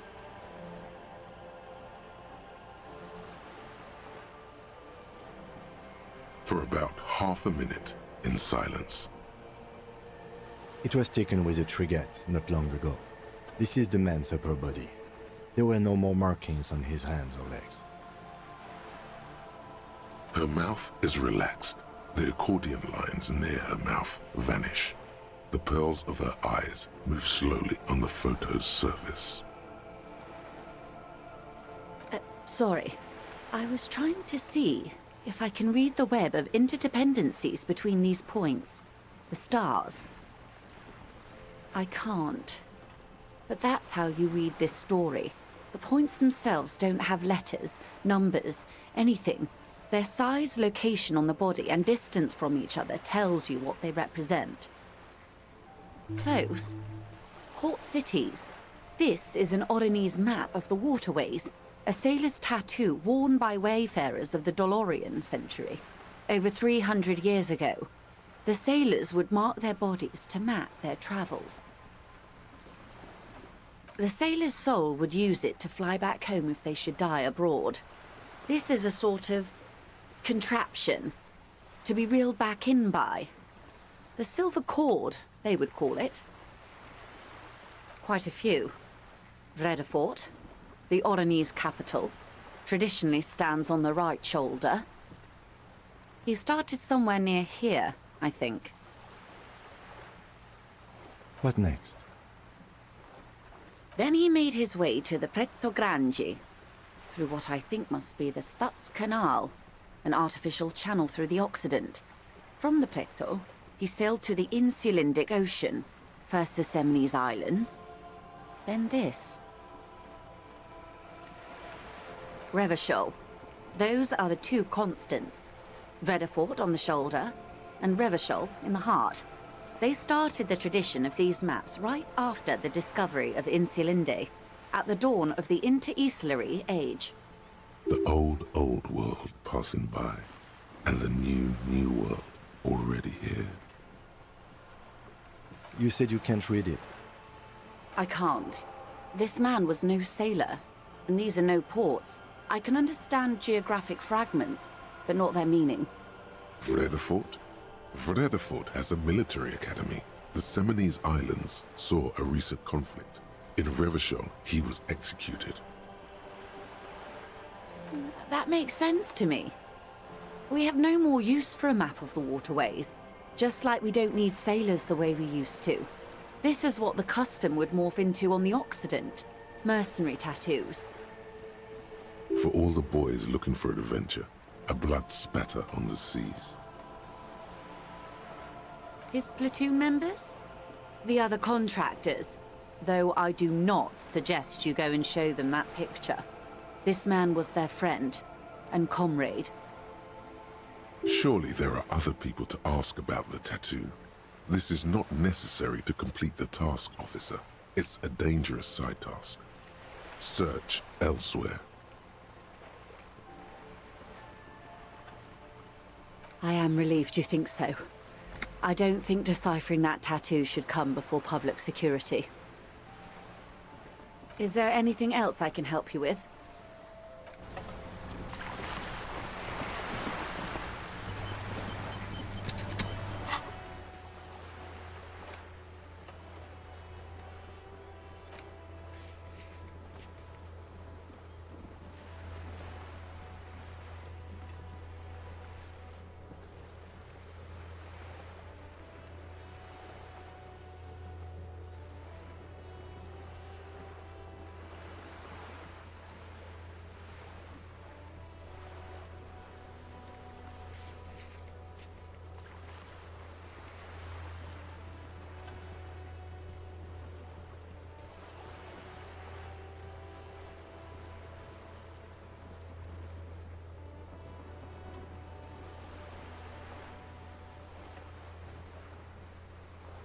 A godly authority check with Titus. No way I'm passing that.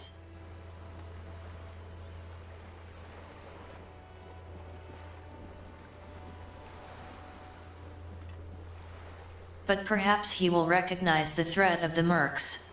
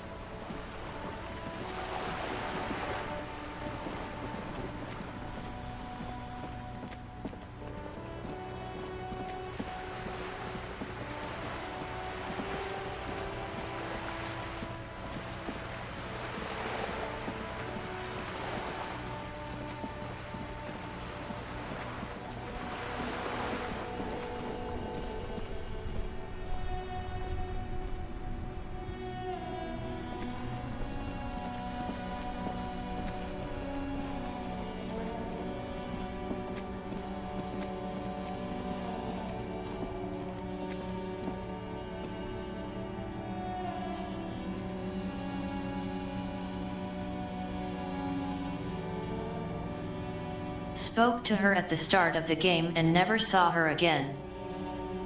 Outside of this situation. Her on the roof.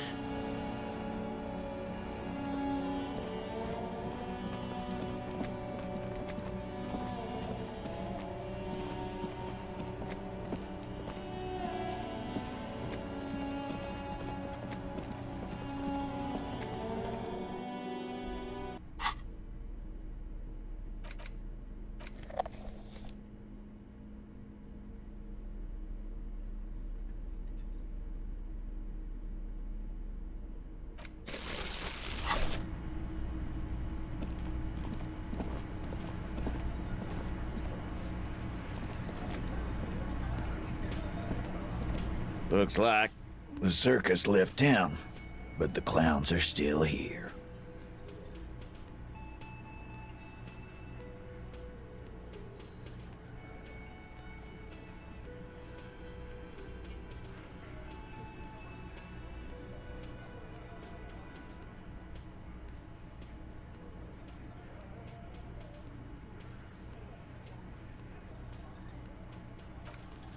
Establish authority. Yes. Authority. Feverish thoughts race through your mind.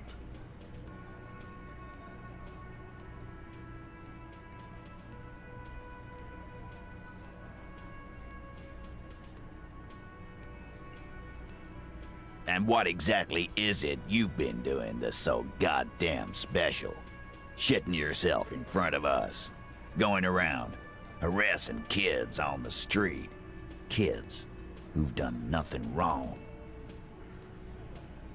All the while talking racist shit. Don't think we aren't watching, Fascia. People here trust us. We're getting complaints. Fascia. That's short for fascist. Of course you have. You've been calling people kipped left and right, inciting race violence in my town. Kali said they've been trying to set up a race rally, whatever the fuck that means. Trying to get the kips out of Revachol before the economy goes to shit.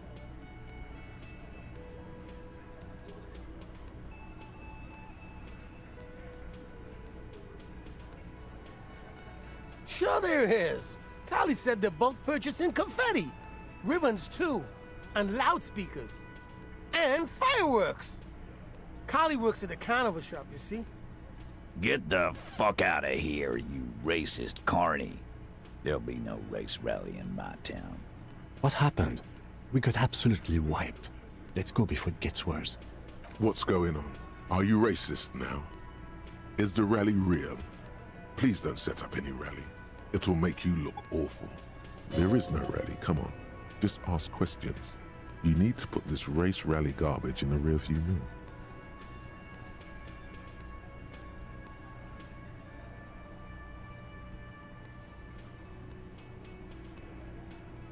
Yeah.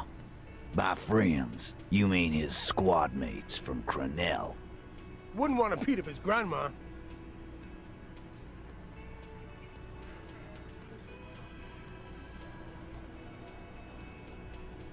This is what happens if you take the law into your own hands. Other people start doing it too. Let them come. The Hardy Boys are right fucking here. You heard the man. Right here. We're armed. We got the whole district behind us, and Glenn. Glenn is fucking crazy. Yeah. A well-oiled murder machine.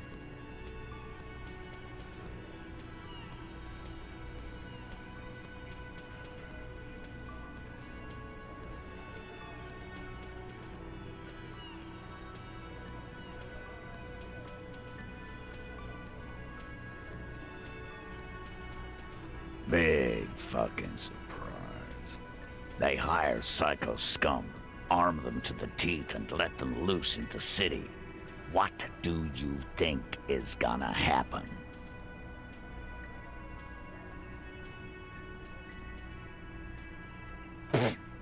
So are the local gangs, the fucking Barmy Army, and the Madre scum. You've been out there. Seen any around? Yeah. Where are they now, huh? Sent back to Madre in an airtight cargo crate. These people are trained military professionals. Special forces, as you said. They're not a gang or a Barmy army. No, they're not. They're uncoordinated and drunk. We know more about them than you think. We got weapons of our own. We got Ister 50s, Zeelagers. Glenn's got a knock cannon at home. I guess we're gonna see, aren't we? That was an unsure phrasing.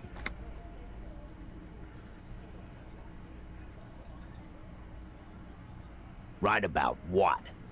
That a 50 caliber bullet goes through shit? Yeah, I am.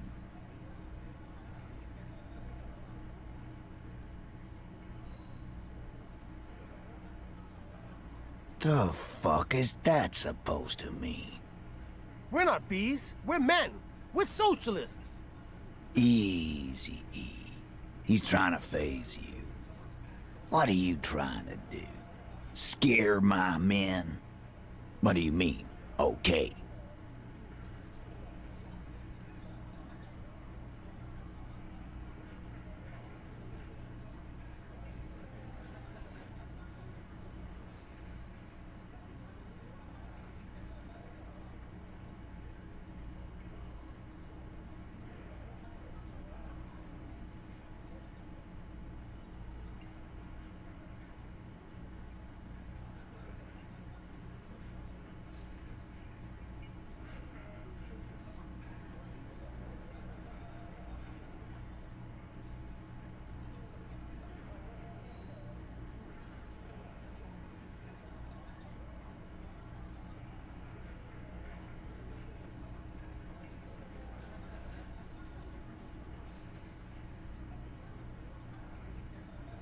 So like.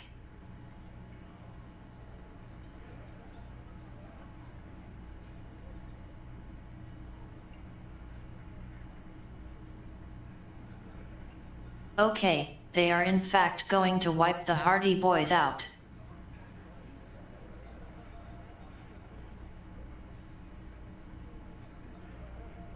Like an ant versus a boot.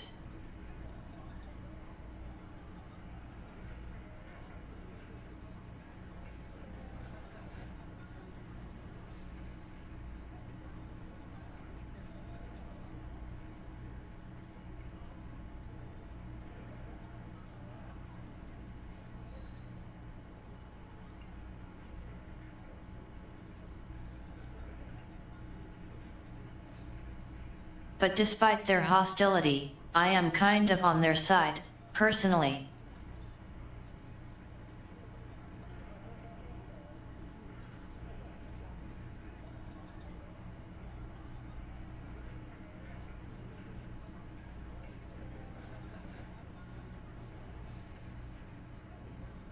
Was kind of expecting to roll out of town before shit went down.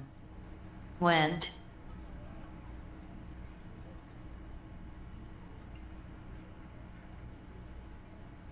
But I mean,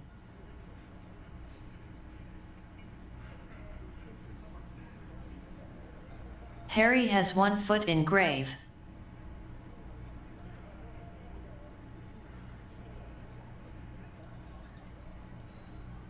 He could offer to stand beside these guys.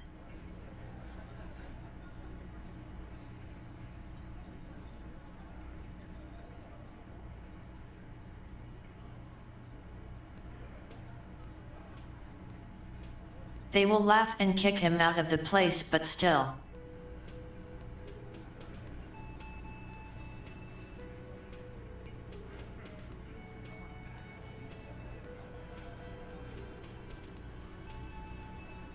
Yeah, just try not to get in the way when the whoop-ass flies open.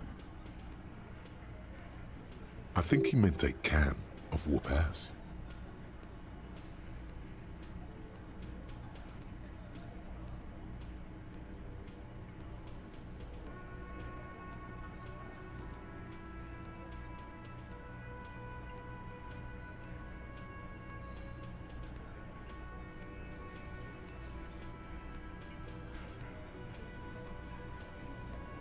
Oh, I could try the authority again, but I don't really see what's changed.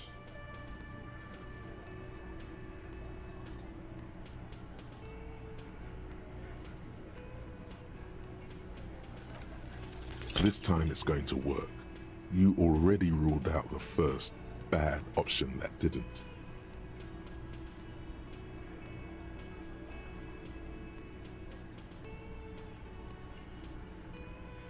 Did you already try the gun thing? I hear the gun thing is excellent and has great results. You're probably right. The others are only there for filler, to make the gun thing pop.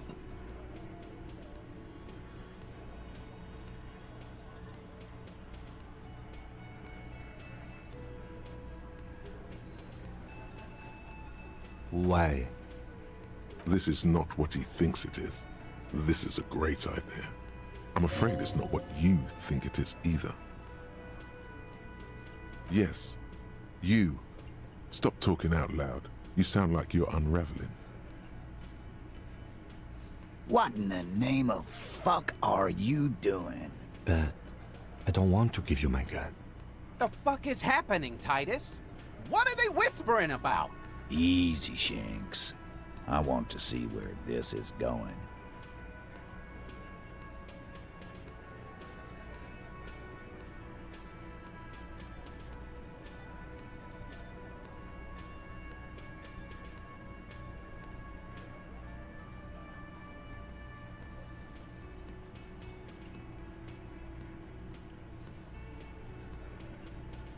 I actually do want to turn back.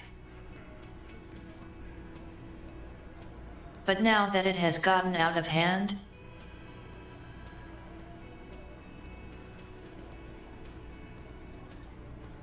and what is that?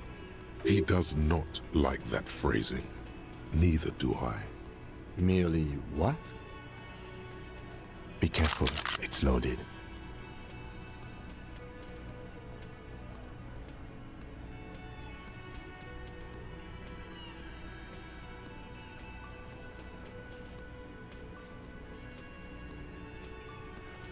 shouldn't trust Harry that much. He might be drying out, but this is nuts. Good. Now put it in your mouth.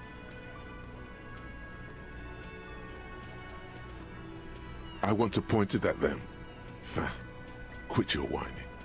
Everyone knows how to do that. You're a special man. You're going to point it at yourself. Go ahead. Show them.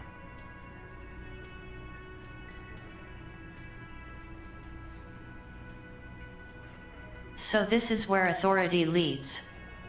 Great.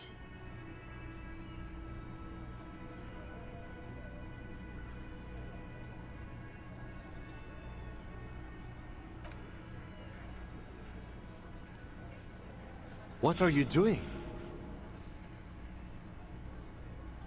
Genuine panic flies across the lieutenant's face.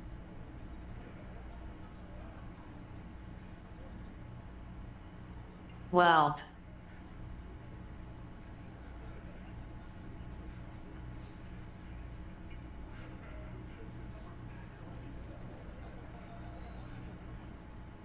This could very well reach credits momentarily.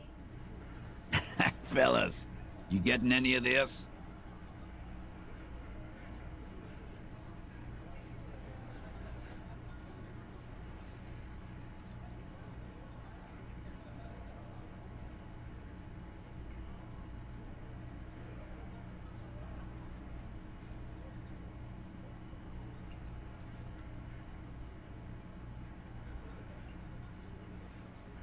What in the name of motherfuck? Acidic taste on your lips. Corrosive. Once as a child you put your tongue against the rail. It was winter. That was a long time ago. The fuck is he saying? Some insane shit. Nothing. Give me the gun. Thank you. Nothing to worry about here, people. My partner likes to play these jokes. I really didn't have a plan. Dark? What the fuck was that, you carnies? We haven't seen RCM in 4 years, and this shows up?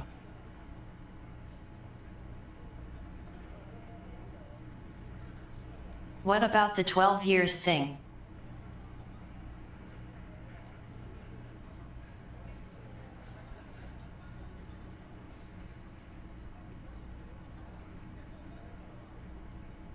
Maybe 12 years since RCM visited the nameless fishing village.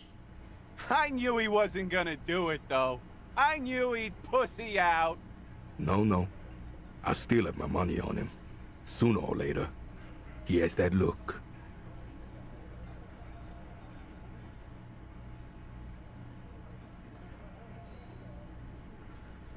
Do not think your failed suicide attempt will win you any pity from these men. Do not expect them to forget it soon either. Again, it was a dark joke. Maybe we should go for a little walk, Joker, before we continue. Jogging around seems to have a positive effect on you.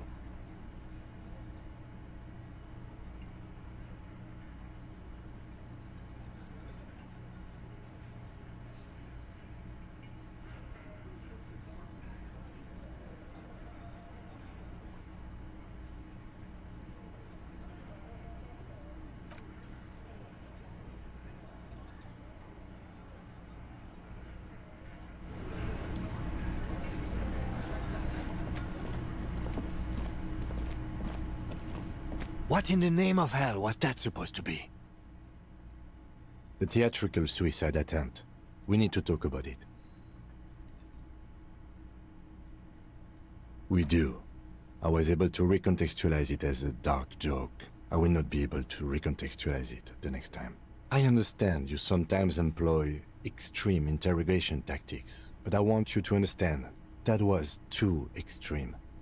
We can't have RCM officers going around putting guns in their mouths. We can't afford to have that image. Few institutions can.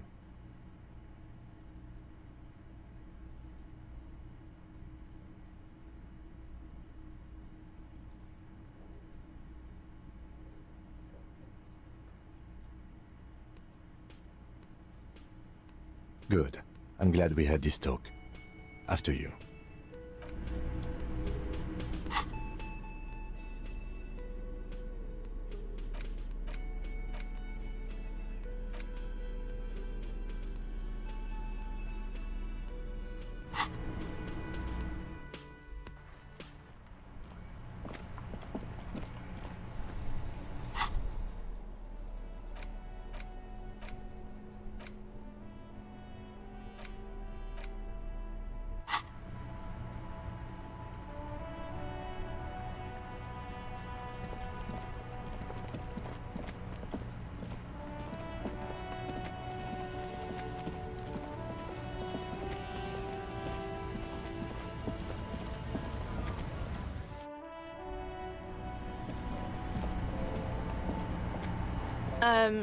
Is this about the questions again? Because I don't really know anything.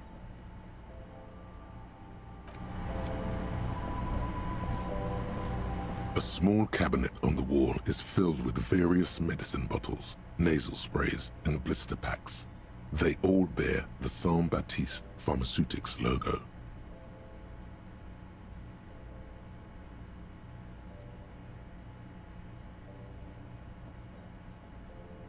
Okay, here. I hope Saint Baptiste makes you feel better or something. Okay, here. I hope Saint Baptiste makes you feel better or something.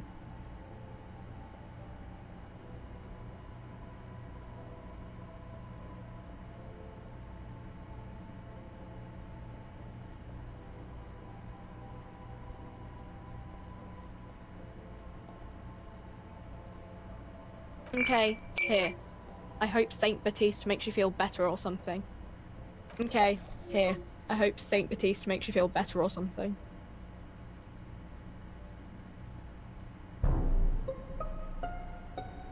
Okay, here. I hope Saint GOOD5 Baptiste tough makes you feel gifted a better or tier 1 something. sub to Lancet Jades.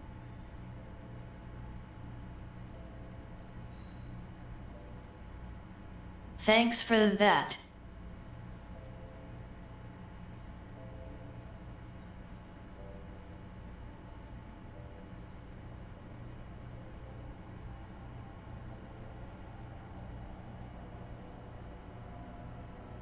Okay, here. I hope Saint Baptiste makes you feel better or something.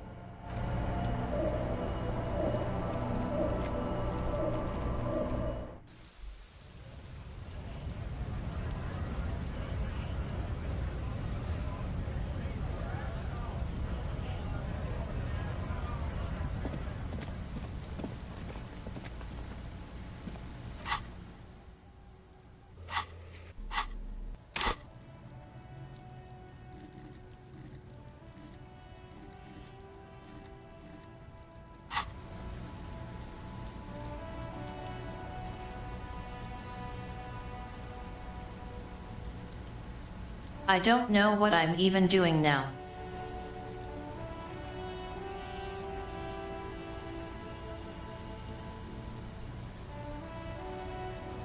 Waiting for a meeting in a place I don't know how to reach.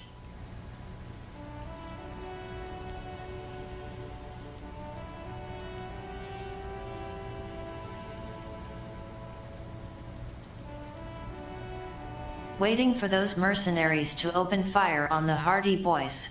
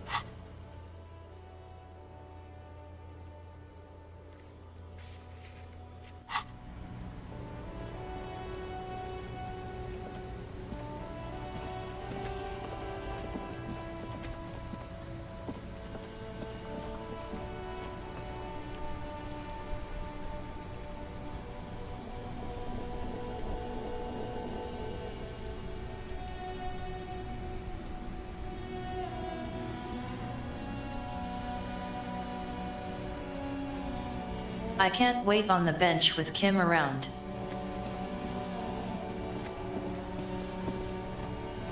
Inside, you see a set of steering levers, a radio microphone, a pull-out toolbox, and the soft glow of the fuel preheater gauge. This is Precinct 57. How may I assist you? No, and I doubt they'll get back to me before tomorrow morning. Anything else?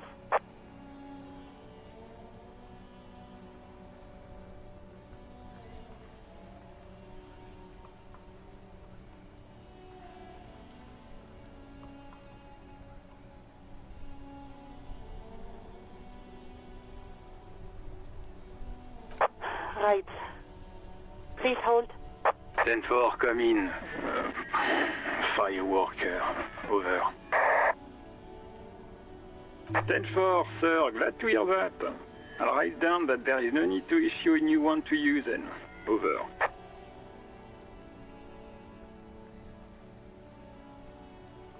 Roger that, 10-10, over and out. The white suede feels luxurious under the touch, and the metal clutch handle so very familiar in your palm. As you tap on the gauge, the indicator pin jerks as if startled. It's in the large orange sector, indicating the engine is warm. Next to the gauge is a red switch labeled heat. Now, that's enough fun with the foldable headlights. I know they are mesmerizing. They're also fragile. I'm not going to turn it on for you again.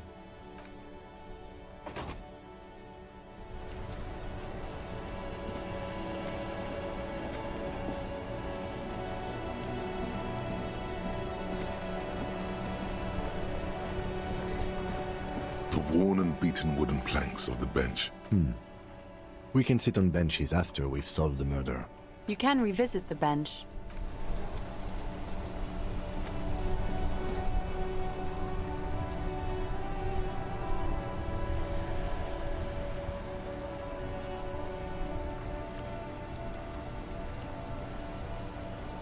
Well, now I don't have any idea what to do.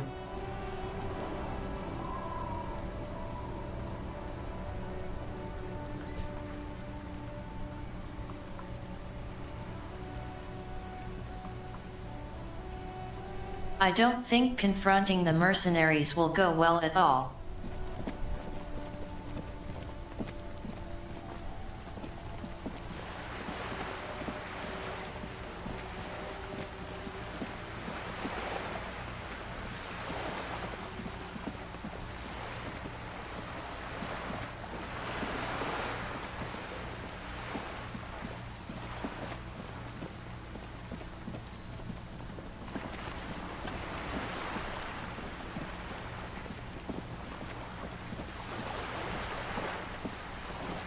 You're back. Good.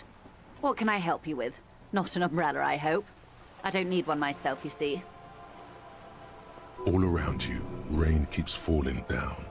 On the wooden boards she's standing on, and on the water around you. Sadly, I need this one myself. It's hydrophobic, repels water. Almost magically. The company makes them for offshore platform personnel. Very sturdy. What I can do for you is answer some questions. Nothing like talking to pass a rainy day.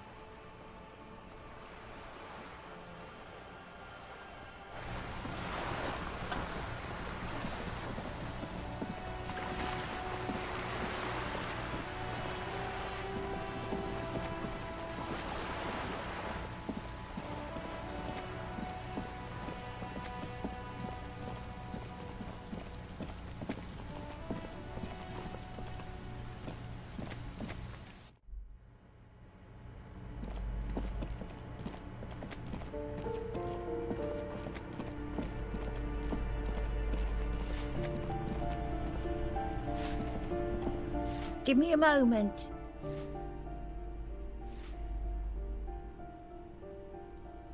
I'm no one.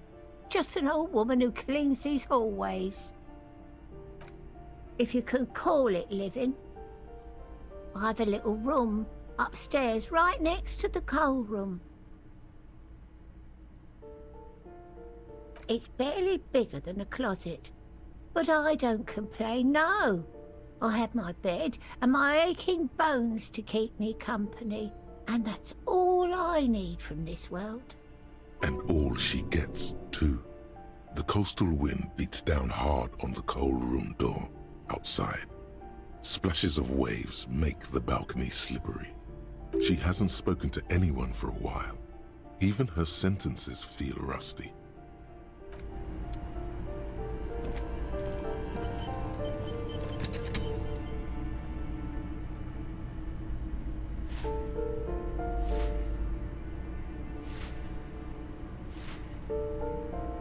Feel like I'm a bit stuck. Not sure how to pass the time.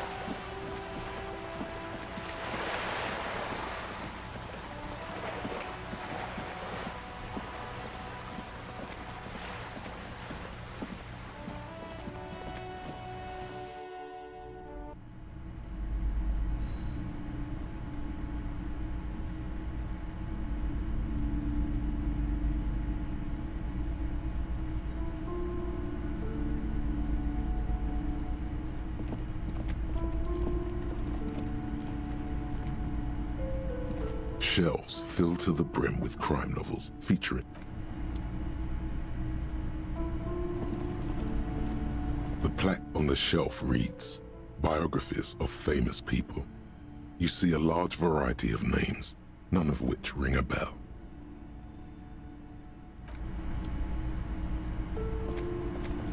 Several maps have been attached to a bulletin board hidden inside the alcove. They're held up by small pins. The board has come loose from one corner. The maps look old and faded. Your eye catches a map of Insulinda, a map of Revachol, and a map of Martinaise. This large map displays archipelagos. You see a constellation of small dots on the light blue emptiness of the Insulindic Ocean. The largest in the northeast is La Caillou. You are here. Another, far away in the southwest, Seminese Islands, Ile de Fantôme. Ozon, Laurentide, Fas à la Mer, Archipelagos, North Arcade Islands, all just specks of dust on the vastness of the Insulindic. On the edges of the map, the color fades into a blur of dotted lines, black and white, disintegrating into mathematics, radiating outwards from you. The suzerain Revachol, with a radius of 80 kilometers, still, the crown jewel of this Isola would be barely visible.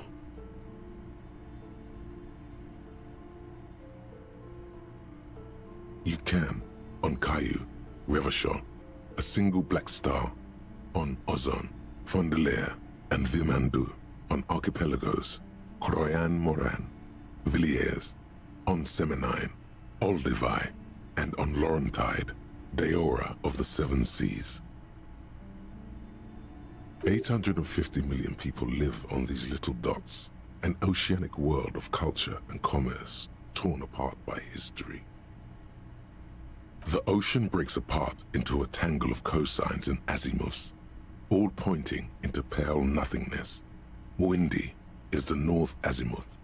Grad is the northeast azimuth. Samara is the east azimuth. Seol is the west azimuth.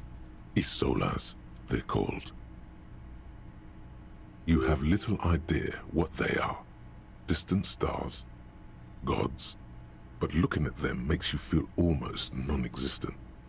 Whatever they are, the Isolas are immeasurably large compared to you, and very, very far away. Perhaps they are gods, gods of distance and outer dust. The north coast of a verdant island is shattered by the delta of a river. It is the River Esperance.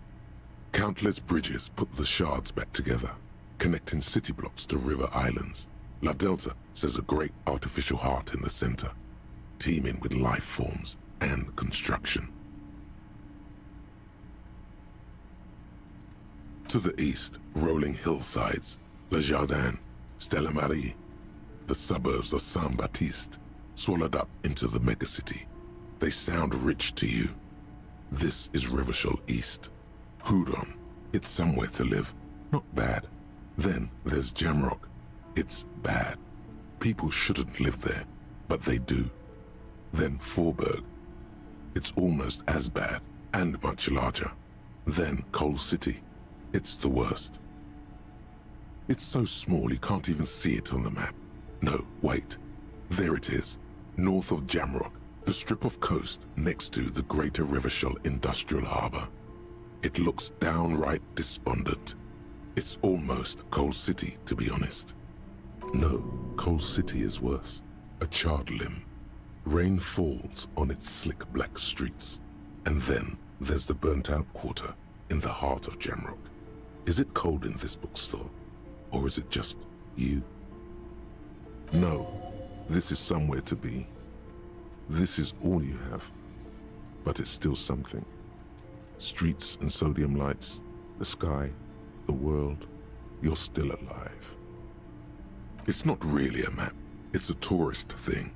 A picture postcard with buildings on it, drawn from an isometric perspective. A date in the upper right corner says 48. Still, it's detailed. Could be pretty useful for scouting ahead. You see the jagged boxes of an industrial harbor, even the whirling in rags there. I'm sorry, officer. The map of Martinez is the only one available. The other two are not for sale anymore. And besides, you could scarcely afford them. They're quite valuable, though they might not look it. The map of Martinez is 90 cents, though. That old thing? It's an out-of-date map of a tourist location that never was nor came to be. From when some design studio people tried to spruce the place up 4 or 5 years ago. They also renovated the horse statue, set up those coin-operated viewers, and designed the new street lamps. The place does not look like a successful tourist trap, does it? They didn't get that far, for some reason. A shame the project never got going. Would be nice if someone fixed Martinez up. All these ruins are bad for business. Always good to be informed of your surroundings.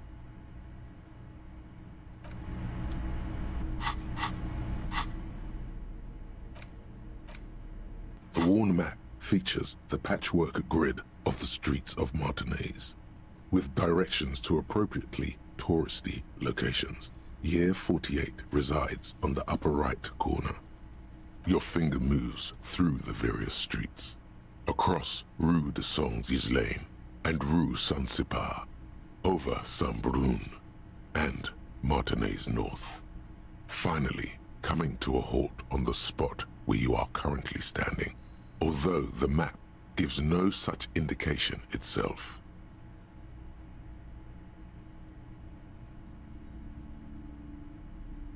For a more detailed view of the map, go to your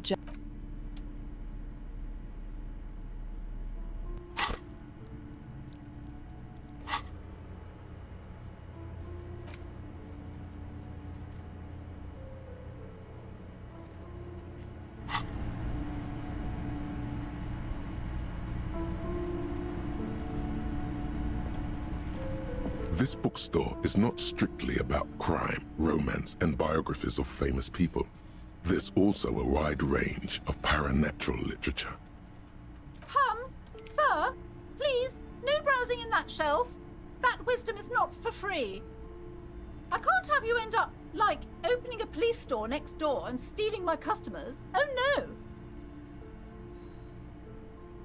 Amidst the various books, you find one written by someone named Matthias W. Dundas. It's about wholeness, unity, balance. These three things are very important to the working class mind. The point of the book, and many others on this shelf, is to give people medicinal advice in situations where they don't have access to paid health services. It serves platitudes, while also telling everyone that traditional medicine, the kind people don't have access to, and which costs more than this book, is garbage and would only give you cancer anyway, without even curing your cold or anything. Wholeness, unity, balance, on the other hand, can basically take care of anything. Though it is important to note, when it's up to your mind to heal yourself, then it's because of your mind that you're ill in the first place. The book features chapters on topics such as how to find magnesium. It even lists plants you can harvest magnesium from. How to continue drinking if you're an alcoholic who has destroyed his liver. And there's even a chapter on the ancient Seraïs tradition of using duck gallbladder preservatives to treat and prevent sexually transmitted diseases. Pre and post factum apply. Nothing worth buying.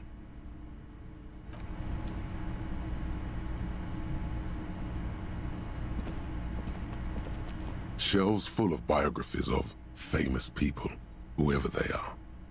I would say... The Greatest Innocence. Yes, most certainly. It's an important educational tool, delving into the depths of history, religion, and their relation to innocentic power.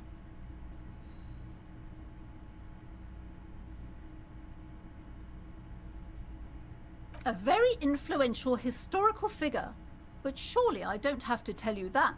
You're a law officer, and law officers have at least some education. The book is also very daring. The author aims to re-examine the universal understandings of the innocentic system, creating a fresh vantage point and a shift in the tired order of things. Certainly, it's prudent for a person to have at least an elementary understanding of history and society. Imagine the chaos we'd be in otherwise.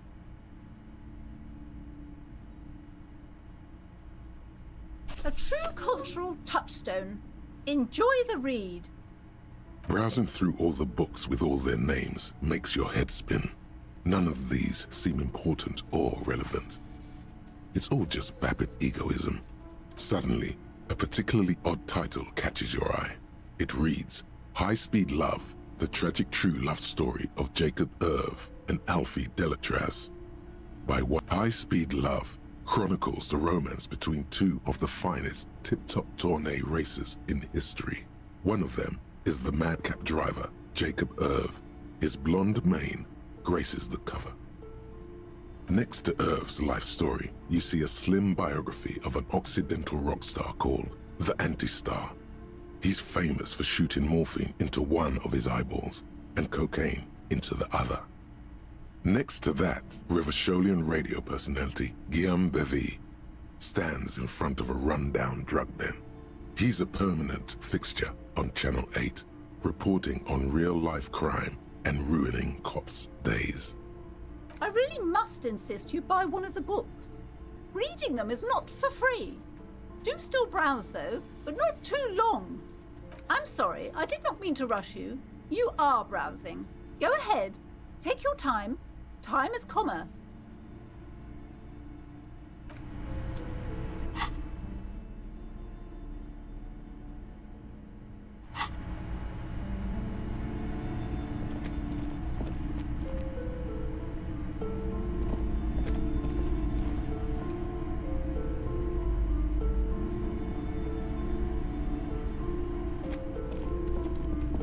The curtains, tattered with age and covered in dust, hang before you, as if taunting you.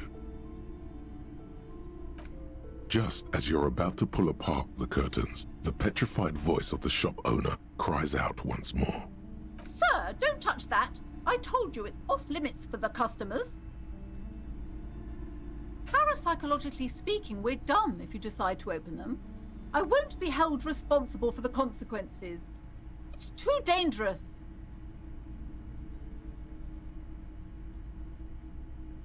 Pandora's curtain.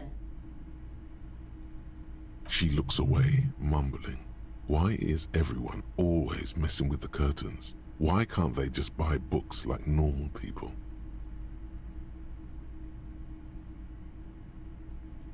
No, it's just a storeroom for the employees, I told you. Now please step away from the curtains.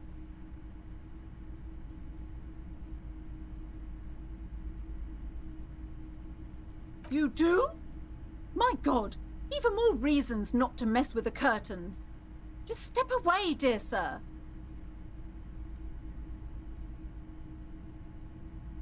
Thank you. Let's just talk about this first, all right? There's no reason for you to venture into the unknown. Talking is always good.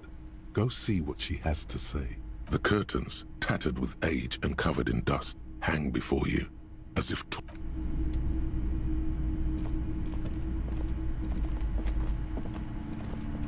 Hello again, esteemed officer, and welcome to Crime, Romance, and Biographies of Famous People.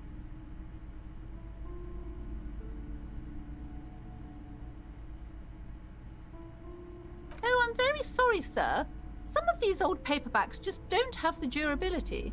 I would be happy to sell you another one, but unfortunately, it's the last copy we had in stock. Cursed?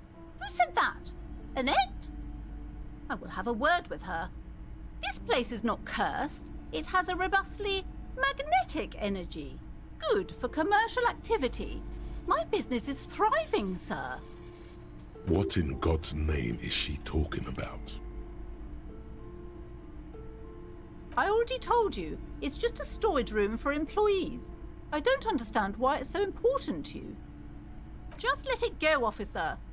Go buy some goddamn books. You're supposed to be drawn to the books.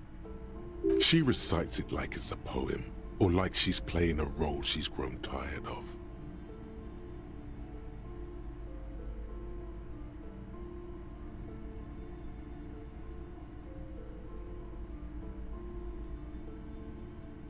It's just for decoration. Okay, fine. It's because this place is cursed. Just like Annette said, they don't call it the doomed commercial area for nothing. Are you happy now, officer? Happy that you've ruined everything? Host of hosts, she prays. Guard me and my honest business venture from the curse that lurks behind the curtains.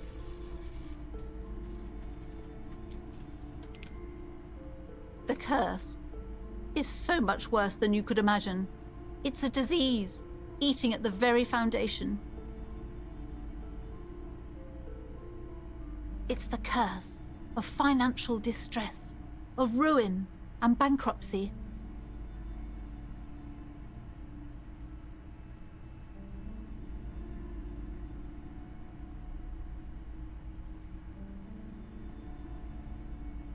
It's not just that, officer.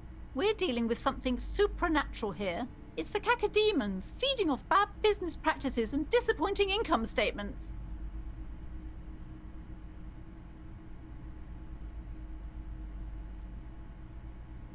Doom. There's something wrong with this building, I can tell you. Ever since I arrived, I've sensed an eerie, lingering presence, as if I was unwanted here. Yes, I've contacted numerous parapsychologists, and even a pair of Simonese mediators. They provided me with the wards.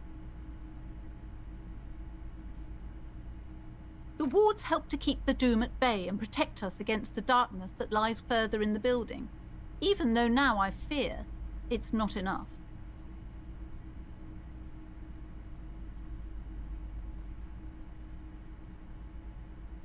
Oh, this? No, it's a special Himian amulet, blessed by desert pygmy shamans, with a spell of compulsion. It's to compel people to buy books. There are numerous spells cast throughout the store. I had the books anointed with a different inducement spell, for example. It's guaranteed to boost sales 15%. Desert pygmy shamans. That sounds like a rather questionable way to describe a group of people. It's not good to talk about the curse, not in detail. The negativism, it's dangerous. Talking about the void wraiths angers them. Wow. Void raves. You have new words. Most certainly not. I don't want anyone who's not familiar with the psychic arts to get involved in this mess. Stay away. Leave the spirits be. so they can return to their slumber. My liege, you know what this case calls for? A para-detective.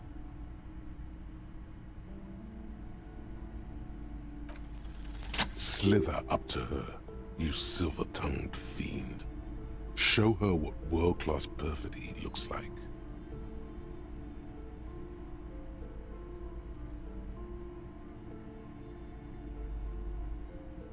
Are you sure? Don't think I haven't seen charlatans before.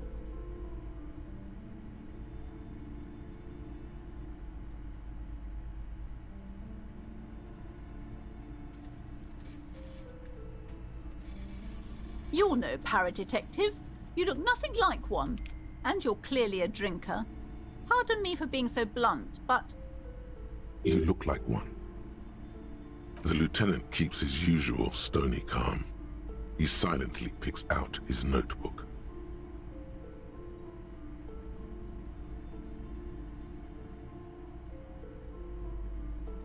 How do you know all this? Here we go.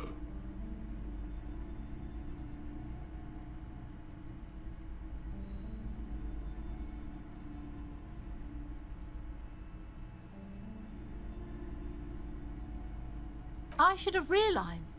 A pattern lies within the fabric. The hand of fate guides us.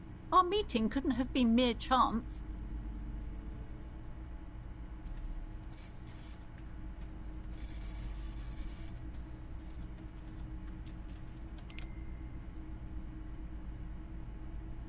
I am the Void Revenant here to debat the vibes.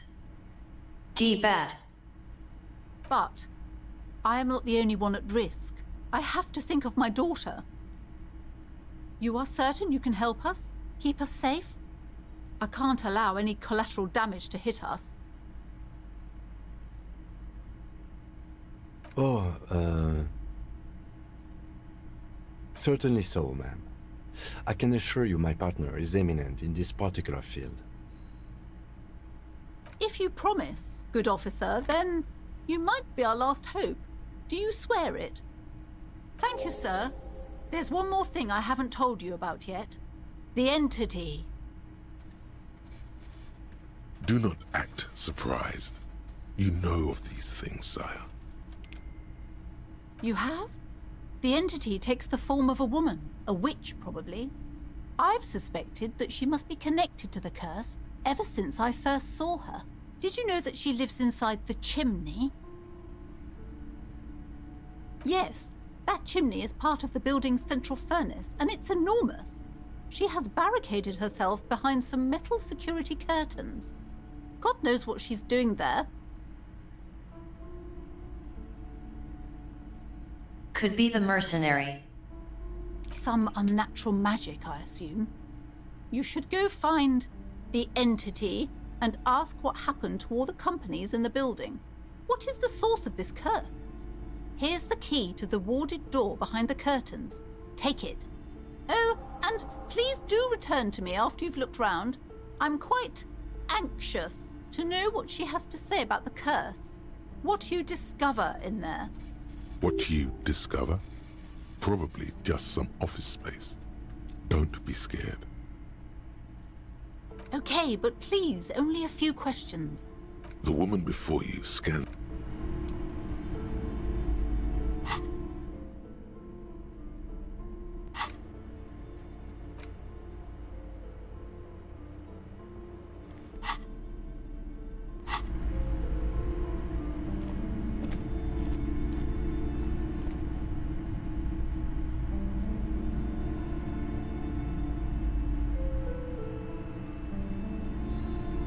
I actually have a bad feeling about this now.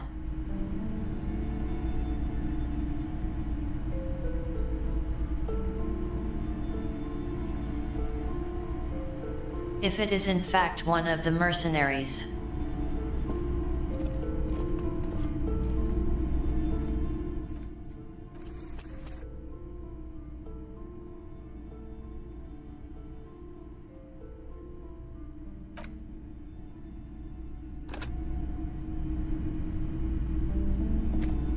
You see a set of tattered curtains blocking the way to another room. You see a dimly lit room full of dusty furniture and trash. A doorway stands in the back, covered in dozens of scary little Seminese wards, your shadow looming over it like an omen. Oh!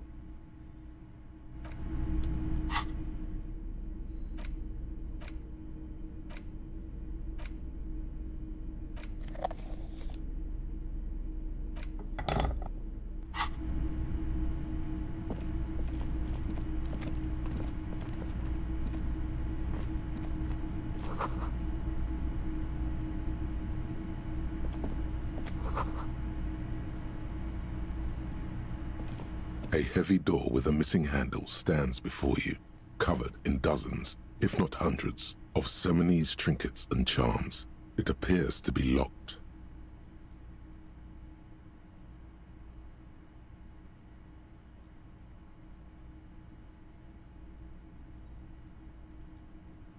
After exerting some force, you manage to turn the key. It's eerily silent. The door slides slightly open, letting a draft of cold air into the room. You feel the tiny hairs on the back of your neck rise up, as if someone's standing right behind you.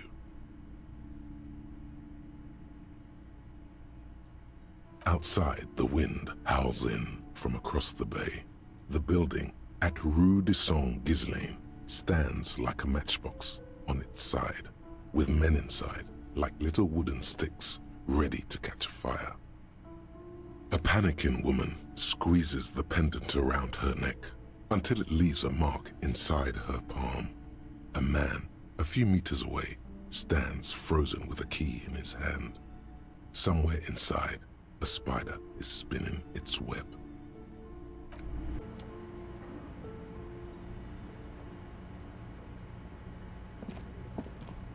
What is this place?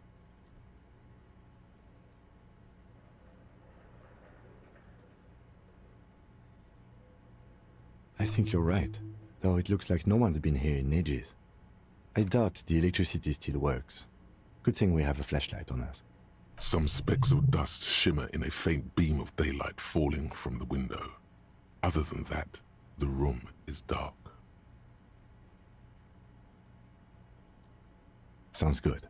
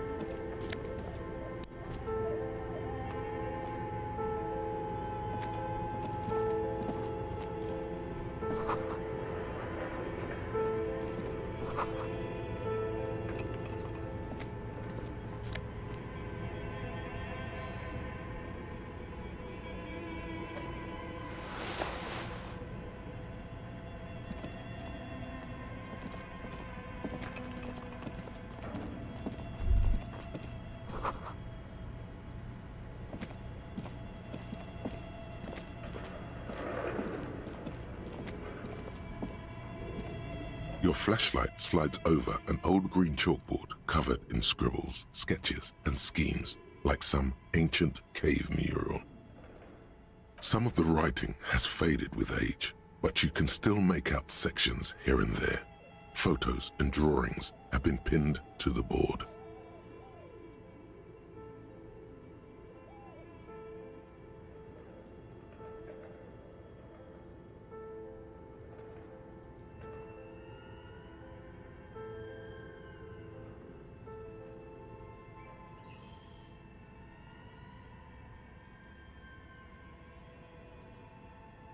Doesn't feel like things are quite on the verge of wrapping up.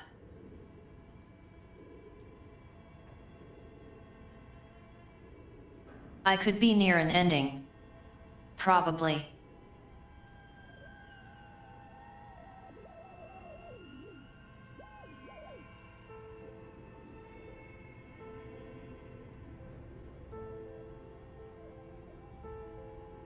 Normally I stop my streaming for the week on Saturday.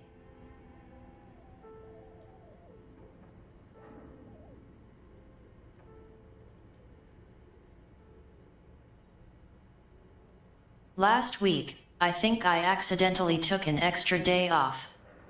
I got confused.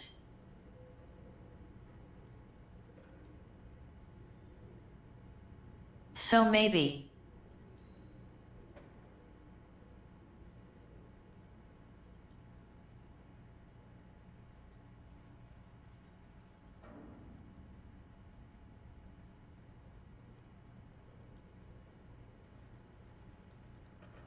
I'm thinking about maybe trying to finish this up tomorrow if I don't roll credits very soon.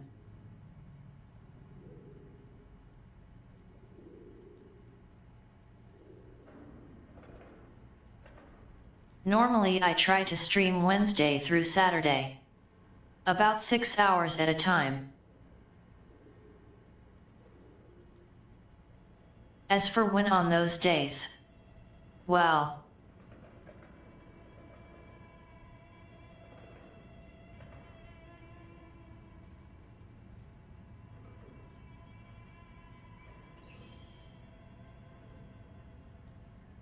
my sleeping schedule is permanently slipping and sliding all around the clock.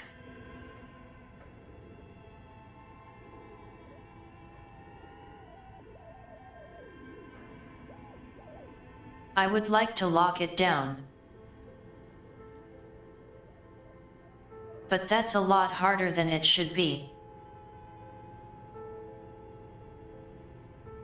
These lithe, pointy-eared creatures appear to be different types of Welkins. You make out autumnal candle Welkins casting wax-based magic. Translucent Welkins with organs shining under their skin, and even ether Welkins hailing from the vast emptiness of sidereal space.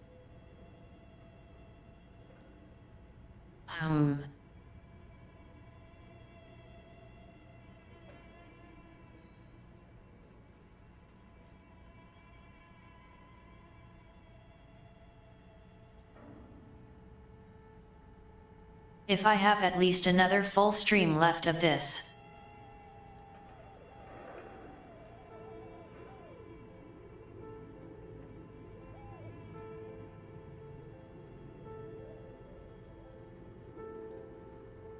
The real question is if I want to wait another few days to see how things play out.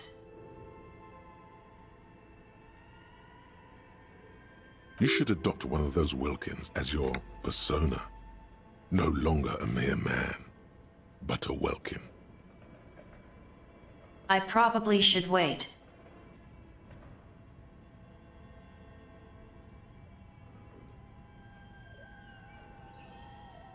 But also I have been enjoying this one quite a bit.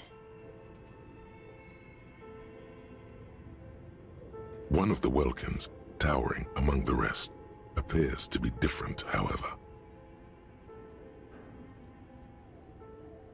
It's Vara Hamira, a high Welkin, his face white and scarred like cracked marble. This is clearly a Welkin supremacist. The note says, all non-Welkin races will be purged.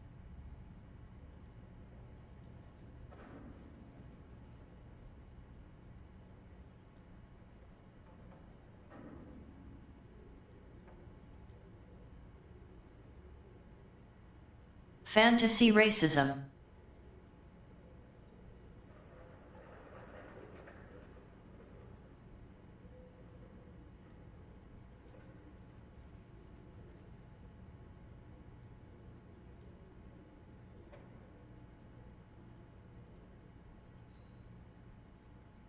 Pausing to talk is pretty much the entire point of streaming.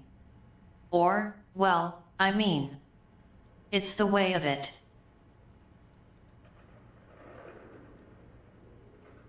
The Haldor, the Twarg, the humans, and even headless men, all of them, purged. Imagine a world filled only with Welkin, Green Welkin, Dread Welkin, and the High Welkin to rule them all.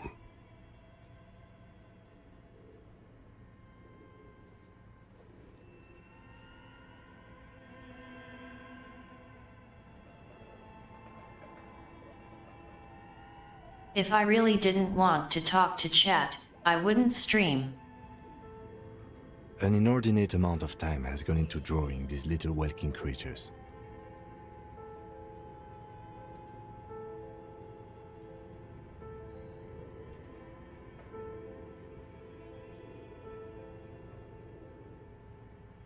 Some people really like building a world, I think, even if it's just for a game.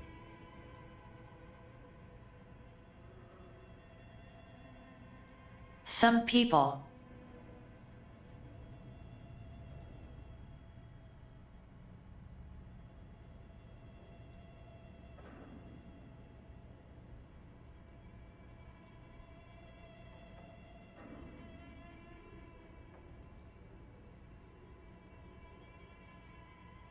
Whoever did all the world building in this game went and made a little D&D fantasy world within it. This looks like concept art for a project. It's not really real.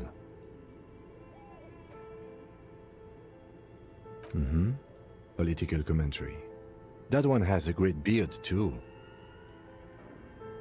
Just look at those details. So much effort.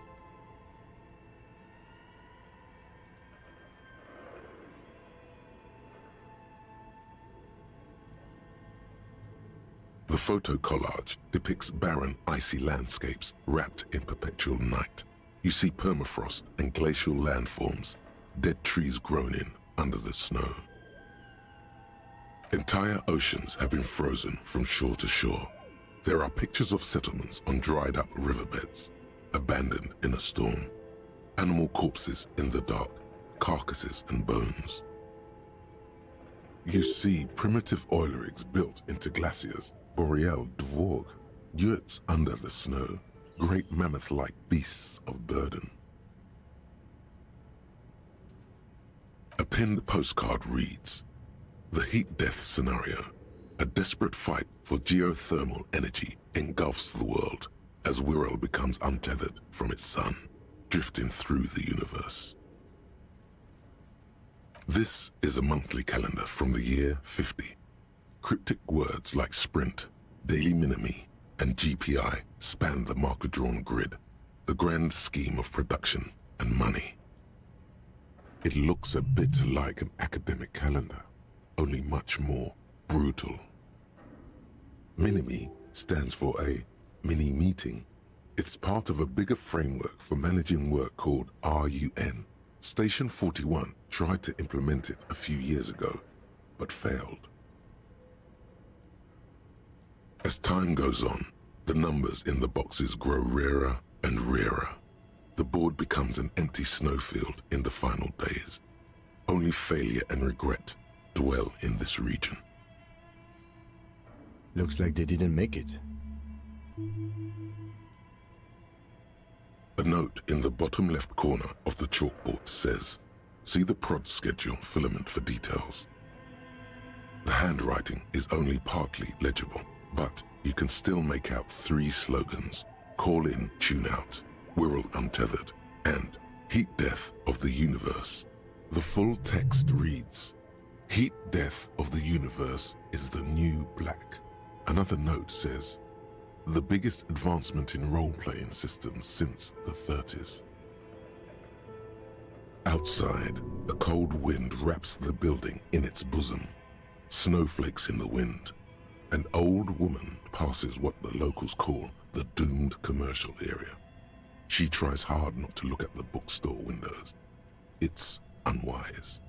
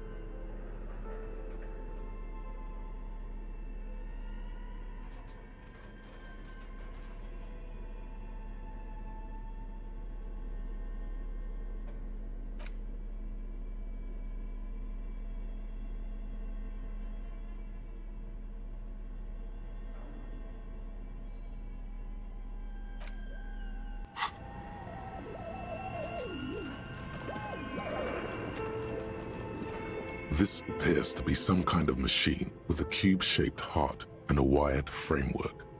The keyboard has a rectangular on-off button. A piece of paper still hangs from the printer. The radio computer. Just sitting here without anyone inside. What he means is that these things cost money. Why would anyone just leave it behind? This is the Ream Civic radio computer, model RC5120, equipped with a Feld mainframe and a Ream-compatible printer. We have one of these down at the station, but I never really learned how to use it. The machine lights up like some prehistoric animal stirring from its slumber, revealing fluorescent play and print keys on the keyboard.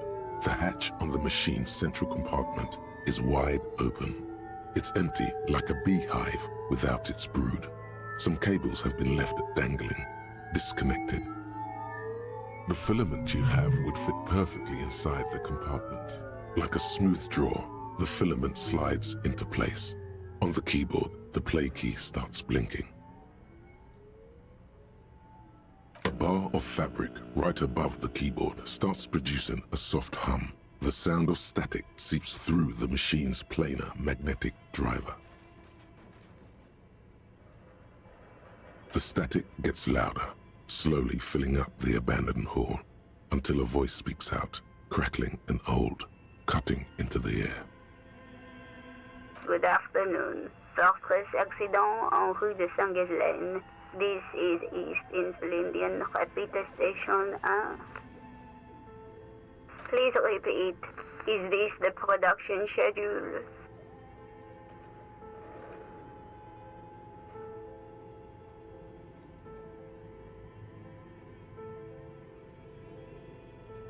Fortress Accident is the company on whose name the terminal you are currently using has been registered to. One moment. Fortress Accident SCA produces revolutionary interactive call-in radio games. That's what the catalog says. That's not bad.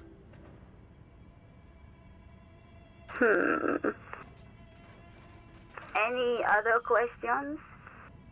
The filament you have inserted into the reader.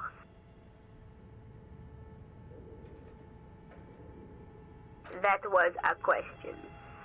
Have you inserted it into the core? Good. Please repeat the password. Password? Of course it would have a password. That's why there's a human administrator involved.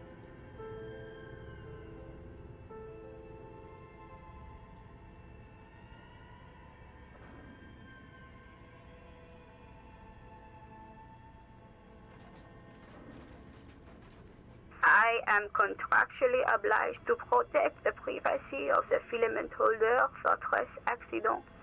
Without filing a warrant with Lintel, I cannot give you access to these filaments. I'm afraid we are not doing that, unless we want to wait for a month. Now, can you please repeat the password? Received. I will register this login attempt. Don't worry. Passwords have a way of turning up sooner or later. Fortress Accident. Is there anything else I can do for you today? Thank you, and goodbye. Tiles on the cube are still smoldering. Nothing happens.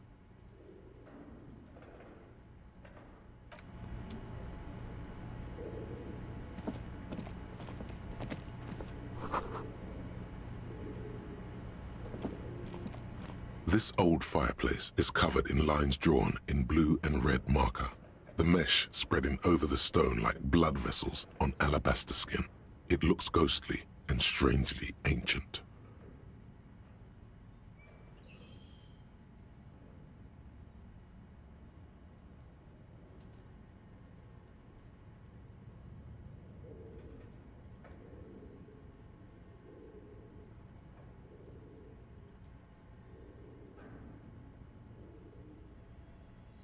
I realize I have an unusual way of doing things, but it is what it is. The whole thing resembles Kadran mosaic tiles. Very pedantic. History classes, students with their textbooks open, studying the roots of our civilization. Those aquarelle blue tiles looked beautiful in the sun. Radio frequencies, it seems. UKV 123.6, UKV 123.7, UKV 123.9. Some written notes, too. Sparse and cryptic. Unclear. It looks like a cardiovascular system split into veins and capillaries. Very advanced. You think so? The web is comprised of radio stations, all lead back to one red heart, titled the Game Master Frequency. A note says, this one can listen in on any station it wants. They must have had massive airwidth. These things don't come cheap. Someone very important. The leader of a massive on-air game built by these people. A conductor for the hundreds of story threads that pass through the Game Master's frequency. Whoever decides to call in to a call-in station, it looks like.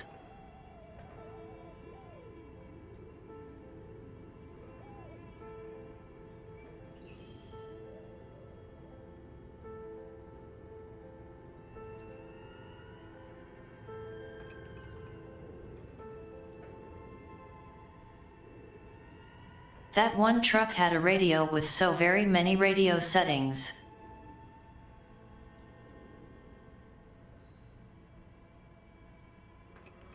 A lot of saved channels. A list of names under the stations suggests people across 6 Isolas would be playing. Muindi, Insulinda, Kotla, Grad, Samara, and even Ilmara. Worldwide game, or something like no that. Way a little basement studio working here could pull anything like this off. My God.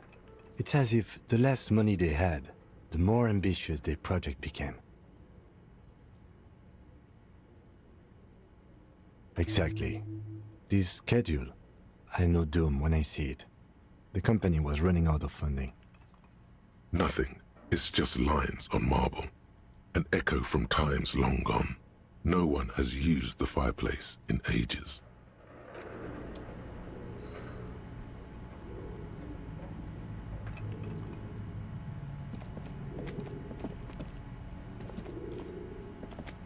Okay. What do you think is going on with that computer, chalkboard, and fireplace?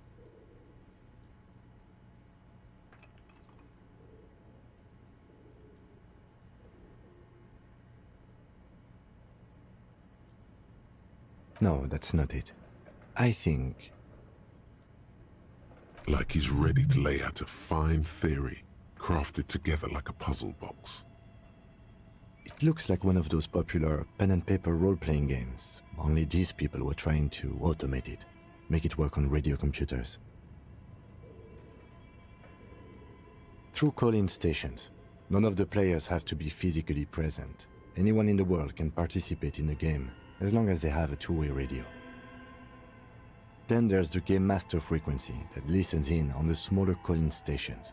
I think that was supposed to coordinate the stories, functioning as a master of ceremonies of sorts. Coordinating so many games would take a whole switchboard of people, possibly divided into sub-frequencies.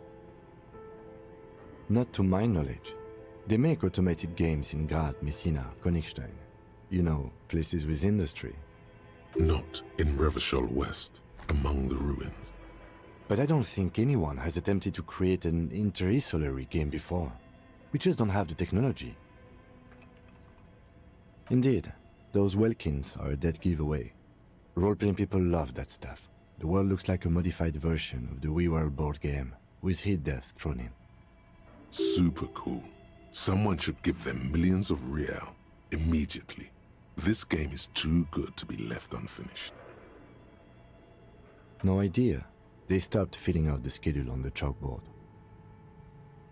Indeed, it's ambitious and untethered from reality, but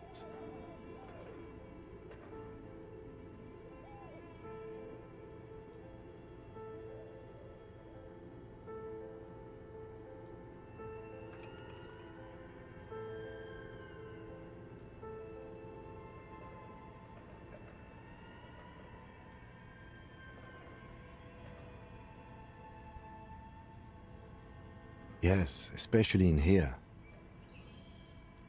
Okay, let's keep moving.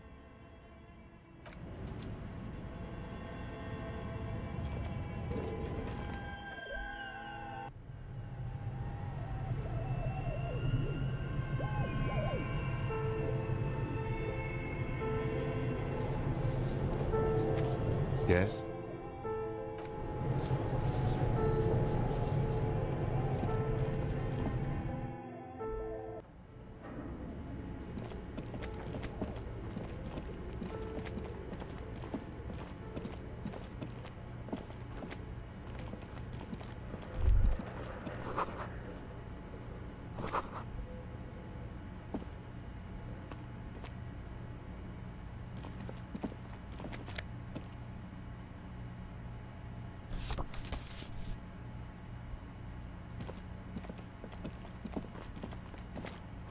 An iron safety curtain curves before your eyes, folded like a bellows.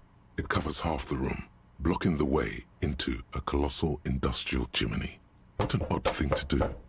Nothing happens. Still nothing. No one's home. Those curtains prove to be surprisingly sturdy. Your fist hurts now. If this is really an entrance to the chimney, then there must be a furnace somewhere as well. Maybe there's another way to get in. Can you please try to refrain from attacking random things?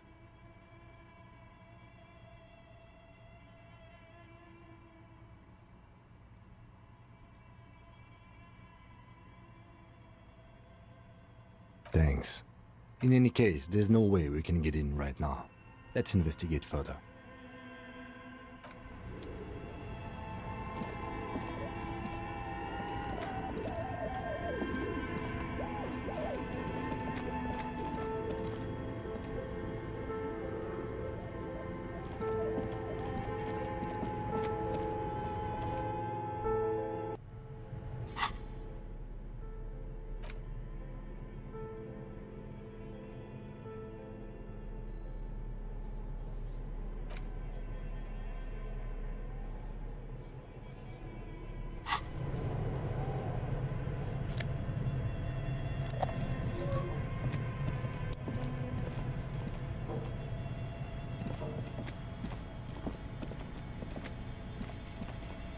You see a terrifying ice bear with a strange compartment in its belly. The door is covered in frost and the bear's eyes are glowing red. The bear looks oddly realistic. Is it taxidermy?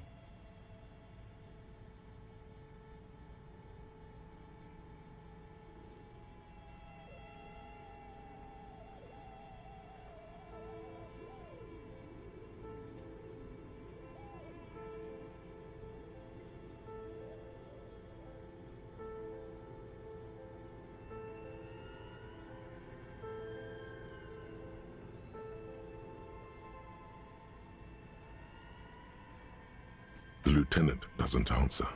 His eyes are glued to the animal. A sharp slice of light shines out from its mysterious belly door. A gust of freezing cold air rushes to greet you. You hear a low grumble as the bear regulates itself. This is the inside of a refrigerator. Rats. The lieutenant takes a peek inside. His hand has found the holster of his gun. Of course, just a giant ice bear-shaped fridge. Let's take a look inside. The shelves are empty. All you see are crumpled ice cream wrappers with the brand name, Revachol Ice City. A handwritten note has been attached to the door. The fridge is huge. You pocket the note and the little fridge magnets keeping it on the door. A friendly cartoon bear smiles back at you from a glossy cellophane wrapper. It looks nothing like the fridge. The paper still smells of vanilla and chocolate. Good question. It looks like an ice cream fridge. I know. What an unfortunate marketing choice. What is even worse, the bear is still costing them money to this day. The fridge buzzes with energy. The electricity bill on this thing must be catastrophic.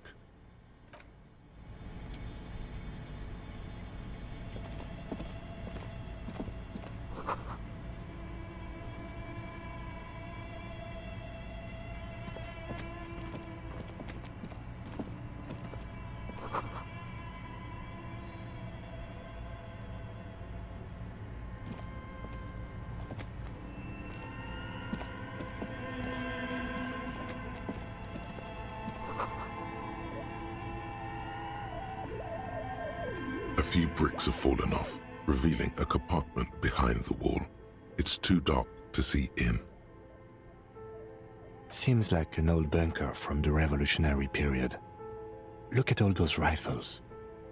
Must be an old weapons cache.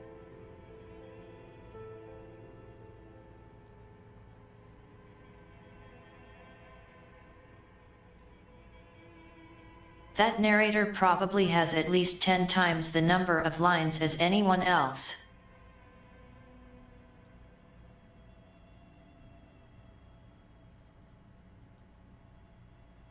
There is, yes. And there also appears to be something inside the hole. Interesting. Do you want to take a look? Your hand reaches deep into darkness and spiderwebs. Rummaging around, you find rusty rifles hidden away. Most of them are rusty and inoperable, like the rest, but one catches your eye. A bolt-action model with a fine wood stock, in better cosmetic order than the others. That's a rare sight. Seems to no longer be functional, but still a beautiful thing in its own way. It means there are firearms, albeit inoperable, still lying around in Martinez. It's an interesting coincidence, I would say. Might come in useful in the future.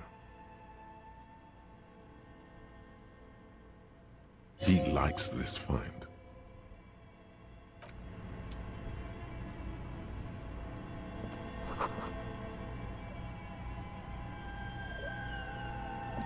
A few bricks have fallen off, revealing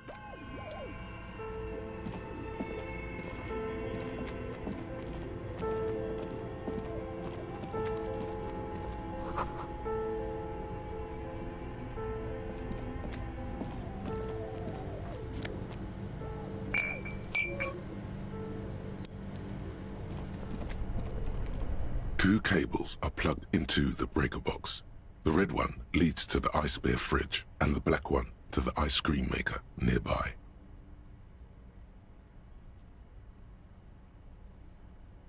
An electric sizzle. The room is slightly quieter now.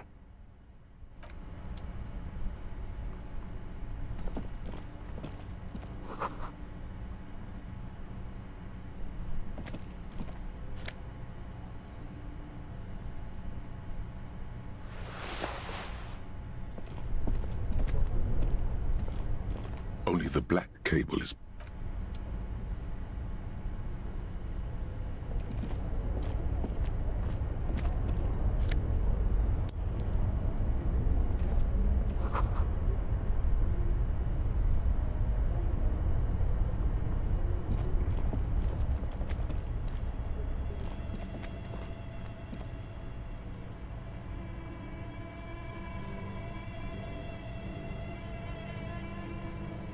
So we can't use the ice cream maker. Probably for the best, really. Only the black cable is something close to you, dies with a soft electric purr. Why did you do that?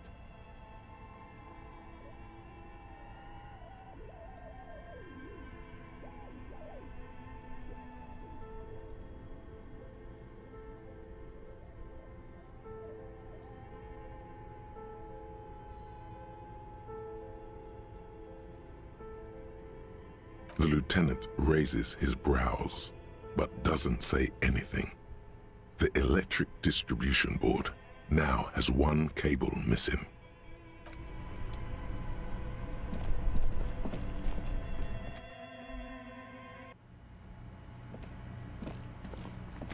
Oh hey. Outside.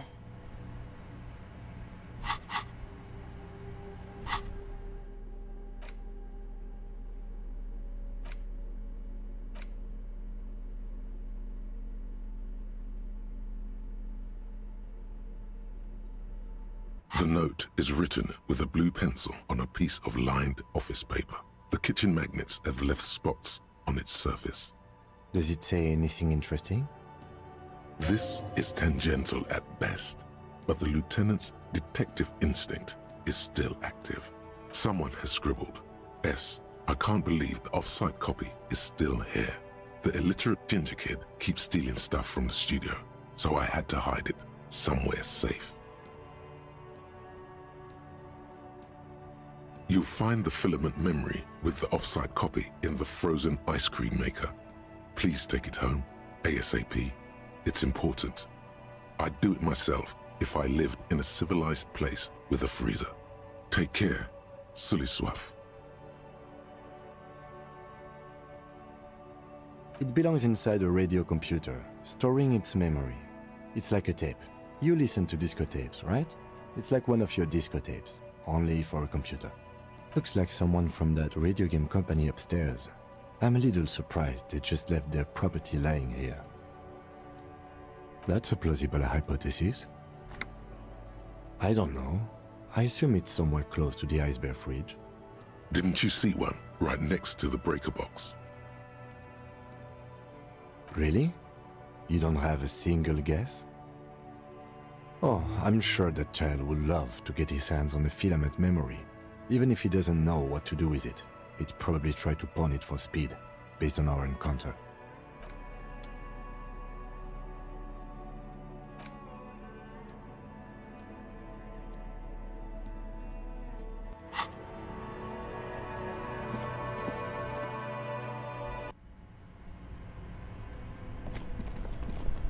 Both cables are on, but somewhere a machine hums along with the current, happy and contented.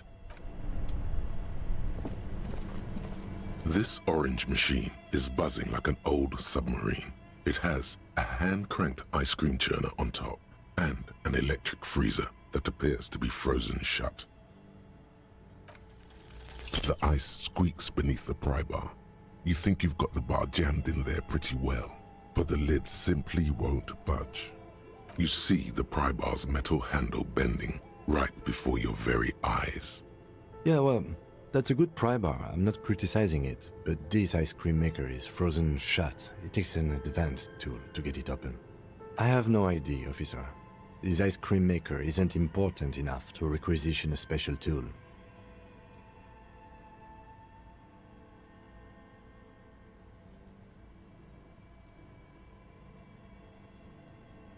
I don't feel like Batman playing this, no.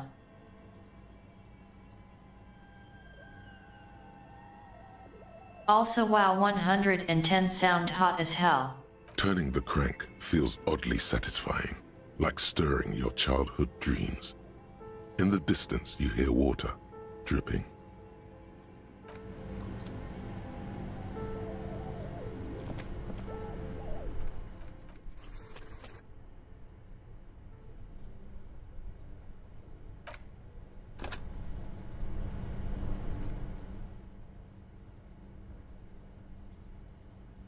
So.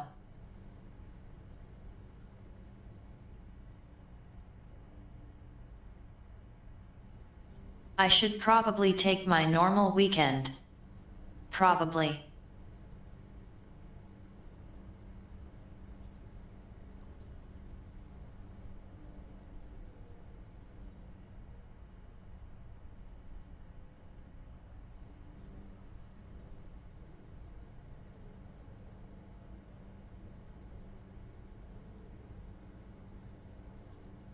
I'm tempted to stream more tomorrow though. I'm torn and I don't know what I want.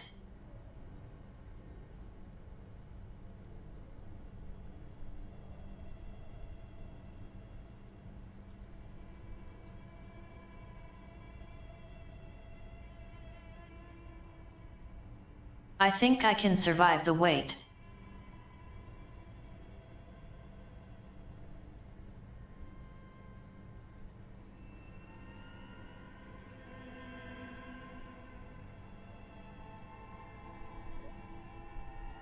This is a good game though. Very interesting.